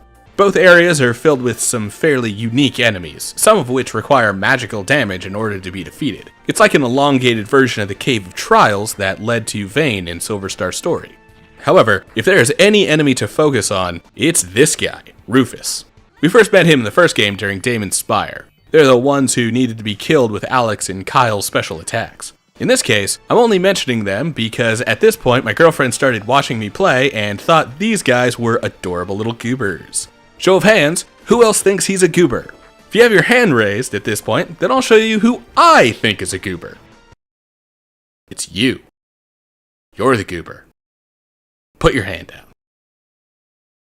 Things get stranger in the abandoned mansion, however, as we find the various rejects from the Isle of Misfit Toys. A lot of these are also recycled from the first game, like Rufus, but most of the toys come from Might's Tower. Even as reused assets, however, they still fit the vibes of their current location. And in the case of the toys in the mansion, they actually fit the theme that is completed with the final boss of the area, the Magic Tester LX1. This guy is a solid challenge, by the way. Like, the Magic Tester is up on the level of the final fights from the last game. He's that tough to deal with. What really doesn't help is the fact that I have to rely mostly on magical damage, and most of our current party aren't exactly great with magic. Like, there's Hero's Boomerang and Tempest attacks, but he doesn't exactly have the best wisdom stat out of the group. Meanwhile, Rodfar's Dice can do decent damage, but the Magic Tester does so much damage that he's mostly stuck healing every turn. It's a tough one, but we eventually managed to beat it. after a reset. Which, by the way, this thing is canonically killing us if we lose. As a reminder, this is supposedly all part of a test for joining the Magic Guild, and is how we meet Lamina. Ta-da! Congratulations, you're a winner! My name is Lamina Alsa. You have now officially passed the entrance exam to the Magic Guild of Vane. Did I surprise you? And yeah, it's neat to see what Mia's descendant looks like now, but how many bodies has she left broken and beaten in this mansion? Are those not really magic toys, but haunted ones, populated by the souls of Lamina's dead victims? If these games were any kind of popular, this would have been a circa 2013 game theory video. But no, Lunar had to be the most obscure treasure in the world, with what can only be described as a cult following. And hopefully by now, you're one of us! One of us. One of us. Well, after beating the magic tester, Lamina decides to join us on our adventure, although she seems more preoccupied with trying to get us to join the Magic Guild of Vane. Considering that we've done that whole song and dance before, we can probably guess how joining the Magic Guild will go. Also, Lamina is obsessed with money. Prepare for that, and her saying mega before random words to be her only character traits. That's not to say she doesn't have an arc, and hers is actually pretty fun, but every time her character portrait shows up, it'll be to say something about money. She's probably the most one-note character in the party. Even Ronfar has gambling and womanizing. One great example of that one-noteness comes right away as she negotiates charging us for the magic carpet ride she's about to take us on to get us down the side of this mountain. Turns out it's the only way down from the back entrance of the mansion, and she's too lazy to take us each one at a time, which naturally leads to us all falling to the ground anyway. She also loses the carpet, claiming that it was in her family for generations. However, considering the condition of the carpet itself, it's difficult to speak on the state of the Ausa family line. And it almost ended right there with that fall. But we make it fine and can continue on our way. All that to get past a wall. At least we got our fourth party member with that. Technically our fifth, depending on how you count Lucia, but once again, she isn't exactly a team player at the moment. Now that we've passed the Dakar barrier, we can head on to the next major location, the trading town of Nota. It's basically a giant bazaar split in half by a massive river and connected with an elevated bridge at the north end of town that's wide enough to let trade ships travel up and down river. There's a neat little storyline happening here, and we find that the mayor of East Noda is planning to marry off his daughter, Julia, to the mayor of West Noda.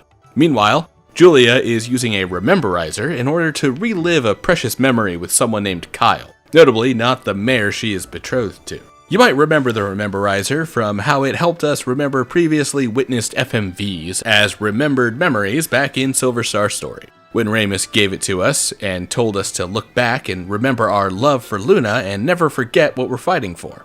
Remember? Anyway, this one will be a pin for much later, but we'll get there, I promise. For now, as we attempt to cross the giant bridge from East Noda to West Noda, we're quickly stopped by Leo and the Destiny. Honestly, how many times are we really going to have to deal with this guy? Well, regardless, we need to find another way across the river, since our next destination is, well, we don't really have an interim destination. We're headed to Pentagoulia, but we really haven't described exactly how we'll get there. I mean, I know where we'll end up going. It's the port town of Azado. That's where we can ferry passage to Pentagoulia, which is basically Lunar's version of the Vatican, but out on its own private island. So yeah, though the game doesn't fully explain it, that is our eventual destination. Currently though, that starts with getting through Nota and heading on towards Zulan. In order to do that, however, we make the decision to visit Gibbon and his caravan. They've recently arrived at the Northern Carnival and have started their performances. While we're here, we prepare to take a flying machine called the Magic Arrow. It's really a big cannon rather than a flying machine, but that's splitting hairs. What's more important is that we've finally decided that it is time to change Lucia's clothes. Considering that everywhere we go, Leo tends to find her by asking around for a woman in a red cloak, and the general aesthetic of her black garb, having that, how do I put this? 40s Hugo Boss look? Lucia has been pretty easy to track down.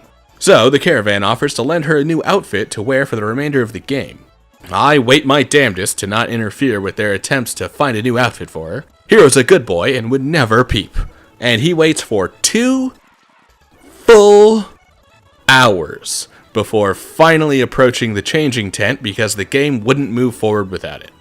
Ronfar, on the other hand, he wastes no time trying to be a creepy sex pest and peeping in on the girls getting changed. We go through a few options. Personally, I think the second one was fire, although maybe lose the mustache, but after playing around with her new look, she finally ends on this look.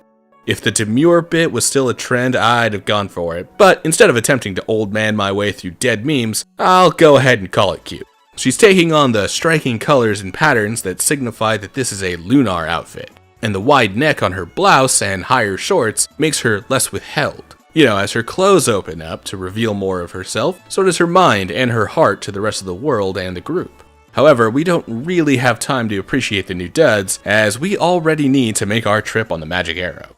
Turns out, Leo's here, and he doesn't intend to leave until he's captured Lucia.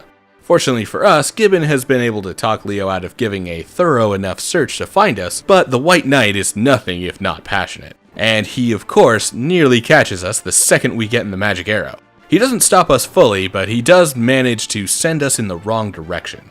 As we're flying, Lucia does worry about whether or not Gibbon will be okay. It's a small moment, and Jean assures us that he'll be fine, but it's worth noting because it shows some character growth. She actually cares about someone else's well-being. Oh, but don't worry about combat getting easier, because that growth won't be passing into her being any more helpful on that end. We've now landed in the Mystic Ruins. It's an odd little place, and it starts with an FMV of familiar scenes.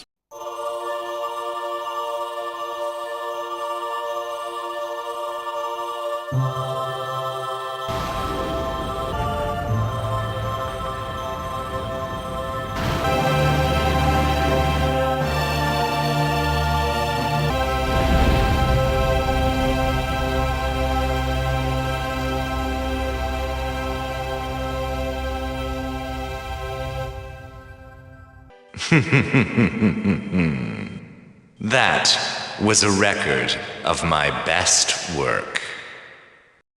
Who's there? That's the voice of Galleon.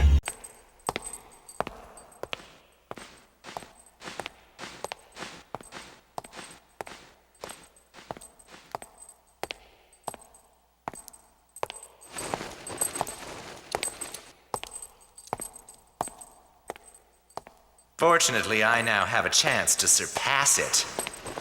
The world will once again be mine on a delicious half shell. And you can't stop me, Lucia. Yep, Galleon's back, and it would appear that the story of the first game has become a legend on par with that of Dyne and the Four Heroes. What is he doing here? Not much, but he does so enjoy goading would-be heroes, and he even seems to know who Lucia is, and vice versa. However, before a fight can break out with our previous big bad, he leaves and we're given the task of navigating our way out of the tower. This dungeon has a bit of a puzzle where paying attention to the direction of each moving platform will either bring players to various items through to the end of the dungeon, or if you make a mistake, to enemies waiting in ambush. At the bottom of the tower, we find something very familiar. It would appear that Galleon has constructed a new fairy garden in the Mystic Ruins, with all of the fairies speaking again to his goodness. In fact, while much of the same sentiment about having been saved remains from the Silver Star story, none mention being prisoner, or any kind of maliciousness from Galleon or anyone else. This place seems to be truly at peace in a way that the fairies in the Grindery never really were. Once we've left the Mystic Ruins, we can start heading back to Noto. However, the same problem as before appears to persist. Leo and his dragon ship Destiny are still hot on our trails and find us in the middle of a canyon. Trapped in the open with nowhere to run or hide, the party resolves that what they are doing is the right thing, and that they'd rather die than give Lucia up to Althena's guard. Well, all except for Lemina, who appears to be the only one with a brain cell between the bunch, bringing up the very logical idea that at least being captured isn't dead, and they can always try to figure a way out of it afterwards. You know, while they're still alive. Fortunately for us, though, we don't really have to worry about getting blasted to hell by the Destiny's main guns. Instead, we get rescued by some purple Deus Ex Machina lightning that zaps Leo until he's left a smoldering heap on the bow of the Destiny. Ronfar notes that it'll take more than that to kill Leo, but Althena's guard retreats anyway, with the other soldiers too afraid of what Lucia the Destroyer might do with their white knight out of commission. As we sit and wonder what could have done that, Lucia sees a man in the distance. Galleon. Did he save us? The plot thickens, it would seem. Back in Nota, we're finally able to cross, even being able to shop at some of the stores filled with better equipment over in West Nota. We also find the mayor, who makes gross remarks about how he intends to take Julia, the East Mayor's daughter we met before, as a trophy, and how the political joining will give him wealth and power. A real scumbag, to be honest. This Kyle guy, who can be found griping in the corner about the upcoming wedding, seems like a much better match. The next area is a grim location. For one, the town of Zulan appears to be suffering through a raging blizzard. One that the townsfolk seem to be convinced is not of natural make, and is causing people to shut themselves inside and become sick. In the mayor's house, we find a baby, the mayor's own granddaughter, is one of these sufferers, and her only hope is a special plant called snowsprout grass that grows up on the mountain. Both of the child's parents have already left to go scale the mountain and find the grass, but neither has returned in quite some time. We elect to go help, but this proves to be a request too far for Lucia. Regardless of the baby dying or the town in imminent peril, she decides that her mission cannot be derailed again. While it's understandable that to her, wasting time to save a single child is not worth possibly allowing Zophar to return and seeing every single human die as a result, Hero still might have hoped that everything they'd been through together would earn some trust in keeping the group together. So, while we swear to help the child and stop the blizzard, Lucia leaves us behind once again. It's as if nothing has changed since LARPA, even as the entire crew, minus Lemina, were willing to die to keep Lucia safe back in Nota. Up on the mountain, we fight some pretty tough monsters. What's worse, many of them are hiding behind walls of ice, which Ruby can melt in order to give us passage through the frozen caves. So it's similar to the Blue Dragon Shrine in Silver Star Story. Basically, it's a guessing game for which ice wall will be a path forward, which ones might have hidden items behind them, and which will have enemies. Fortunately for our purposes here, the MP resource management is kind of on the back burner. I mean, there's no way of knowing ahead of time, but we'll get a full heal before the boss. So there's no need to hold back against the enemies here. Cast magic to your heart's content and rip these guys to pieces. Once we reach the top of the mountain, the monster responsible for causing this blizzard creates an avalanche to wipe us all out together. Our only saving grace is that all the monster can manage is to throw a loose snow avalanche at us, so it mostly sweeps us away without dealing critical damage. Now, if that had been a slab or gliding avalanche, then that would have been the equivalent of being smacked in the face by the side of a freaking mountain, probably killing us instantly. So we'll thank our lucky stars, and the voice that seems to be calling out to us in the darkness. Hey, it's Lucia. Either she's back, or we've died and Hero is in heaven. Well, it's still cold as balls out here, so I'm going with the she's back hypothesis. Lucia even heals us back to full as we wake up. As we talk to her, gathering up the other party members on the way, she tells us what it was like when she left. How a hollow pain appeared in her heart, and how every step she took away from Zulan, the pain only grew stronger, and the emptiness grew wider. The others try to teach her that these emotions she's feeling are loss and anxiety. She was worried about us, and the warmth that she describes filling that void now that she sees us all okay is relief. Even if she might not understand what it means, Lucia cares, and that is what brought her back. And now, it's time to fight the missing link. The fight itself is a bit easier than the Magic Tester XL1, especially since we're finally up to a 5-person team now. Yeah, so as a final showcase of ludonarrative resonance with Lucia, now that she has come to terms with the emotional attachment she's built for the team, she is willing to actually participate in battles again. She'll now attack without being prompted to, she'll heal and buff allies instead of only herself, and she won't run away without the others in tow. I really love the design here and how her emotional growth is shown very directly in her gameplay. While we still don't get to control her, we can now rely on her a lot more to be an active member of combat, willing to risk herself and apply her magic to help the team succeed. Although, most of her heals and defense buffs tend to go to Hero. I wonder why. With Lucia's help, we beat the missing link and stopped the blizzard it had been creating. We also managed to find Maria, the mayor's daughter and the baby's mother. She's also holding on to the snowsprout grass we need to cure the baby. However, as we prepare to bring her down the mountain, it would appear that Maria has lost her memory, and doesn't remember being a mother or having a husband. The mayor does confirm Maria's identity though, and a short scene plays out where she continues to reject the previous life she can't remember. After asking to travel with us, or even electing to travel alone if we won't take her, the baby's cries bring her back where she sings a lullaby and soothes the child to sleep. Still not fully remembering her previous life, Maria decides to stay and wait for her white knight to come sweep her off her feet, choosing to take care of the baby until its actual mother arrives. Lucia comments again on the lullaby and continues to contemplate on the relationship between mother and child. After leaving Zoolan, our next destination is a familiar one. We're back in Maribia, although the locale has been a bit truncated. There's no Black Rose Street or pier, and Mel's mansion has been replaced with a dojo. In fact, that dojo is what brings Jean to the city in the first place. So she runs off that way as soon as we arrive. Meanwhile, in the rest of town, we can visit Ramus's shop. It's been slightly altered over the years, but the place definitely still has the same atmosphere. Hell, it even has the same shop owner, Ramus. Yeah, it turns out every generation of the family names their firstborn son Ramus, who then takes over the shop when the previous generation retires. Our current Ramus finds his shop in dire straits, however, as his grandfather gambled and partied the family fortune away in his youth. This Ramus now intends to rebuild the reputation and profitability of his shop, and appears to have a bit of a crush on Lamina. I mean, they're both obsessed with money, so at least they've got that in common. There's also 3 more bromides in Maribia. 2 are of Lamina, and they're in Ramus's shop. 1 comes from Ramus's creepy grandfather, who... Yeah, let's grab that Phoebophile pin back out. You're disgusting, old man.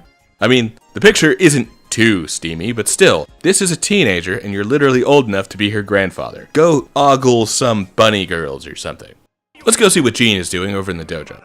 Well, as we arrive, we meet Master Lun. He does that cliche karate master thing of fighting off like 10 of his students all at once, calling them all weaklings and telling them to try harder. While we're here though, Jean wants to tell Lun about the threat of the Shadow Dragon cult, the people we saw try to kill her in that flashback a while ago. However, Lun doesn't seem to recognize them or their deadly martial arts, and he's apparently familiar with every martial art in the world. He does give us a lead to Tabin's Peak though, as it would seem that the description Jean gives of an evil cult that kidnaps and indoctrinates children to turn them into killing machines is similar to rumors he's heard in that area, with children attacking travelers on the road and causing problems for people around Maribia. As we head out to investigate Tabin's Peak, we leave one familiar locale only to find a familiar face. Is that Null flying up into the forest?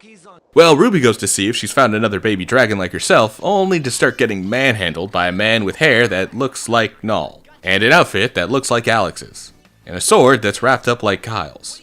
This dude is like a mashup of Silver Star Story memories. Who is he anyway? My name is Null.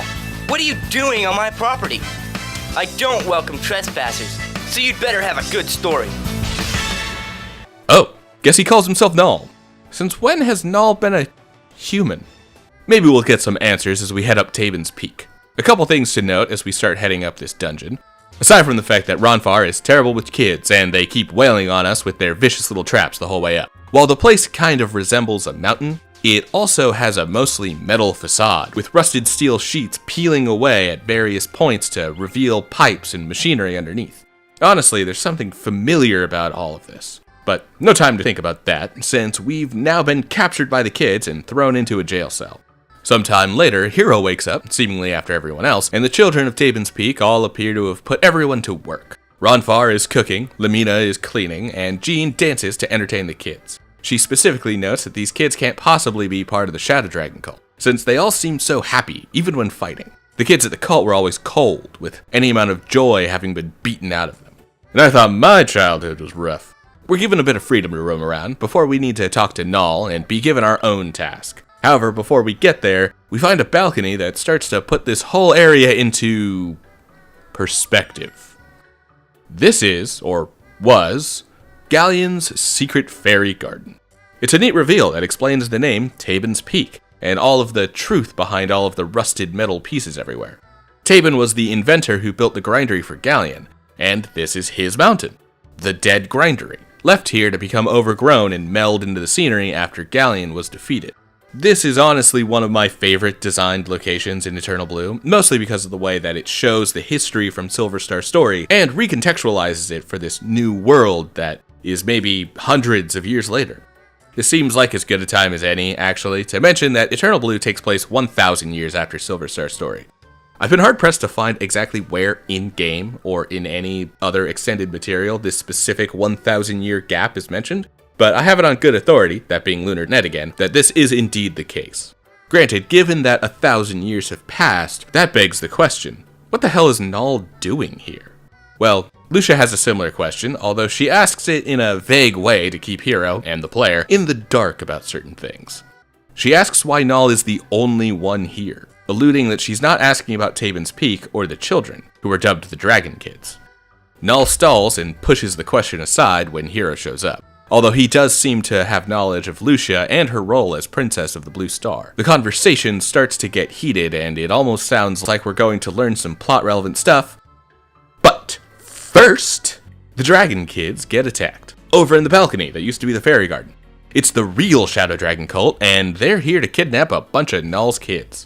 Naturally, with us being the most recent variable to change before the attack, and with Jean admitting to having been part of the Shadow Dragon cult before escaping, Null doesn't trust us, and demands that we return the kids. Seeing as how we don't know anything either, we can't exactly do anything to get the Dragon Kids back.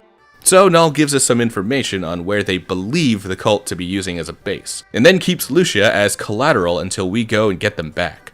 All things considered, this feels like a win-win for Null, since he clearly had something he wanted to talk about with Lucia that she wasn't comfortable discussing in front of humans. Turns out, we're heading back to the sewers of Maribia, which has an entrance in Ramus's shop and in Lund's dojo, both locations that we remember giving access to the sewers back in Silver Star Story. It's little things, but I do enjoy that even though the games are set a millennium apart, there is some consistency across the two. Not only does it help to keep the sequels feeling like they exist in the same world, but it also shows the care put into development by Game Arts. And I appreciate that the attention to detail was paid. Back in the Maribia sewers, the location hasn't really changed much. The puzzle here is basically the same as it was before. Press buttons in the only order available, and often get sucked into a ton of extra fights. Another note of continuity is that I find the spirit bandana in the sewers. Back in Silver Star Story, I found this for Nash and Damon's Spire, and it gave a defense bonus, plus a small wisdom boost, which improved his magic damage. So it is interesting to note that the same armor piece offers the same benefit of the wisdom boost for Ronfar in this game. Again, small details, but it goes to show that Game Arts didn't throw everything out and start over, instead iterating and improving on the previous game in real time. But more important is that we've found the Shadow Dragon cult and the children they've captured. We even find the masked man from Jean's flashback. He sends some of his students to fight us, but we do well to fight them off. Like, they're stronger than normal enemies, but not enough to really be a problem. After we're done wiping the floor with these guys, Jean attacks the leader and even manages to knock his mask off, which lets us see the top of his head, and we also heard his voice before. Man, he sounds familiar, but I can't quite place why. Not important. What is important is that we rescued the kids and they said they'll meet us back at Tabin's Peak. We can get there through this convenient exit out of the sewers that leads directly into Lund's dojo. And Lund's not here. It would appear that he's been requested to Pentagulia by the goddess. Okay, well, time to head back to Tabin's Peak, I guess. After proving ourselves to him, Null gives us the white dragon wings, which now have the ability to warp us out of dungeons instead of helping us backtrack to previously visited towns. He also names us a friend of the Dragon Kids, and we pick Lucia up. She's been learning how to sing a lullaby to the baby they've got here. The other kids beg her to stay, but on top of having our own things to do, Null says we're too old and need to leave anyway. Yeah, turns out Null has decided to play Peter Pan up here, in his special little tower where time stands still. Or more specifically, he forces anyone who does grow up to leave, whether they want to or not. It winds up working out, actually. We meet some older folks who mention having lived as Dragon Kids and living fulfilling lives later on. But that time in Tabin's Peak is where all of their best memories lie. So yeah, sounds like Null is doing some good for the orphans of Lunar, making sure that no kid across the world is forgotten, even when they have no one to turn to. With Tabin's Peak finished, we finally make it to Vane. And we left a pin in Vane back at the end of Lunar 1. Mia's last words in that game are how she'll work tirelessly to get Vane flying in the sky again, and rebuild the Magic Guild.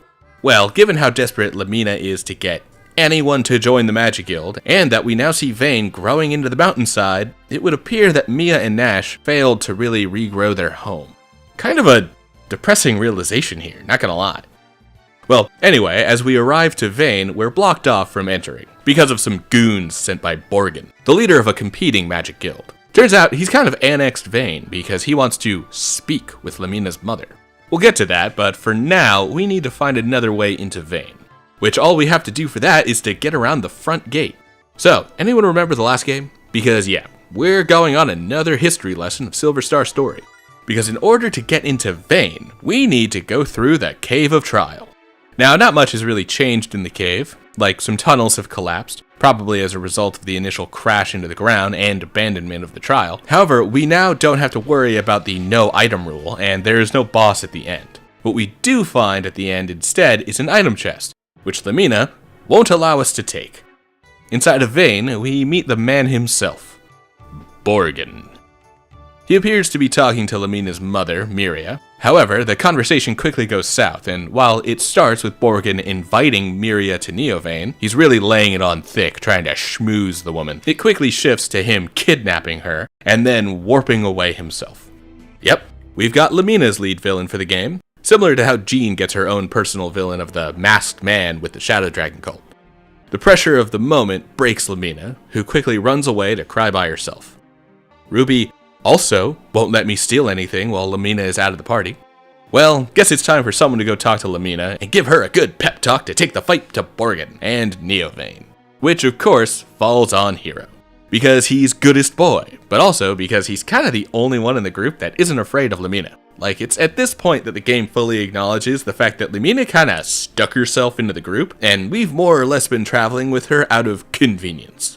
As made obvious by the way that she treats us like a cash cow that will bring attention and money to the Magic Guild. And also the fact that she was the only one who wasn't willing to die to protect Lucia from Leo earlier. Not that she didn't make a fine point, but her allegiances have certainly been in question for some time. However, with Hero rallying her to come with them to Pentagoulia and look for a chance to stop Borgin, she starts to realize exactly how self-centered she's been. And with that, not only is she a real part of the group now, but she also lets us take all of the chests in Vane, as long as they are perceived as useful towards the mission of saving her mother. I'll tell you which one is the most useful. It's this Gorgon plush here. The game calls it an Ausa family heirloom, and I think we all know whose it is. But it also has the benefit of having one of the biggest increases to Lamina's wisdom out of any accessory in the game. So we're taking it. Well, now that we've got some of our villains established, we need to continue on to Pentagoulia, again maintaining our heading towards Azado. To get there, we need to head through the Sluice Forest, a wooded area with a river that runs through the end and can only be passed when the sluice has been opened and the waters run low. Since we don't have full control over the water levels here, we need to wait out the night, hoping that whoever is in control will lower the water and let us through in the morning. This night holds the somber air of being the end of our journey together, as we're only a single step away from Pentagoulia now. And from there, everyone else has their own reasons to split off. Jean to talk to Lun about the masked man, Lamina to confront Borgin, and Lucia to finally have an audience with Althena. At that point, the ties that bind will loosen, and we'll all start heading out on our own way. Even later that night, we get a key interaction with Lucia. While everyone else is asleep, Lucia heads into the water and bathes by herself. Meanwhile, Hero also can't sleep and approaches without much thought. However, upon seeing him, Lucia freaks out, screams, and jumps into the water, telling him to leave as she doesn't want to be seen naked. I'll go ahead and dive into it a little here, that while Lucia doesn't have the most interesting characterization in either of these games, she does have the best growth. And this is one of the more on-the-nose moments of that growth. Because, she was completely unfazed before about being seen naked by Hero, back in the Illusion Woods. But now, in the Sluice Forest, she's embarrassed to be caught skinny dipping. She started to learn things from humans, concepts of shame or the need to hide her nudity here, obviously, but we've also seen her learn compassion for her friends, understand the anxiety of seeing people she cares about in danger, or the joy of traveling safely with loved ones. It's been a slow-going process, but that growth is great to see happen in real time. Something to think about the next morning as we find that the water has been lowered and we can make our way to Azado. We'll be in this town for quite a while, because as it turns out, the final leg on the trip to Pentagoulia is rather complicated. First, we need to check out the sanctuary, where Ronfar says he knows a guy who can get us on a boat to Pentagoulia. I feel like I'm saying unfortunately a lot, but yeah, we're at the but so moment. So, we're here to meet Ronfar's contact, but he doesn't work at the sanctuary anymore. So, we have to go find this man in his home where he is enjoying an early retirement that was forced onto him around the same time the giant statue of Althena was erected above the sanctuary. To note, the second we saw that statue, the entire party clocked it as feeling evil, especially the fire burning inside of its hands. When we finally do meet Ronfar's contact, it's a man named Balse, and he used to be the head priest at the sanctuary, but as he tells it, some recent activity among the Chosen has forced his retirement. His grandson reluctantly lets us talk to him, as the child appears to be rather paranoid about anyone who might be working against the Chosen. He's become a bit indoctrinated since the turmoil began. Turns out, Azado has been getting accosted by hellfire in the evening. For this reason, there has been a curfew enacted, and dissenters, like our friend Balse here, are being ousted from the Chosen. Some possibly even disappeared or burned in this unholy fire. What's worse is that the person controlling the fire appears to be none other than Maori. The villain at work here is Maori. I said it's but let me explain. So, remember when we first got Ronfar and he was in doubt about being able to cure Zophar's curse on Lucia? And how he seemed to have failed before with Leo's sister? You know, the love of Ronfar's life? Yeah, that's Maori. We haven't talked about her in a while. But it's time for a Ronfar heavy chapter, as he now has to face the conflict of what he did to Maori the last time he saw her. Specifically, the state that he left her in after curing the curse on her several years ago. Different versions of the game actually give different accounts of time, by the way, and the English Eternal Blue Complete leaves it kind of vague, but it's somewhere in the ballpark of 2 to 4 years. Anyway, we get a quick hint that Maori is involved with the Hellfire somehow, and then Balse tells us that we can leave for Pentagoulia tonight. He'll see us on a ship to head there, and we can lay low in his house until nightfall. When night does come, we head out, and he tells us to find the biggest ship in port. That's the one that will take us. 3 guesses on the name of that ship, because if it ain't the Hispaniola, it's most certainly the Destiny. Like, you guys have been on this ship before. It's extremely unique. We've never seen anything like it. How exactly did we not clock it for the flagship of Althena's Guard from port? Hell, we should have been able to see the damn thing from the city streets. The thing can kill mountains. We've seen it. Well, after some cartoon smoke fighting, we're captured, and it would appear that Leo is ready to finally execute the Destroyer. Until, of course, unholy flames start to rain down on Azado, threatening to destroy the town and kill the townsfolk. It takes some doing, but we manage to convince Leo that we aren't behind the flames, and he allows us to come with him to discover the source of this attack on the town. Although he does force us to leave the women behind as collateral. I'd call him sexist, but I'm a little too excited that we're going to get another certified bro moment! As we head into Azado, we find Balse nearly dead. Ronfar manages to heal his wounds, but we also find out that the current attack has been caused by the man's grandson, Porum. Turns out, he ratted us out to the Chosen, and not long after telling the Sanctuary that the Destroyer was in his home, the fires started to rain down. Like, it's the Chosen doing this, don't get me wrong, but he still bears some responsibility for having fallen too far in line with the indoctrination. But have no fear. The heroes are here to clean up the messes of those who have chosen to put their lot in with the obviously corrupt religion. Once we actually get into the sanctuary, the priests all mutter around about how the fires will burn the evil away from Azado. Going up into the deeper reach of the sanctuary, climbing up the interior of the statue as we go, we are attacked by monsters until we reach the top and the flames inside of the statue's hands come to life and attack us.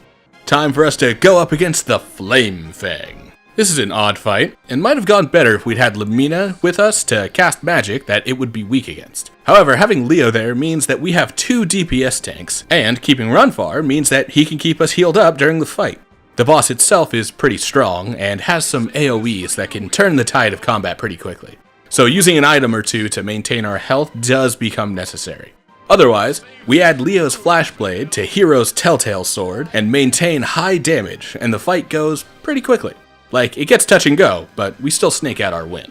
With our victory, we earn a semblance of trust from Leo, who struggles to understand the discrepancy between his orders from Althena and the truth of Lucia and her companions. So far, Lucia hasn't destroyed anything, and even her companions like Hero and his own friend Ronfar appear to be acting with kindness and courage. It's a lot for him to take in, and he decides to release her from her bonds, even if he still plans to take us to Pentagoulia.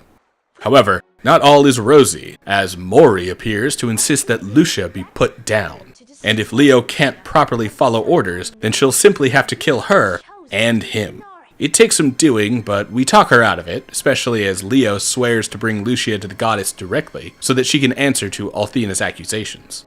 The plea works, and Mari sends a flirty glance at Ronfar, but not exactly in a way he'd like. Probably because she's not quite submissive enough for him. Now, with the danger past, we're on our way to Pentagoulia, and we're finally on Disc 2, baby! Which is about the halfway point. There's a third disc as well, by the way. But it's only like 1 dungeon plus some extras. It really only exists because of this game's lean FMV. Still, now that we're on Disc 2, let's get another FMV. How about one where Lucia is conflicted about her mission finally coming to an end?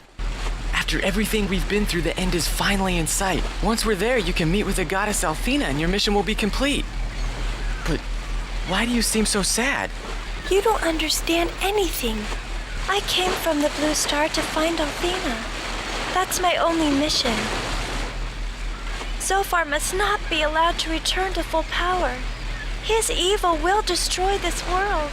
Hero, the only hope for blocking his power at this point is to seek help from Althena. Once that is accomplished, my mission here will finally be complete. But then, I can't stop thinking about what will happen if... Oh, Hero, you can't possibly understand. Just leave me alone. She appears to be struggling with something that she isn't opening up to Hero about. And it might have something to do with whatever it was that she wouldn't talk to Null about in front of humans. Something to keep in mind while we finally arrive to Pentagoulia. And when we do finally get there... Welcome to Pentagoulia. I'm impressed with your cunning and resolve. Unfortunately, the sands have nearly run from the hourglass. That's the voice of Galleon. Well, it would appear that Galleon has arrived to greet us, and now acknowledges that he's been watching over us this whole time, something we saw when he drove Leo and the Destiny off earlier. Makes it pretty unclear exactly what he's planning. And then, we're told that Galleon is currently known as the Dragon Master. Whoa, hold on. Excuse me? How dare you stand where he stood and disgrace that name? Let me at him! I'll kill him right now! I'll do it with my bare hands! That feeble vile motherfucker!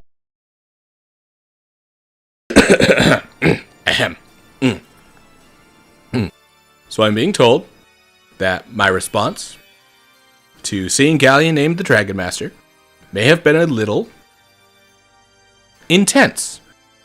And I've been requested to tone it down a notch. It's okay. I can handle this. Also, I've taken him off the screen and our friends have decided to leave to meet their respective reasons for coming here. Meanwhile, we're heading to go talk to Althena. Leo tells us to behave ourselves, but Lucia senses something has gone wrong. The woman who appears before us, claiming to be Althena, isn't the real Althena. I mean, the black hair should have been a dead giveaway. We know that Althena has blue hair, like Lucia, or someone else. I can't quite remember. It feels like it's been a while. Like 1,000 years. Anyway, Lucia tries to murder the fake Althena at the first opportunity. However, Galleon stops us, and we are immediately captured as a result. We do get to fight Galleon, but like the last game, the first fight against him is one that can't be won. So naturally, he knocks Hero out, although it looks like we did manage to get a few good licks on him before going down. After our confrontation with Galleon, we're shoved into a cell in the White Dragon Tower, one of the 4 towers that make up the outer ridges of Pentagoulia. There's a White Dragon, Blue Dragon, Red Dragon, and Black Dragon Tower, all controlled by Althena's 4 heroes. Not that it really matters now, since we're trapped here in this electrical cell. That is, until someone arrives to free us. But who could this knight in white clothes with a red cape and blue hair possibly be? I couldn't guess. Not when he has that mask on. Alright, time to meet Mystere. He's here to help us escape from the White Dragon Tower, and he's definitely not anyone we know. Because, you know, we don't know anyone who wears a mask like that. Although I will say, he must have learned to fight from the same master as Leo, since he uses all the same attacks. Also, as we head out of the White Dragon Tower, I have to point out the bop that plays down here at the first floor.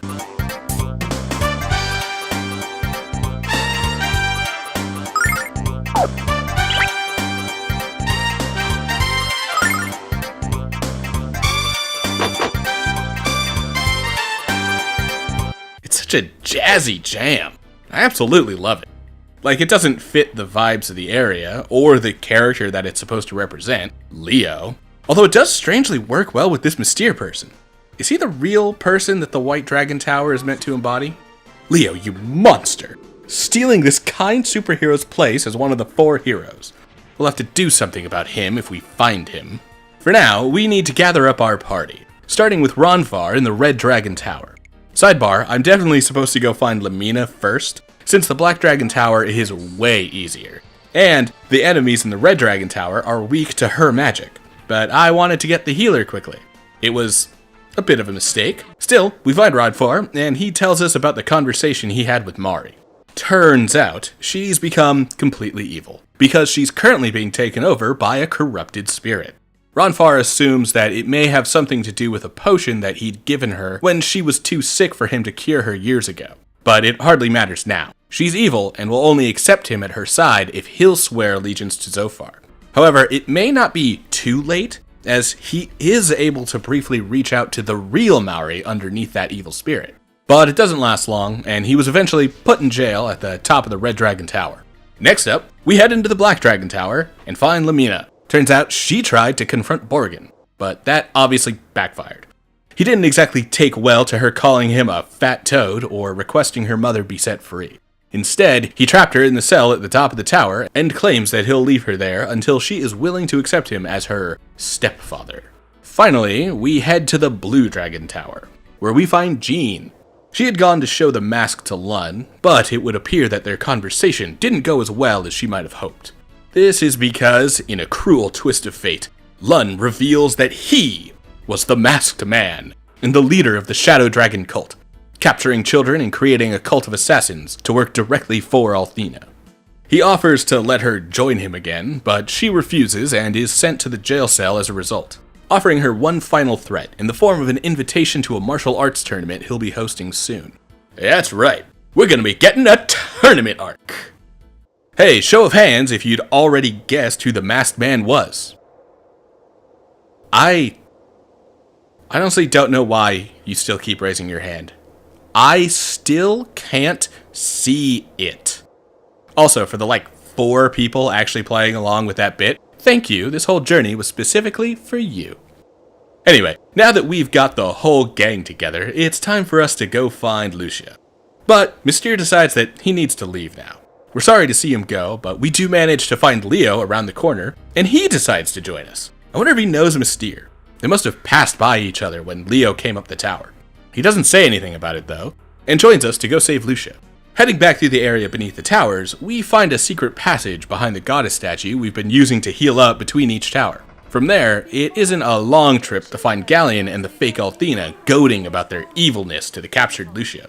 Galleon commenting on how Zophar promised him revenge for what happened in Lunar 1, and the fake Althena confirming that she's doing this for the sake of being promised eternal youth and beauty. The true purpose of Althena's cult is to aid Zophar in his return to power, and once he is restored, my revenge will be complete. I won't let you do that.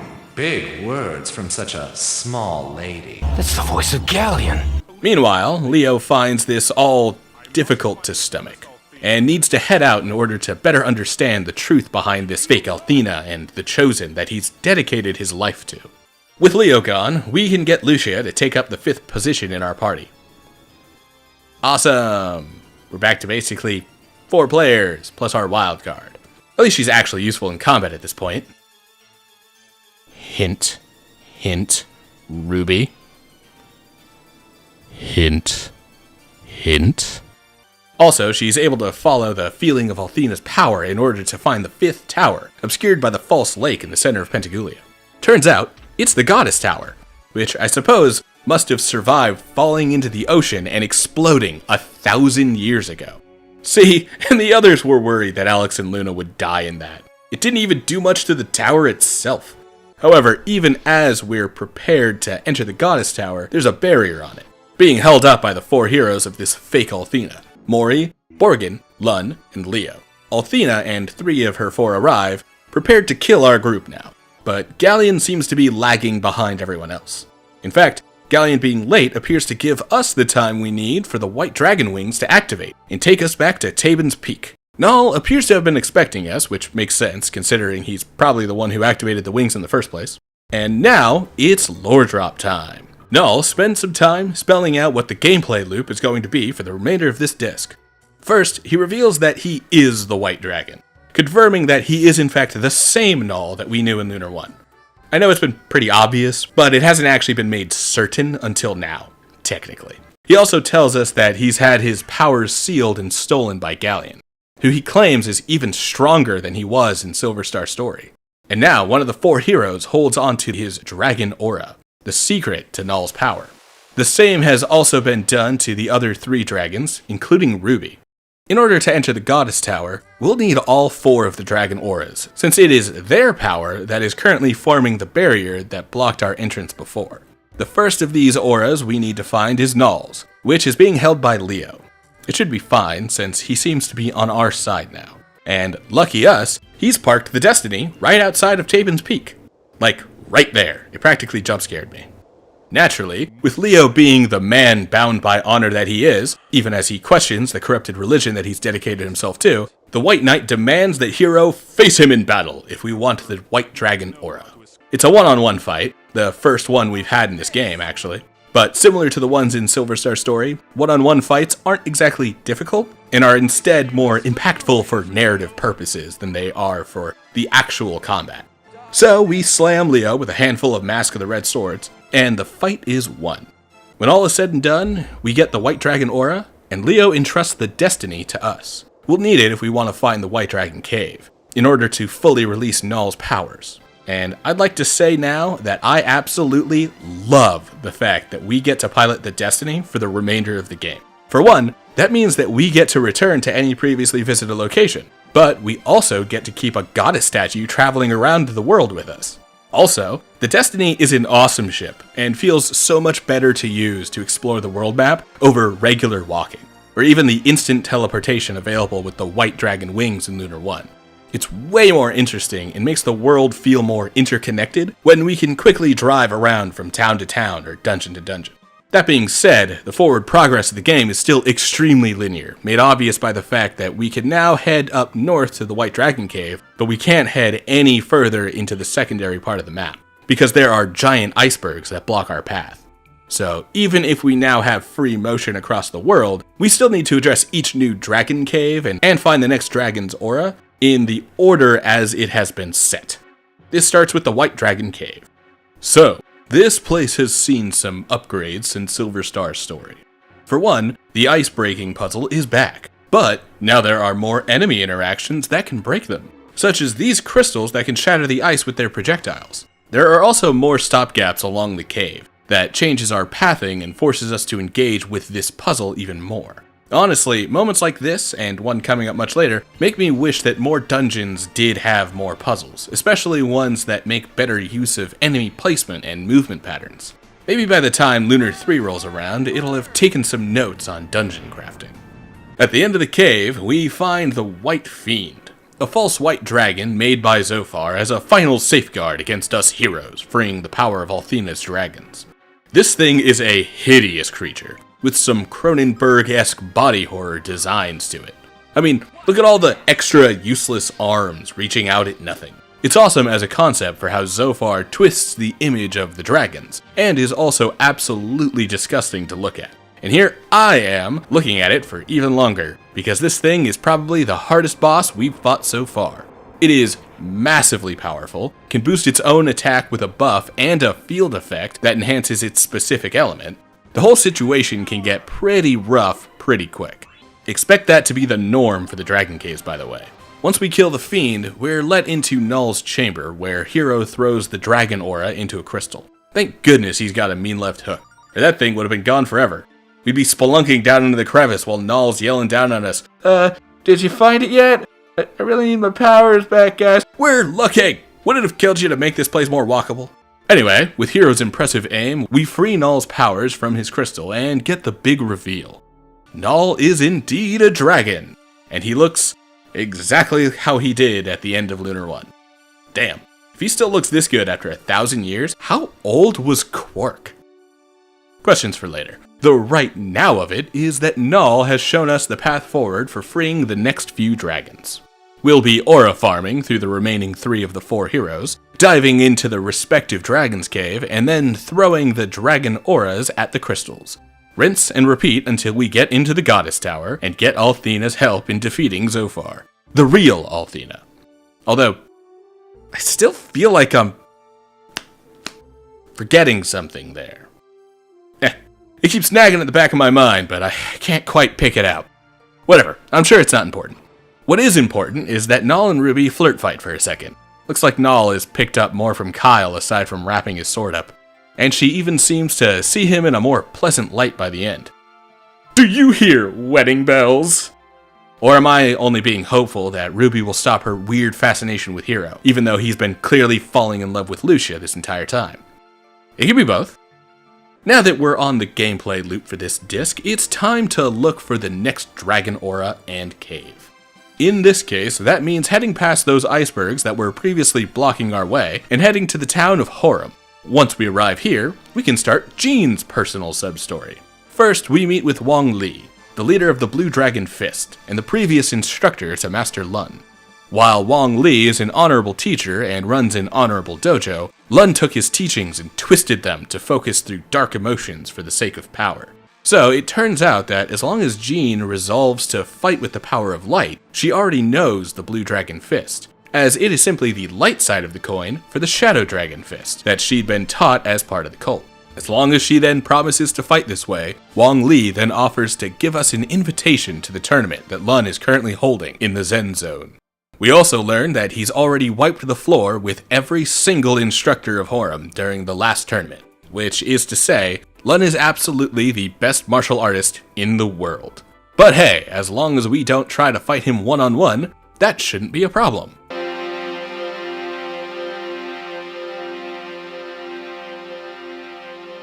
Once I tried to bury the past, but it will not be buried. The knowledge haunts me. I will deny it no more. And so it has come to this. I must now embrace what I once despised. The time has come to put aside the mask I have chosen to wear. I'm finished running away. This is my destiny. Alright, it's time for that tournament arc. Pew pew pew pew! I didn't want to pay for sound effects. Pew pew pew pew pew pew! So, what's up with the fights here? Who are we going to get connected to? And root to see who goes further. And then have to contest with 2 characters we love having to fight each other for the sake of taking on the ultimate villain. Oh, none of that? We fight basically 2 groups of dudes and then the Assassin Bros? Well, there is some stuff that happens between there. For one, these fights are actually pretty tricky, partially because we lose Lucia and Lamina from the team, but also because we're up against groups of 3 fighters, with some of these groups essentially being mini-boss fights in themselves, especially these Wolfmen and the Assassins. However, with those guys down, we can now fight Lun, and as long as we triple team the old man, this should be fine. And Jean is fighting him alone. You know, there's proving a point, and then there's dying over pride. And here I thought we got rid of that all the way back in the fight in the Weird Woods when we shirked Lake's offer to help. Whatever, let's get through this. Well, again, one-on-one fights are rarely about difficulty and more about narrative impact. That being said, this is one of two potentially very difficult examples of these types of fights. The next one will be one of the last things we talk about, so don't even bother to put a pin in it. That's way down the line. Still, we can tip the scales in our favor. For one, the healing ring goes hard here, as the extra few HP at the start of each turn can give us more opportunities to get some damage in with Jean's new Blue Dragon Palm attack. This will be a staple of boss fights in the future, by the way, essentially replacing Kyle's role with Power Slash from Lunar 1. The result here is that we get through the fight and show Lun that his method was never going to make him the strongest martial artist. Then Lun has a complete heel turn, but to the side of good this time. Yeah, having fought with love for her friends in her heart, Jean managed to shed that light on Lun during their confrontation. As a result, he realizes the error of his ways, seeing that shutting himself off from his emotions didn't make him any stronger. Or at least, it wouldn't be able to bring him to the pinnacle of strength as leaning on those very emotions has done for Jean. In the end, Jean also gets the chance to do something she'd never thought she could get in the first place. She allows herself to forgive Lun for his wicked ways, and both are able to move forward and grow far beyond where they would have if she hadn't. Then, Lun hands over the Blue Dragon Aura, resolving that his taking of it upsets the balance of the world and his own heart. With the Blue Dragon Aura in hand, we get to head up north to the Blue Dragon Cave. No more Festival and Lighten, and also no more teleporting pool puzzle. So it's basically a cave, full stop. Yeah, a lot less interesting, but I'd say that considering the trade-off was Lighten Cave for Lun's tournament and Jean's story arc concluding, this was a worthy trade-off. Also, one improvement from Silver Star Story's version of this place comes in the form of a boss that we now find at the end, the Blue Fiend. Yep, it's another body horror version of the associated dragon, and at this point, you may have started to notice the pattern. We'll be finding these fiends in pretty much every dragon cave. And you know what? This guy is also a brutally difficult boss, something I'll be saying about all 4 fiends by the end. If the one-on-one fights that got us the auras so far were overly easy, the fiend encounters more than make up for it. Again, a lot of that difficulty comes from the boss being able to boost up its own attack and defense, as well as altering the elemental quality of the battlefield in order to further improve their attacks. Lamina is clutch in these cases, by the way, as she can dispel the damage stat boosts on the bosses, and bring them out of the damage range of one-shotting us with each attack. This one doesn't get a win on me, but it's certainly far from a clean victory without any trouble. Once through the boss, we follow the previous pattern and huck the Blue Dragon Aura at the associated crystal. Interestingly, this seems to still be the same dragon as in Silver Star Story, complete with being a bit overly talkative.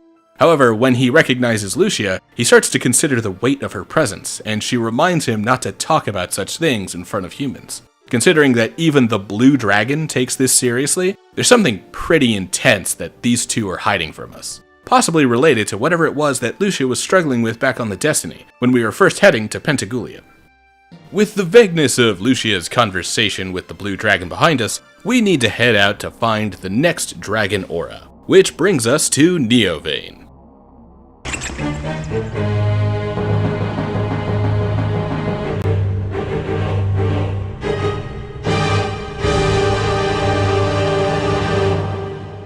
Yeah, turns out while Lamina hasn't been able to rise Vane from the ground again, Borgin has managed the task with his new Dark City Neovane.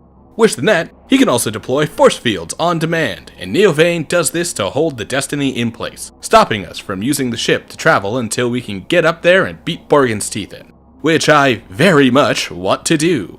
First, let's head to the only place we have available, the Zabak Mines. As you might have guessed, it's another enemy-filled maze, although I do love the little guys in here. Look at these bombas in their various forms, baby, boy, big, and elder. Oh, and they can absolutely explode in your face and kill the whole party, so take out the ones with the lit fuses first, every time. On the other side of the mines, we find Zabek. Who'da thunk it? A town built in the shadow of Neovane. The children here study their magical abilities because anyone who passes the test of magical acumen is allowed into Neovane and becomes a major status symbol of this society. Otherwise, they're sent back down to Zabek to work in the mines, gathering black dragon crystals in order to keep Neovane aloft. It all has a bit of a Midgar and Corel vibe, with Borgin and his magic guild acting as this region's version of Shinra. This includes the fact that the people of Zabak even know that they're deteriorating their land by constantly digging through those mines.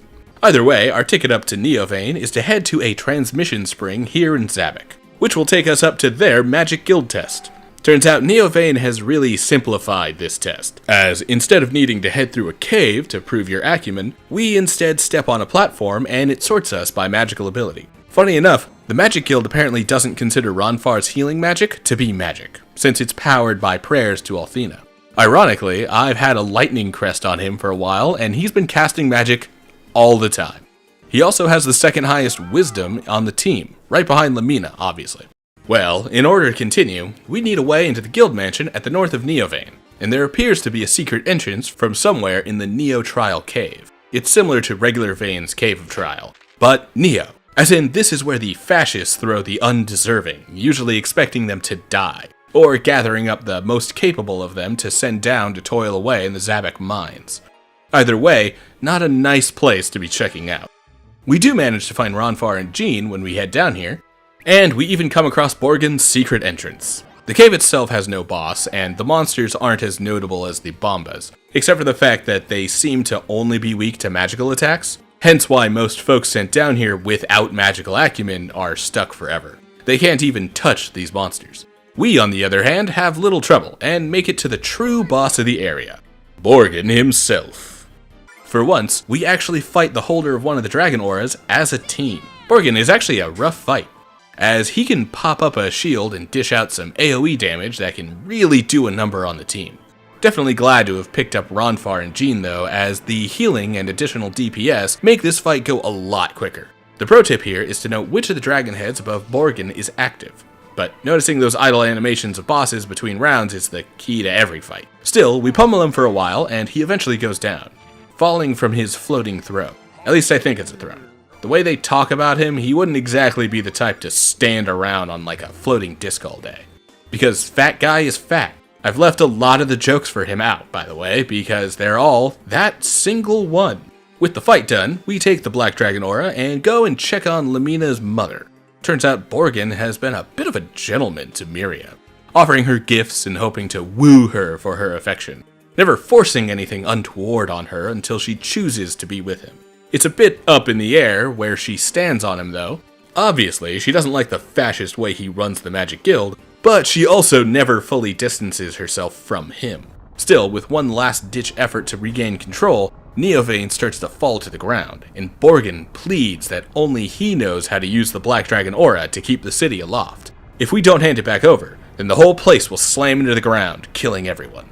However, his final grasp for power is in vain. Told you I had one more. As Lucia uses the power of the Black Dragon to set the city peacefully on the ground, saving everyone in the process, but completing our act of stripping Borgin of all of his power. Lamina then gives Borgin a pep talk, rallying him to work together with her and Miria to rebuild the real Vane, the right way, without requiring tests for the Magic Guild, and by working to spread knowledge to all who wish to have it, not only those who have any magical abilities. Like Lund before, Borgin has his heel turn moment, and the third of the four heroes is brought to the side of good.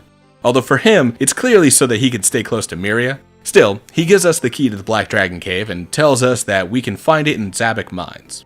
We'd already found the door earlier, but couldn't get through until we had the key.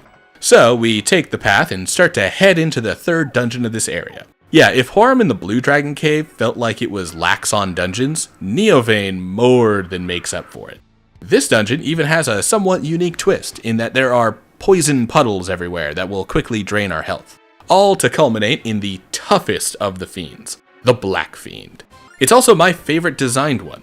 The vibe here is a little less Cronenberg and a little more Giger, but that leads to a very insectoid type enemy that looks like a stick bug mixed with a beetle.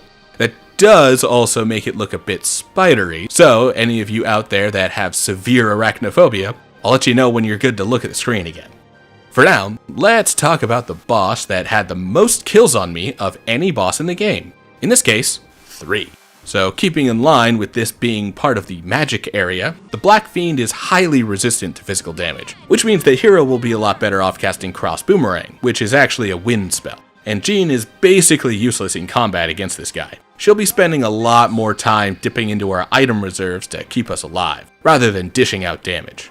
Meanwhile, Lumina and Ronfar are kind of on DPS duty, but they still need to periodically make use of their support roles. The result is a long, arduous fight, dealing very little damage and spending several turns playing catch-up when he decides to smack the crap out of us. And we're out of the arachnophobia mode, by the way, so you Spider-Verse folks can open your eyes again.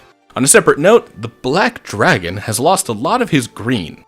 Guess he's out of the Billie Eilish phase. Although, I do think I quickly heard him turn off Pink Pony Club when we came in. He also talks about the weight of Lucia's presence, but we remain vague and move on to our next destination. Time to find the final Dragon Aura. Our next destination is the small town of Rakuli. We find Leo here fairly quickly, and it would appear that this place has significance to both him and Ronfar. Turns out, they grew up here, alongside Leo's little sister, Mauri. It's here that we finally get a deeper understanding of what happened to her. A mysterious illness spread through the village, and everyone who contracted it died. Everyone except for Mauri. However, she only survived because of a mysterious antidote that was given to Ronfar by a passing stranger. Turns out, this mystery antidote was actually Zophar's blood. That is why Mauri is suffering under the evil that currently affects her. It's Zophar's curse, taking over her mind and making her an extension of himself. Now, we can see from the people around town and from the nearby sanctuary, Mauri appears to be forcing others to drink more of Zophar's blood, spreading his influence even further. We see the result of this being that many of the people that she's already cleansed in this way speak of eradicating the world of the unworthy. This has led Leo to resolve to do what must be done in regards of Mauri. Of course, for him, that means heading into the Sarek Palace where she currently resides, and killing her. For us, however, we have Lucia to tell us that she might be able to fix the issue as long as we can get something that holds some of Althena's power. And wouldn't you know it, there is apparently a treasure exactly like that in the Sarek Palace. So naturally, we rush there to quickly slaughter a bunch of priests. Or maybe some monsters instead. The hell are monsters doing in a giant sanctuary? You know what? This isn't the first time we've seen something like this. In fact, one of these Althena worshipping sites we saw that was related to Mauri had more of them. Well, once we get past the monsters, which are very easy to run by, we find the Althena's aura. After finding it, Lucia casts a spell and sends the power of Althena throughout the palace. Back out in the opening area filled with priests, we can already see the effects, as many of them have gone from wanting to spill the blood of the innocent to questioning what they're even doing here. This turn continues as we find Mauri, with Leo already confronting her, and not willing to listen to her or us as we tell him that we've banished Zophar's presence. Turns out, he's not entirely wrong though, as Mauri is still under the influence of Zophar, since she'd been cursed by him for much longer than the others in the palace. That doesn't mean we're out of options, however, as Lucia offers to send Ronfar into Mauri's mind in order to break Zophar's curse on her once and for all. In the meantime, the rest of us, Leo included, have to fight Mauri's id. It's a pretty simple fight. While playing as Ronfar, we confront the different parts of Mauri and find the version of her that is real and accept her. Meanwhile, the rest of the team will have to fight off individual monster heads, one at a time. The trick here for the battle party is to attack the flashing one that represents the part of Mauri that Ronfar is currently talking to. Then, as Ronfar, we get a flashback to when Mauri was young, and he made a promise to always protect her. Once the battle team fights a final version of the id, we get the rest of the flashback and Mauri is cured from Zophar's influence. Leo pouts, seemingly upset to not get to murder his sister. I think he's jealous that she gets Ronfar after all of this. Or he might possibly be conflicted to find that his convictions that he holds so steadfast to continue to prove him to be narrow-minded and blinded by a sense of duty that continues to make him a lesser man to others like Hero and Ronfar. Sounds like he might need a confidence boost. Maybe he should go chat with Mystere. That guy always brings up the vibes. With Zophar gone, Mauri gives us the Red Dragon Aura. and we head into the Red Dragon Cave. As we head inside, Null continues to encourage Ruby that it's time for her to grow up. In some cases, he instead yells at her that it's time for her to let go of her childishness, but he also tries to explain to her that she has a duty as a dragon with a nearly immortal lifespan, one that will cause her to outlive Hero 100 times over. Essentially cluing in that she'll need to be able to let go of her childish affection for him if she wants to save the world. Ruby struggles with this as we make our way through the Red Dragon Cave, and once we throw the aura at the crystal, we're given the unfortunate news that if she doesn't accept the power of the Red Dragon and grow up, then the released energy will kill us all. No pressure. Well, naturally, Ruby accepts her place as the Red Dragon in the last second, even accepting that one day she'll have to watch Hero die, but that she'll hold the memories of this adventure with her forever. Also, even though we see her full-size dragon form, she decides that she enjoys the flying cat look, since she can ride on Hero's shoulder this way. Her and Null also do the yell flirting thing. Cute, I guess? That's what you get with that tsundere, after all. We've also skipped over the fight with the Red Fiend for the sake of getting the story beats in a more fluid order. While the Black Fiend was my personal favorite design, the Red Fiend is my girlfriend's favorite. Because it's a fire puppy. Because, say it with me folks, all dogs are puppies. However, our favorites aside, the Red Fiend also manages to get 3 more kills on me. To note, these are the most deaths I faced against a single boss across both games while recording for this video. Seriously, these guys are that hard. What finally got me over the hump was finally equipping the White Dragon crest to Lumina. We've gotten a new crest for releasing the power of each dragon on this Aura quest so far, and equipping them unlocks the associated dragon spell from Silver Star Story. So, focusing some of my efforts on making sure that Lumina could give us a solid White Dragon Protect throughout the fight, as well as shoring up Hero and Ronfar's fire defenses, since they wound up taking the brunt of the boss's fire breath attack, meant that we finally had the survivability to actually take this guy down. Seriously, this one was a handful, and even with all of the defense boosting, I barely survived by the skin of my teeth. I also want to talk about the journey to release the dragons from Eternal Blue. It's very similar to the quest to becoming Dragon Master, but also very different.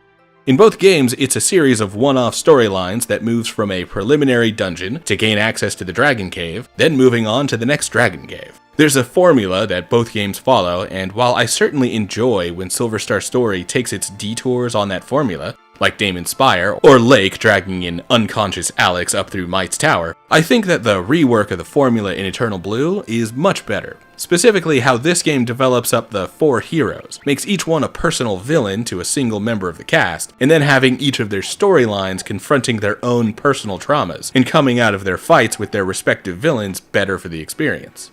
Like Jean's whole storyline with the Blue Dragon Fist Dojo, and overcoming the evil of Lun and his Shadow Dragon cult. This is partially because the narrative also plays directly into gameplay, by giving us a new DPS fighter once Jean makes the transition from Romani Dancer Jean into Blue Dragon Fighter Karate Master Jean. However, I also really enjoy the storyline and the character of Jean, and how she's grown since she first joined us, now embracing the weapon that she was molded into, but using that for good rather than for the evil that it was intended. You know, it's a fun story. We can't control the traumas that are forced on us, but we can control what they turn us into. And Jean's strength makes her into such a hero that she can even reach Lun's cold heart. I also don't want to gloss over how quick all of these sections are though. Even in this Jean example, we arrive at Horum, one cutscene later, Jean is now a Blue Dragon Fist master, then we head over to the Zen Zone, do 3 fights, then Jean beats Lun and his heel turn is immediate. Still, the second disc is the part of the story where I think Eternal Blue excels over its predecessor, because each individual party member is given a lot more stakes and agency throughout the narrative. In Silver Star Story, most of the party has reason to want to fight either Zenobia or Galleon, but they don't get their own personal villains with their own unique growths to traverse through. The point is, it's a great narrative design and sometimes lands short, but overall improves on the same section from the previous game. Outside of the Red Dragon Cave, the skies go dark and the atmosphere goes cold. As an ominous voice fills our head, the difficult truth peers into view. Zophar's return has begun.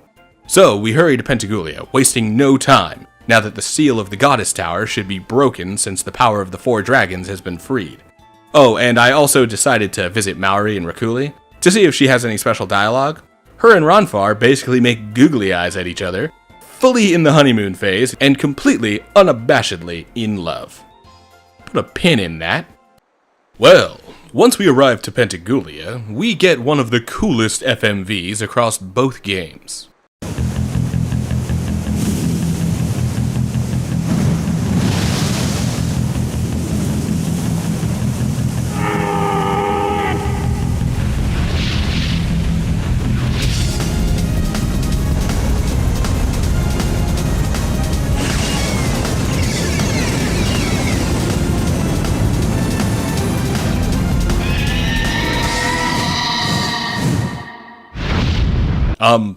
Weren't there people there? Like, that was a city, right? I mean, I know there are enemies, but weren't they indoctrinated by Zophar? Shouldn't we be trying to save them? Okay, him we're definitely going to kill. Although it looks like we might still be totally powerless to actually fight him. Granted, it seems like Lucia is willing to use her power to protect us, rather than fighting outright. Amused by her convictions, Galleon allows us to make our final approach on the Goddess Tower. When we arrive to Pentagoulia, we see the full effects of Zophar's stranglehold on the city. Most of the people appear to have been turned into monsters. So, I guess that dragon assault had no casualties. At least none that matter. Yay! We're still heroes! We only killed Zophar's nameless, faceless victims. Why don't I still feel like a hero? Now, we can also make our final assault on the Goddess Tower, which actually starts with a redux of the Fortress of Althena from the Silver Star story. There have been a few walks down memory lane already, especially with the whole Dragon Aura quest mirroring the Dragon Master quest. However, this one has almost a somber feeling to it, as the Fortress of Althena and Goddess Tower seem to have only become more infested with monsters and warped over time. This eventually leads to us finding the mural from early in the game, this time with Lucia explaining exactly what happened the last time Zophar rose to power on the Blue Star. He corrupted people into monsters, possibly even being the source of all monsters in the world even now. And in the final conflict with him, it would appear that he set off a massive, destructive force that left the Blue Star uninhabitable. We also get the clarity that the Fortress of Althena was a spaceship, used to usher people from the Blue Star to Lunar. And Lucia was left to wait for the old world to be restored. A quick aside from an interview with Kai Shigema, included in the Lunar 1 and 2 art book, when asked about the relationship between Lunar and the Blue Star, he explains that Lunar is essentially an energy generator, gathering magical power as humanity lives their lives there, and sending it back to help repair the damage caused on the Blue Star by Zophar's fight with Althena. It's hard to say exactly what will happen to Lunar and the people there once the Blue Star is capable of supporting life again, but I suppose it's fine to be left vague. Either to let us come up with our own conclusions, or maybe it can be covered more intently if there ever is a Lunar 3. It's happening! I swear. Anyway, at the top of the tower, we find the fake Althena as she stares into the sky, pleading with Zophar for the eternal beauty and everlasting life that she was promised. And this is when she finally learns the extremely obvious lesson that anyone else in the world could have immediately intuited from the reverb on his voice and laugh alone.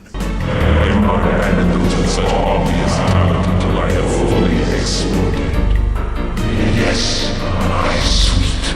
The curtain lies among your finest rewards. Rise up now and destroy the opposers. Zophar lies. The boss fight against the creature that Zophar makes of the fake Althena is pretty sick though. Also, quick note, we've already got an old man named Gwyn, and now we're seeing Najka? How much of Lunar 2 is Dark Souls going to keep stealing from? This is another fight to watch out on how your characters are lined up. Basically, try not to keep anyone standing behind whoever is taking the tank role.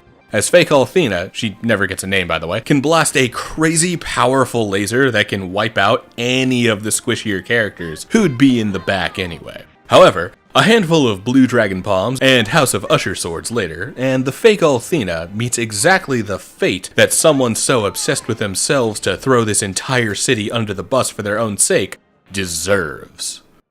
Now, we get to make the final stretch. Lucia is about to finally find Althena at the top of the Goddess Tower, and instead, we meet Null. Turns out he's got one last reveal for us. Time for the dramatic irony to fully take effect. With a few tears from Null as he sees his old friend, even taking a minute to connect to Ruby, confirming that her fear of losing Hero does hold meaning for nearly immortal creatures like themselves, it's time for Lucia to meet the hologram of Luna. Right. Luna. That's why all this needing to find Althena stuff felt like it would never work. Now, faced with reality, the projection of Luna from 1,000 years ago attempts to reach out to Lucia's heart, knowing that the journey to get here would have required her to understand and grow with humanity. She explains how Althena has given up on her cycles of resurrection, and now will never return to the world, having chosen to live a final life as a human, in order to allow humanity to grow outside of her shadow. Now, Lucia too needs to hold that same faith in humanity, and combine powers in order to defeat Zophar for good. It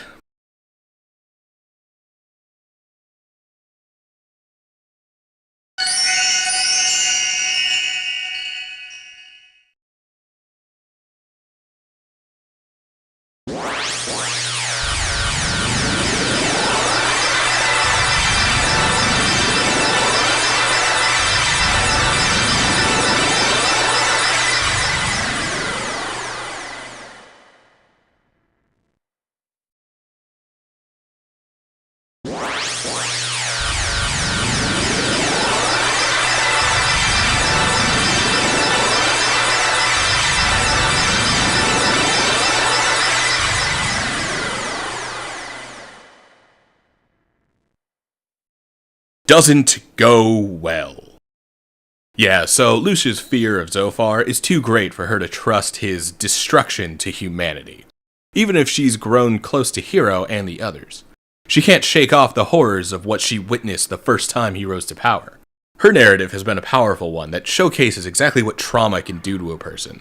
We've seen it with the others too, with Ronfar having fallen into gambling after the trauma of cursing Mari, or Jean running away from her past traumas with Lun in the Shadow Dragon cult, and both of them needing to confront the source of that pain in order to grow and overcome it. However, with Lucia, her trauma is that of the Cataclysm himself.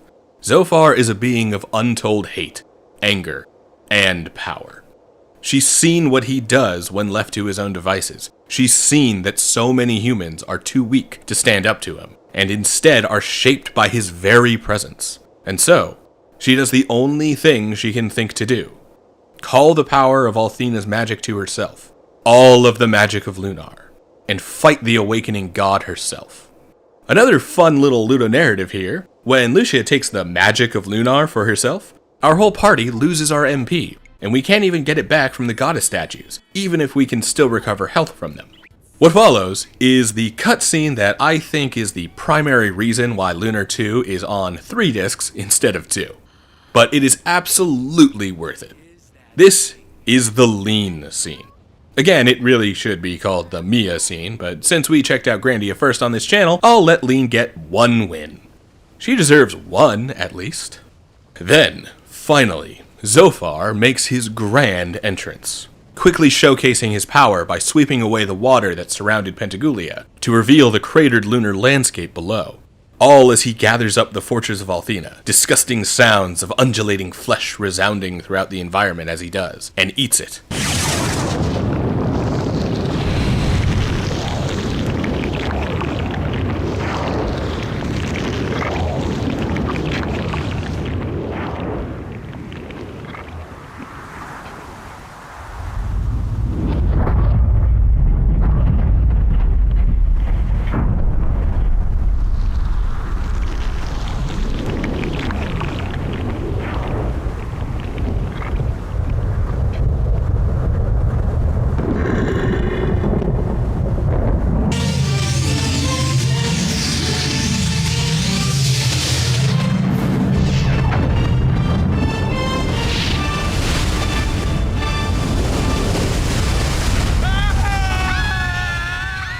and at the same time tossing the destiny off into the distance, where Ronfar decides... Is everyone okay? Ronfar! What do you think you're doing? I didn't think you'd notice.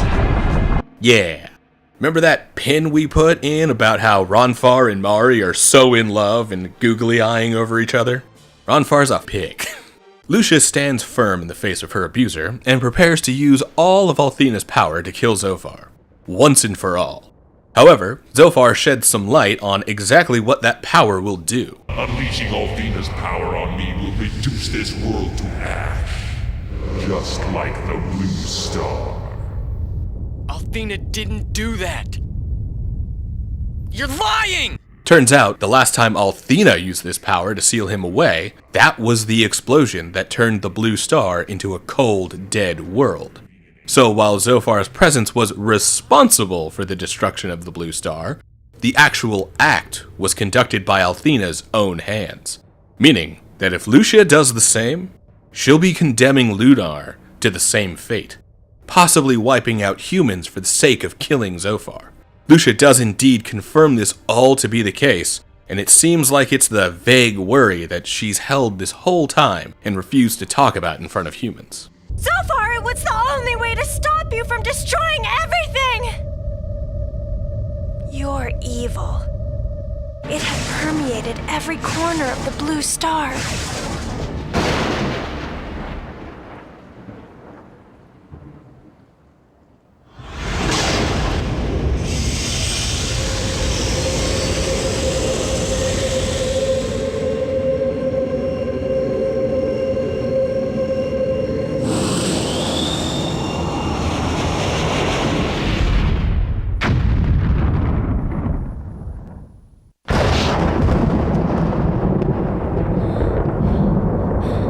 However, Lucia never gets the chance to use it, as Zophar threatens Hero and the others, which forces her to jump to their defense, and in doing so, get captured by Zophar herself.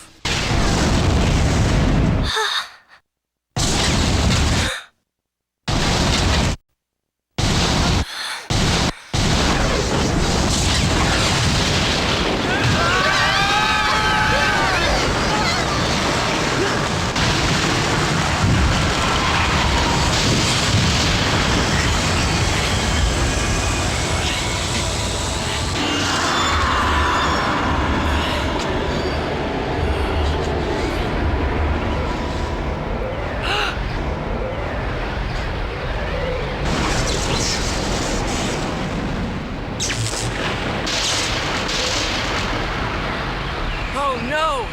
Lucia, no! Hero!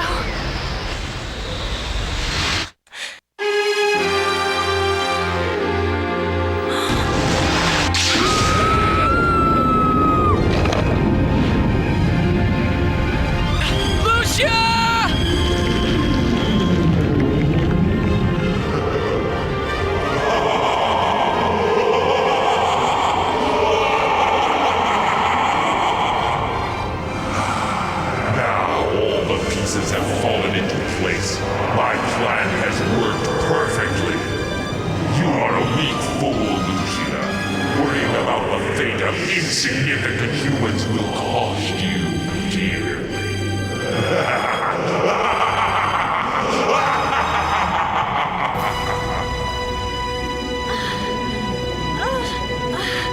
Hero! Get away!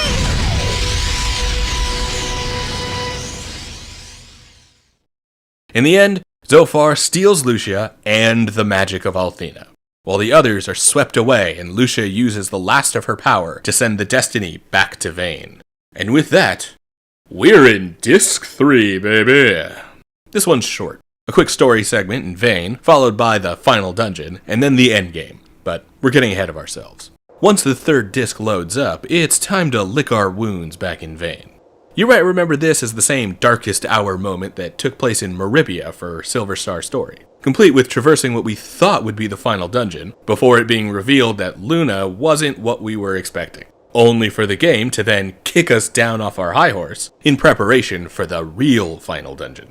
I'll talk on this more towards the conclusion, but this might be the key to Eternal Blue being the perceivably better game because it iterates on and improves the gameplay and storytelling of its predecessor, while I still continue to love Silver Star's story more because it set the template and all iteration on the foundation it laid still feels like imitation rather than innovation. Still, we're here in Vane and we can talk to all of our friends, even though we've been kicked to the curb and don't have access to the magic that once made us powerful enough to face off against foes. The growth that our teammates have found hasn't faltered.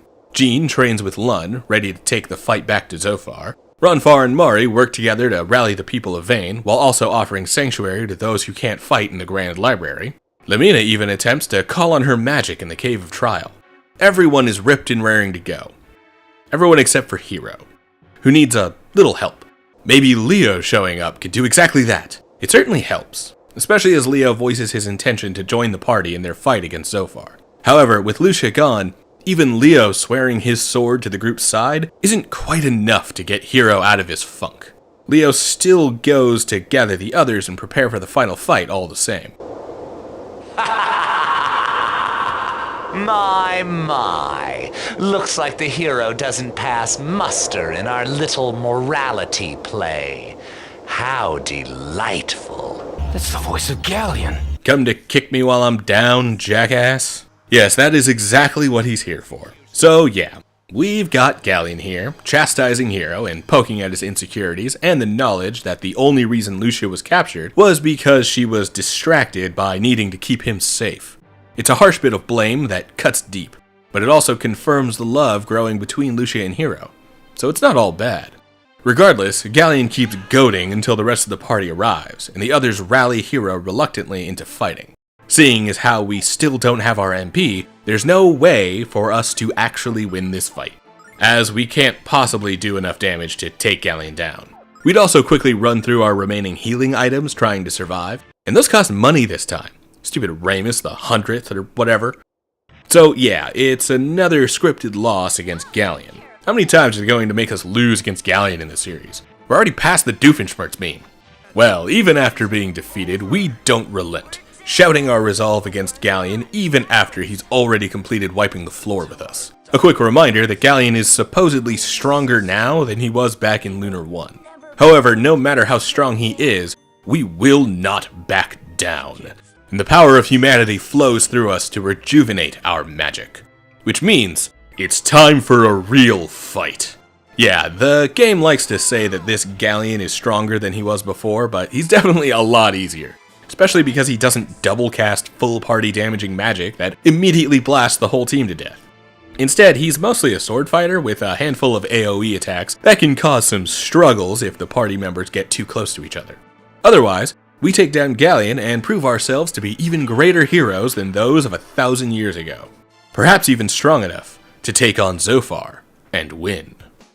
As we beat Galleon down, Hero realizes that he was never here to kill us, only to test us. Turns out, the reason Galleon has never killed us before this fight is because he'd already switched sides.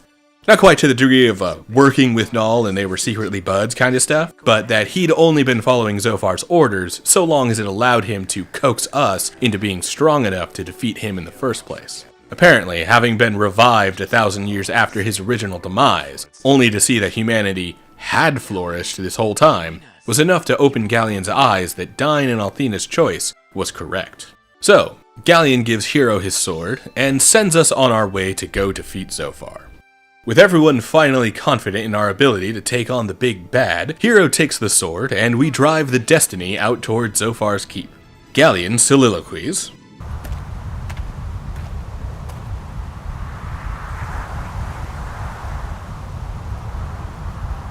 Are you watching in secret, Dyne?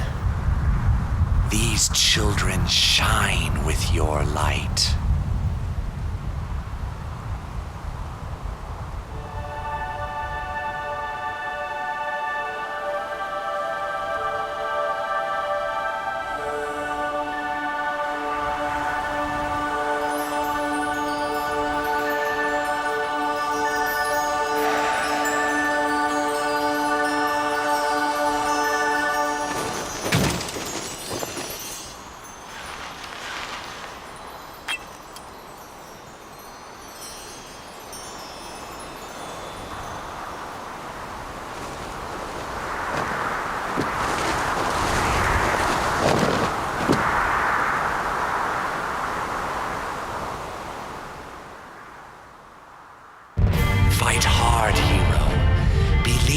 your friends. The final test lies before you. That's the voice of Galleon. Looks like Zophar has been busy building himself a castle on the remnants of where Pentagoulia once was. As we arrive, this is also the only experience grind I'll ever have to do for this entire playthrough. Seriously, this is one of my favorite parts of this game. It's 90s RPG that almost entirely centers its dungeons to be around combat, rather than puzzles. And yet grinding isn't a major part of the game. In fact, this part isn't even necessary. I'm only bothering because it'll make the final boss a little bit easier. We're looking to hit level 50, so Hero can learn Triple Sword. This will replace Amontillado Sword in any boss fights. As for the rest of the dungeon, the major things to look out for are that we're redoing the go press buttons in the only order possible thing, but not much in the way of notable puzzles. The visual design is interesting as well, with a lot of organic visuals and the final areas feeling like we've wandered into another dimension and through outer space. Cool stuff, but I'm not sure how much I prefer this one over the Goddess Tower in Althena's Fortress. Also, I'll point out these Fiend Gates, which I swear are an acknowledgement that everyone who played Lunar 1 used Dragon Grief on the Ultra Fiends, sending them to an alternate dimension. And now they're peering back into this one through these giant mirrors. Once again, screw them. Avoid if possible. Finally though, we get our final approach on Zophar. I already had a note myself on Zophar having a very feminine design, and the fact that he's totally Ken-dolled down there. This really what this is all about? You didn't have a penis and decided to take it out on the rest of the world? Well, I'll also note that while I was playing, my girlfriend noticed something else about that femininity. He almost looks like he's taking on aspects of Althena, only warped by his evil and seemingly plastered over his true form. The feminine figure for one, but also the long blue hair having turned pale and lost its vibrance that it had when worn by the original Althena, Luna, or even Lucia. His face is even somewhat reminiscent of the goddess statues we've been healing at for 2 full games. I really enjoy this read, as if Zophar has given up his own individual appearance, becoming a dull, imperfect reflection of Althena after having coveted her power for so long. Either way, we're in the first major phase of the fight, and we need to prepare for the toughest encounter across both games. Honestly, this is one of the toughest RPG bosses I've ever fought in any turn-based game. And this used to be the only genre I would play. You know, before playing Halo with my friends took over my life in high school, and Monster Hunter Wilds is taking it over now. That game ruled, by the way. Not sure if I'll ever get a chance to talk about it on this channel, but hot damn, Monster Hunter Wilds has been a blast. The first phase is easy enough, by the way. We can bolster up for a bit, then Jean, Hero, and Leo get to endlessly beat him down, while Ronfar keeps us alive. It's very nice to have Leo here as an extra DPS tank. Then we get shifted over into the second phase, which takes place in 2 sections. At first, we can't really do anything as we have to survive an onslaught of Lucia's attacks while she's puppeted by Zophar. However, seeing us come and fight starts to reach Lucia's heart over the next 5 turns, and she eventually breaks free, heals our whole party, and starts the second phase in earnest. I've known this all along, and yet now it becomes clear. The real power of this world lies in the human spirit. I believe, Hero. I finally believe.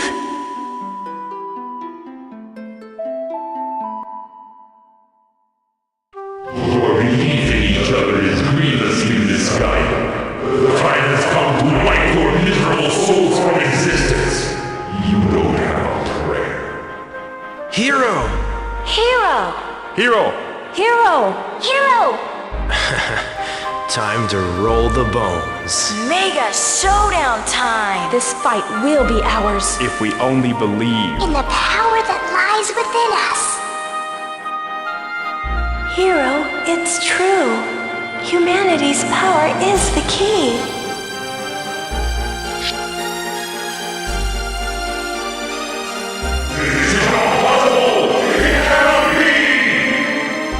So far, you are blind to the truth. This world is one of light and hope. You have no place here. Your power can never extinguish the light within the hearts and minds of every single human. The power to love, trust, and hope will always conquer the lure of evil. I finally believe that. You're speaking in circles, sweet Lucia. You know in your heart that I'll never be defeated. Ronfar, Jean, Lamina, Leo, Ruby, and Hero. The time has come. Believe in yourself and take back this world for humanity. I believe in you. Never give up.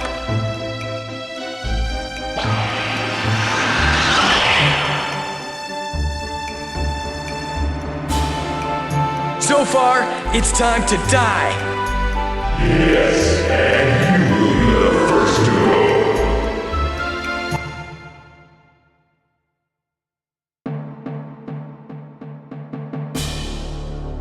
Now, don't let that full heal fool you.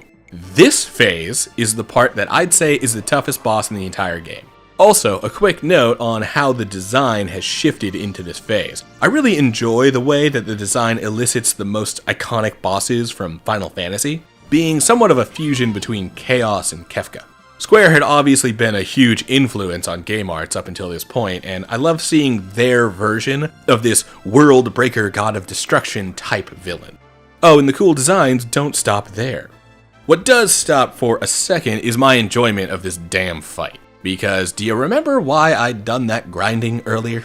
To get Hero high enough to use Triple Sword. Yeah, that winds up not being a big part of this fight, because Zophar keeps endlessly murdering Hero before he can get the stupid attack off. I'll note that I might not be taking this fight completely optimally, as I ignore Zophar's 4 hands. This means that he gets to pummel me with damage for the entire fight. Fortunately, giving the White Dragon Crest to Lamina means that she can copy the same White Dragon Protect spam from the Galleon fight in Silver Star Story. Yeah, this fight is actually where I first came up with this strategy. I'm also sure that tons of guides also suggest it, since it is obviously so optimal. And it turns out to work for both final fights. So, with Lamina keeping everyone protected from a huge chunk of Zophar's possible damage output, we managed to whittle him down with Blue Dragon Palms, Flash Swords, and the occasional Triple Sword between Hero's frequent deaths. Another note, since dying in this fight means that we have to reload a save, not simply reset the phase, this dude being this tough and having that 5-turn phase with Lucia's dialogue can potentially make this kind of insufferable. I'm both lucky and coming at this with experience here, so be prepared for some resets if you want to take this on yourself. Otherwise, we head from here to the final phase, which isn't really all that difficult. Once again, we get a full heal, and all we really need to do is have Hero use Triple Sword twice in order to defeat the final form of Zophar. However, doing the final fight against what could possibly be Zophar's true form, with only Hero and Lucia working together to take him down, is a wonderful narrative encounter. Kind of like Cloud heading through the live stream for his final bout against Sephiroth in Final Fantasy VII. It's not meant to be a difficult fight, but a cool piece of ludonarrative. I like it. For one more comment on design, this version of Zophar has had a lot of those Althena-esque attributes stripped away, and at its core, he almost appears like a dragon.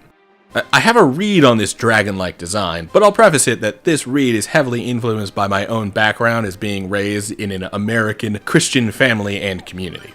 Essentially, you could see Althena, Zophar, and Lucia as an allegory for God, Satan, and Jesus, respectively, with Althena taking on the role of the omniscient creator, Zophar being one of the creator's strongest creations, in this case being the most powerful of Althena's dragons as opposed to the most beautiful of angels, and Lucia being the child of Althena, destined to suffer for the sake of saving humanity from that fallen angel/dragon.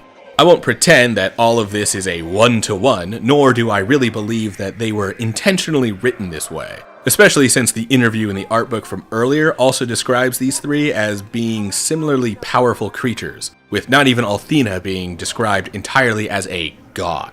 Still, the read is there to at least make the connection, especially with religion being a heavy fixture of this game's narrative, with Pentagoulia and the Chosen being a warped, evil version of Catholicism and the Vatican. With that read behind us, though, we can move on to the happy ending. We kill Zophar, and now we get to head out with the Destiny back to retire with Lucia at Grandpa Gwyn's place. Although, Lucia continues to be vague about something, for some reason, and asks if we can visit the Blue Spire again, the place where we first met. Some tense, early dungeon exploring later, and Lucia's vague talk becomes obvious. She's too dedicated to her role, needing to go watch over the Blue Star, and with tears in her eyes, she heads back to conclude her mission, holding Hero in her heart into the ongoing future.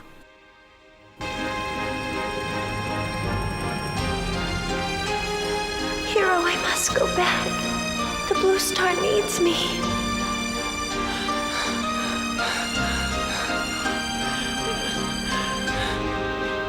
Goodbye, Hero. I'll always love you.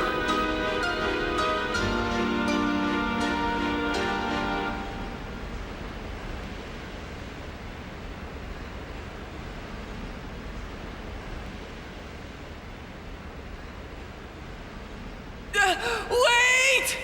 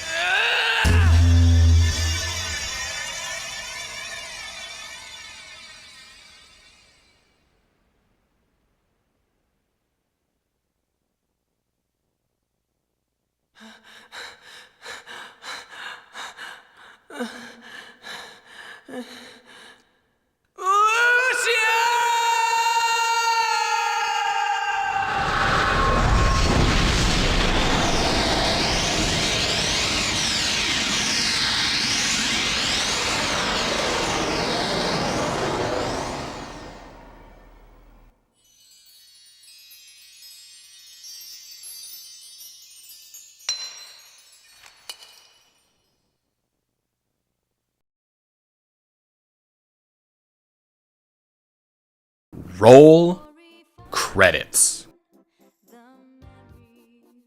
Yep, remember that fake-out sad ending I kept pretending for Silver Star Story? That is in fact the actual way that this game ends. Complete with credits rolling once Lucia leaves, and her and Hero are separated forever. That is, until we're given the chance to create a save that will let us into the epilogue. Alright, epilogue. What's that entail? Well, in the PlayStation version of Eternal Blue, this means that we get 3 new dungeons, plus an additional 4 optional dungeons.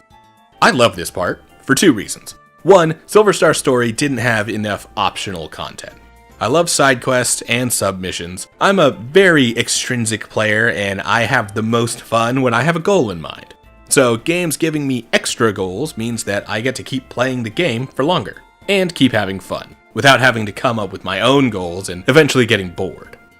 In that case, having 4 optional dungeons, plus a secret ending hidden behind the 3 other ones, means that I get to keep playing for what turned out in this playthrough to be 7 extra hours. I definitely thought this would be a quick one-off, and I gave up a full night of sleep to get through the epilogue. Should have saved it for the morning. The second thing I love about the epilogue is that we finally get some extra time with Leo. Remember, in the base game, he joins our party for exactly 3 dungeons: Azado, Pentagoulia, and Zophar's Keep. That's 3 out of the 25 total dungeons, and I'm being picky about what I consider a dungeon to come up with that number. So getting an extra 7 super difficult dungeons with Leo in the party, that's a huge boon to give players after beating Zophar. Although, actually picking up Leo and the other party members is optional at this point. It's certainly suggested, as these dungeons are harder than anything else we've struggled through so far, but these final 7 can be done solo. I kept a backup save, by the way. Let me know if you want to see me attempt that solo run. I've also got a challenge run idea for Silver Star Story that could be fun. Don't expect them soon. I've been diving so deep into these games for months that I need some distance once this video actually is done. Which it almost is, I swear. First, we'll gather up the party, starting with Ronfar and Rakuli, who's living out his life with Mari. They get all googly-eyed and everything. If only she knew that Ronfar copped a feel on Jean after the events of Sarek Palace. Second is Jean, who has returned to the caravan, deciding that now that she's finished her quest to confront Lun and beat Zophar, she can continue her life as a dancer without her past weighing her down. So, totally cool of us to make her put on her fighter gi again and go fight our way to... what's our goal again? We'll get there. Third, we can find Lamina in vain, still trying to bring the Magic Guild to its ancient heights. Finally is Leo, who for some reason is up on the Mystic Ruins. Why? I don't know. How was I supposed to know he'd be there? I don't know. He did get a cool new cape though, blue instead of red. It's like he's a new man. We can also visit Null, and he'll give Hero Althena's sword, as in the dragon-hilted sword of the Dragon Master. Turns out, Null has been looking for someone who he could deem worthy to pass Alex's sword down to for the last 1,000 years. He didn't even deem himself worthy to wield it, hence it being wrapped up when we see it on his back. With everyone together, we head to the first optional dungeon, and let me tell you, I got the whole party together, but I really only needed Jean, since most of the fights consist of... Taste my anger! Yeah, prepare to hear... Taste my anger! A lot throughout these dungeons, as that is the optimal way through the game, including here in Brave Labyrinth. We're here first because it has a great puzzle in the form of needing to direct these unique sword enemies over the sword symbols on the ground in order to open the door in the back. Every other puzzle is basically about guessing the right button or path, otherwise we'll get stabbed in the butt with spikes, or we'll get stuck in a fight with these hot succubus ladies. Why do they have jiggle physics? If whoever created this design and the Plantella from before would go nuts on a different kind of game, this would be a great spot to shove in an ad for a VPN, one that specifies on keeping your search history private. For now though, we get a decent boss fight against Hero's Talisman. The talisman itself doesn't attack much, but it will periodically summon these blue fire guardian things, called sword arms and fist arms, in order to get the job of killing us done. I'd suggest killing at least some of the arms as you go, because this fight was entirely scuffed because I decided to go only for the talisman from the start. Definitely got very close to death here, but the reward was totally worth it, because we got an accessory called the Hero's Talisman. Even looks like the boss. And equipping it to Lumina means that she can cast a spell that will boost everyone's attack for the cost of 1 MP. This will be very useful moving forward. Next up is Dragon's Nest. No boss, no puzzle, only... Taste my anger! Forever. At the end, we find the Gale Crest, some armor, and Leo's strongest weapon, the Nameless Sword. Moving on. We do get a boss in the next dungeon, Lionhead, which the game taunted us with back when we first did Neovein and the Black Dragon stuff. Although I will say that this might be the longest and toughest dungeon in this list. I'll be honest, I was pretty worried when I reached the Devil Eye, because I had used most of my starlights to even get here. And he's strong against my normal boss melter attacks, like Blue Dragon Palm and Triple Sword. So it comes down to the much weaker single target magic attacks to take care of this guy. Which means everyone except for Jean is useful, but she at least gets to be useful either replenishing everyone's MP, or doling out heals while Ronfar is busy attacking. This also winds up being surprisingly easy, since the boss decides to bully Leo for the whole fight, and his accessory makes him resistant to most of the Devil Eyes attacks. And our reward for finishing Lionhead is... an extra healing ring, a terrible fist for Jean, and Hero's Bromide. This is actually the last of these I've picked up. We got a ton in the post-game, and I really like them, like this Galleon one, where we get to see him enjoying his fairy garden, or the Maori one, where she appears to be a huge fan of Mystere, who also got a bromide of his own. I'm glad for the callback. I wish we could have figured out what happened to that guy, though. He disappeared in Pentagulia, and we never saw him again. Oh, I also love this one of Jean with the giant beer. I'd love a tankard like that for myself, if I'm being completely honest. Finally, on the optional dungeons is the Lost Labyrinth, which is the shortest of the 4, mostly because I know the correct way to go. Otherwise, there's nothing to note. Die, die, die! Sorry. Got a little heated there again. And we get a pretty neat boss fight. It's an easy one, but it at least tries to pit us against a similar party dynamic, with each of these enemies taking on a different role. We've got a healing guy, who we kill first, then a magical DPS guy, who we kill second, and finally a tank who doesn't do great damage, but can soak up a lot of hits, who we kill last, because he's basically useless without his buds backing him up. For killing them, we're rewarded with Alex's Ocarina, which has the same function as before, to let us listen to all of the music in the game on demand. I also tried taking this to Null to see if he had any special dialogue for it. He does not. I don't understand. I don't understand why. With that done, we can finally head into the actual final dungeons, which actually starts by finishing up a storyline I pointed out hours ago. Heading to Nota, the town split in half by a river, we can find Julia getting ready to marry Romeo, the mayor of West Nota. However, if we head into West Nota ourselves, we can find Kyle in the bar and give him the courage to interrupt the wedding. Also, since we believe in true love, we help stop this political marriage by driving the Destiny under the bridge, where Julia jumps down and we escape to a happy ending for the couple that actually loves each other. As a reward, we're even given a Rememberizer crystal. It's like the mirror one from Silver Star Story, and will let us rewatch any cutscenes we've seen already. However, we need to return to the location where we originally saw the FMV in order to select it from the list. But we did see her saying that she could rewatch precious memories over and over. So Hero, what do you want to see?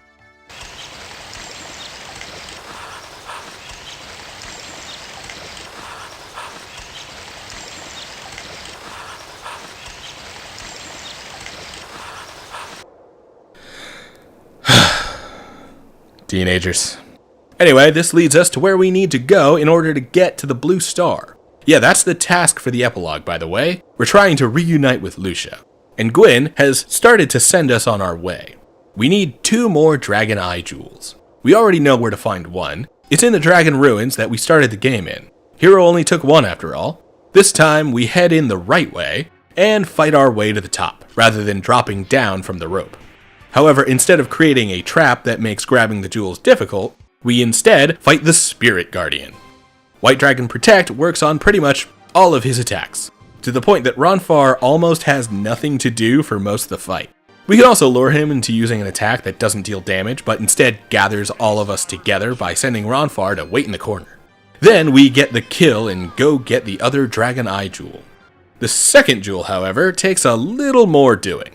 The hint that Gwyn gives us is that he picked up the jewel he had in Nota, which leads us to get the Rememberizer, which then leads us to look for FMVs, which then takes us to the Sluice Forest, where the water has now been lowered enough to let us into the secret dungeon under the water.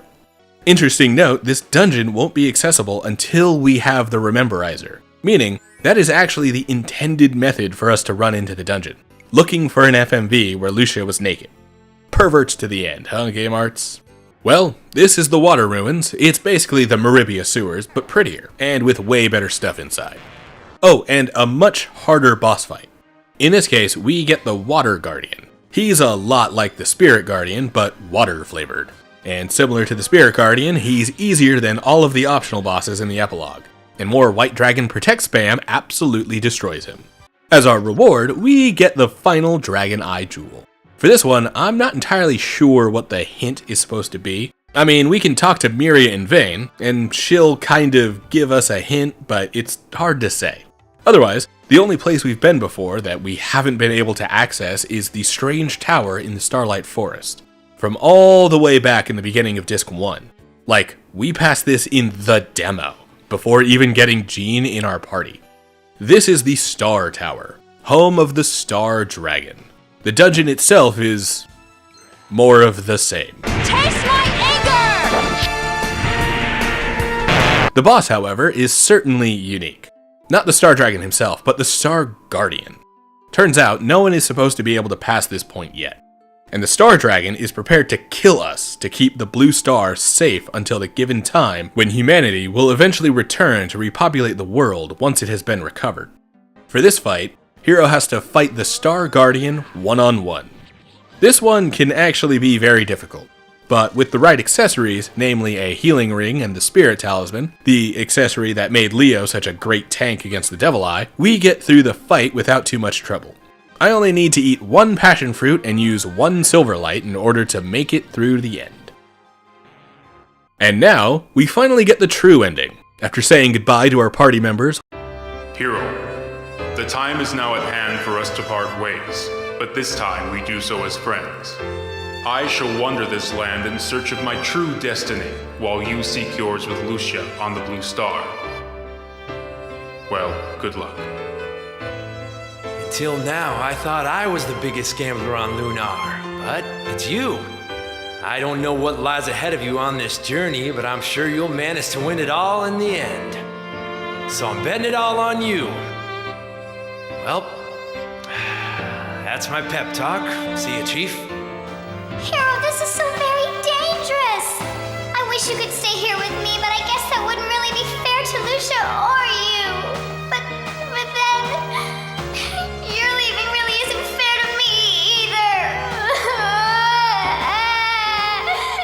Some of what Ruby says is really true, you know, Hero. But then I'm sure you'll make it back to Lucia just fine. I have faith that you can do what you dream. So get out of here before I cry. Go. I mean it. Oh, I'm really mega bad at saying goodbye like this. But this isn't like a final forever goodbye, is it? You're just going out to pick up a friend. Oh, who am I kidding? Hurry back, Hero. We get to walk into a crystal that looks like the one from the Blue Spire. And it takes us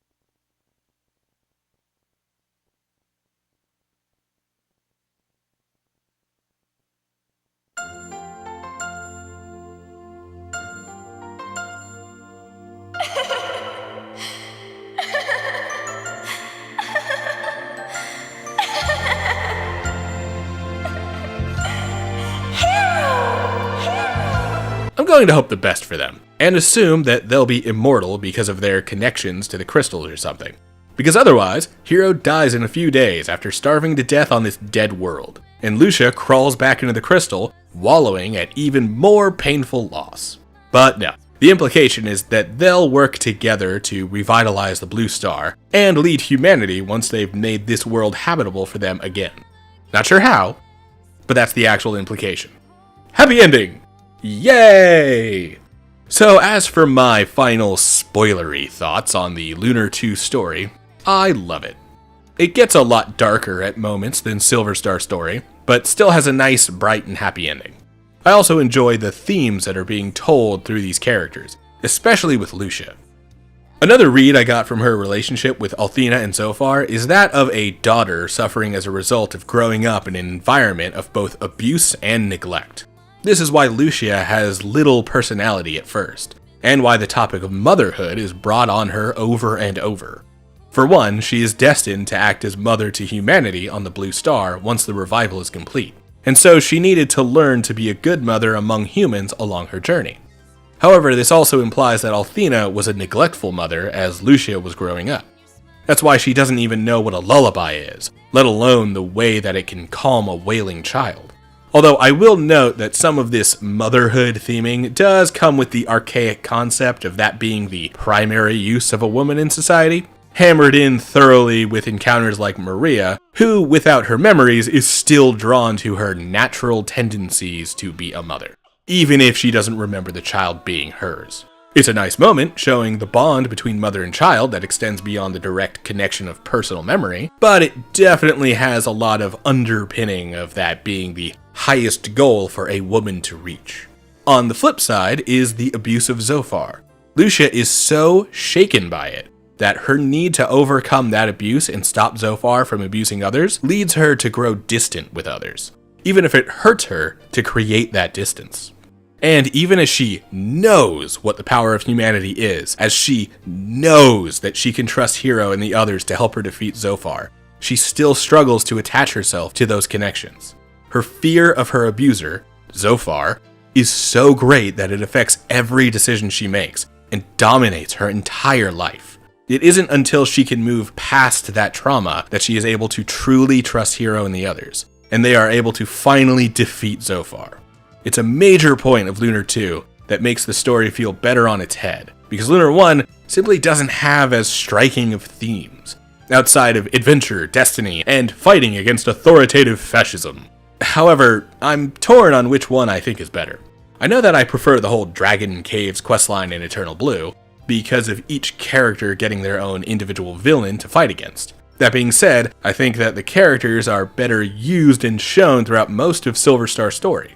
We can really see this comparison with Lucia and Luna. While Lucia goes through a lot more growth, which makes for a more interesting plot and narrative, Luna is simply the more interesting character from start to finish. In this case, while I tend to say that Lunar 2 is simply better than Lunar 1, it's a lot of give and take in both ways. And after having really dived into both games throughout making this video, my love for Silver Star's story feels less nostalgia driven and more about preferring those characters. In terms of those characters that I prefer, it's also worth noting the villains of both games, the lead villains. The way I see it, Galleon makes for a much better villain than Zophar. While Zophar's stakes are higher, and while he's definitely the more powerful enemy, Galleon has a much closer personal relationship with the protagonist, and therefore with the player. Not only does his goal consistently put him directly against Alex's quest for becoming the Dragon Master, but we also see Galleon multiple times, and he goads us very directly. Every time Zophar shows up, he shows up to goad Lucia, the character that we don't control in any way at all. So there's a disconnect between us and this all-powerful being that we're supposed to be so afraid of. Whereas for Galleon, he's very personal. It's easier for the player to feel that animosity towards Galleon the way that Lucia feels an animosity towards Zophar. And I think that might be what creates a better vibe in Silver Star's story as we're hunting Galleon down and trying to stop him. Whereas for Zophar, we might as well be trying to stop a natural phenomenon, a weather crisis, or a volcano from exploding. His presence isn't exactly that of personality, but of danger, raw and destructive. Again, it makes for great stakes, but as a character, Zophar makes for a worse narrative. Although that's not to say that Galleon isn't very well used in Eternal Blue, where he gets a redemption arc that actually succeeds in a lot of ways. He's still him, but we can see the ways that time has softened his heart from Silver Star's story. And so Galleon across both games will always be a superior fixture than Zophar. As far as the gameplay goes, though, the character party and the builds available with the crests makes Eternal Blue a more fun game to play. I'll also say that I love a good endgame, so the epilogue is exactly what I'd wanted to see at the end of the base Silver Star story. So if I want to chill out with a great story, I'll always go for Lunar 1, but Lunar 2 has the better and longer gameplay. Of the 60 hours of gameplay that went into making this video, 2/3 of that is in the second game. That being said, if I really do want to jump back into the series, there's no reason to not simply play through both in order. Oh, and I've also waited until now to talk about my favorite part of both games, the outtakes. Hey, even cowgirls get the blues. No, not saying it. I don't want any outtakes in this game. Because when I went into the office last time, I was so embarrassed because everybody in the office hated me and knew what a dork I was. I bet you were whittling away the whole day, not just the day. I missed the whole. I said the day. Then we can get a hugely fantastic diamond from its lair worth thousands and thousands of Damn, I had a good one too and I got caught.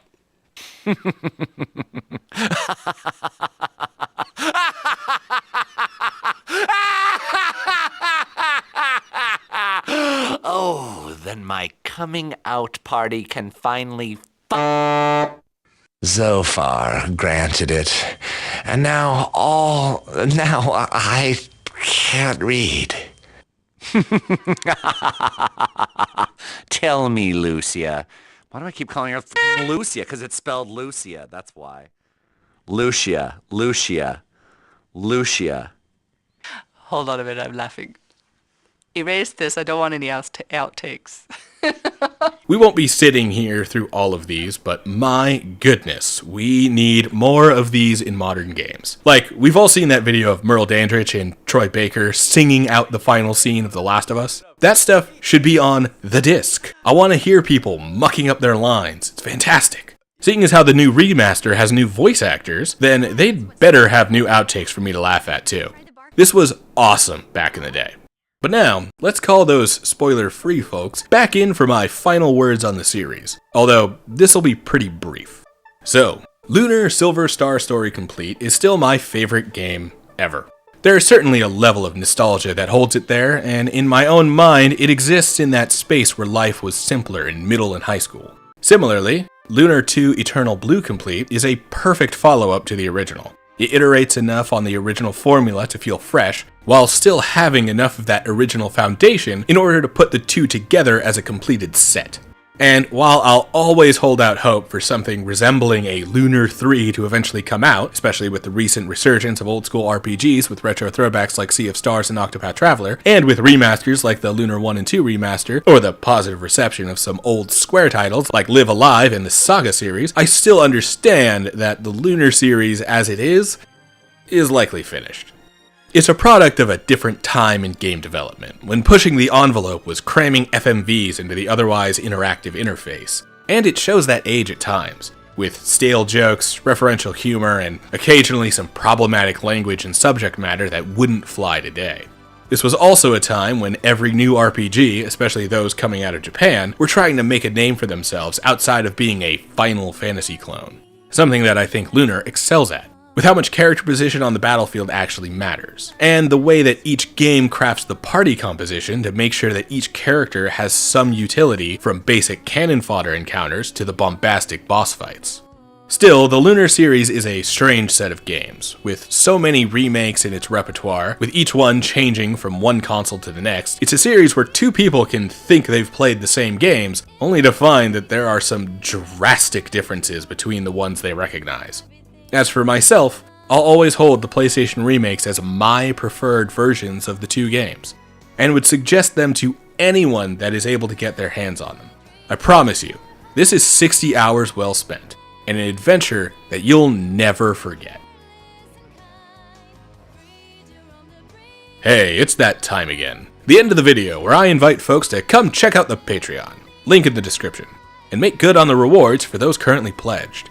Patreon members get early access to new content and their names written in the credits at the end of videos. And those who pledge $5 or more get their names read out loud, like our DevBox designers, Genghis Braun, and our DevBox developers, Azul.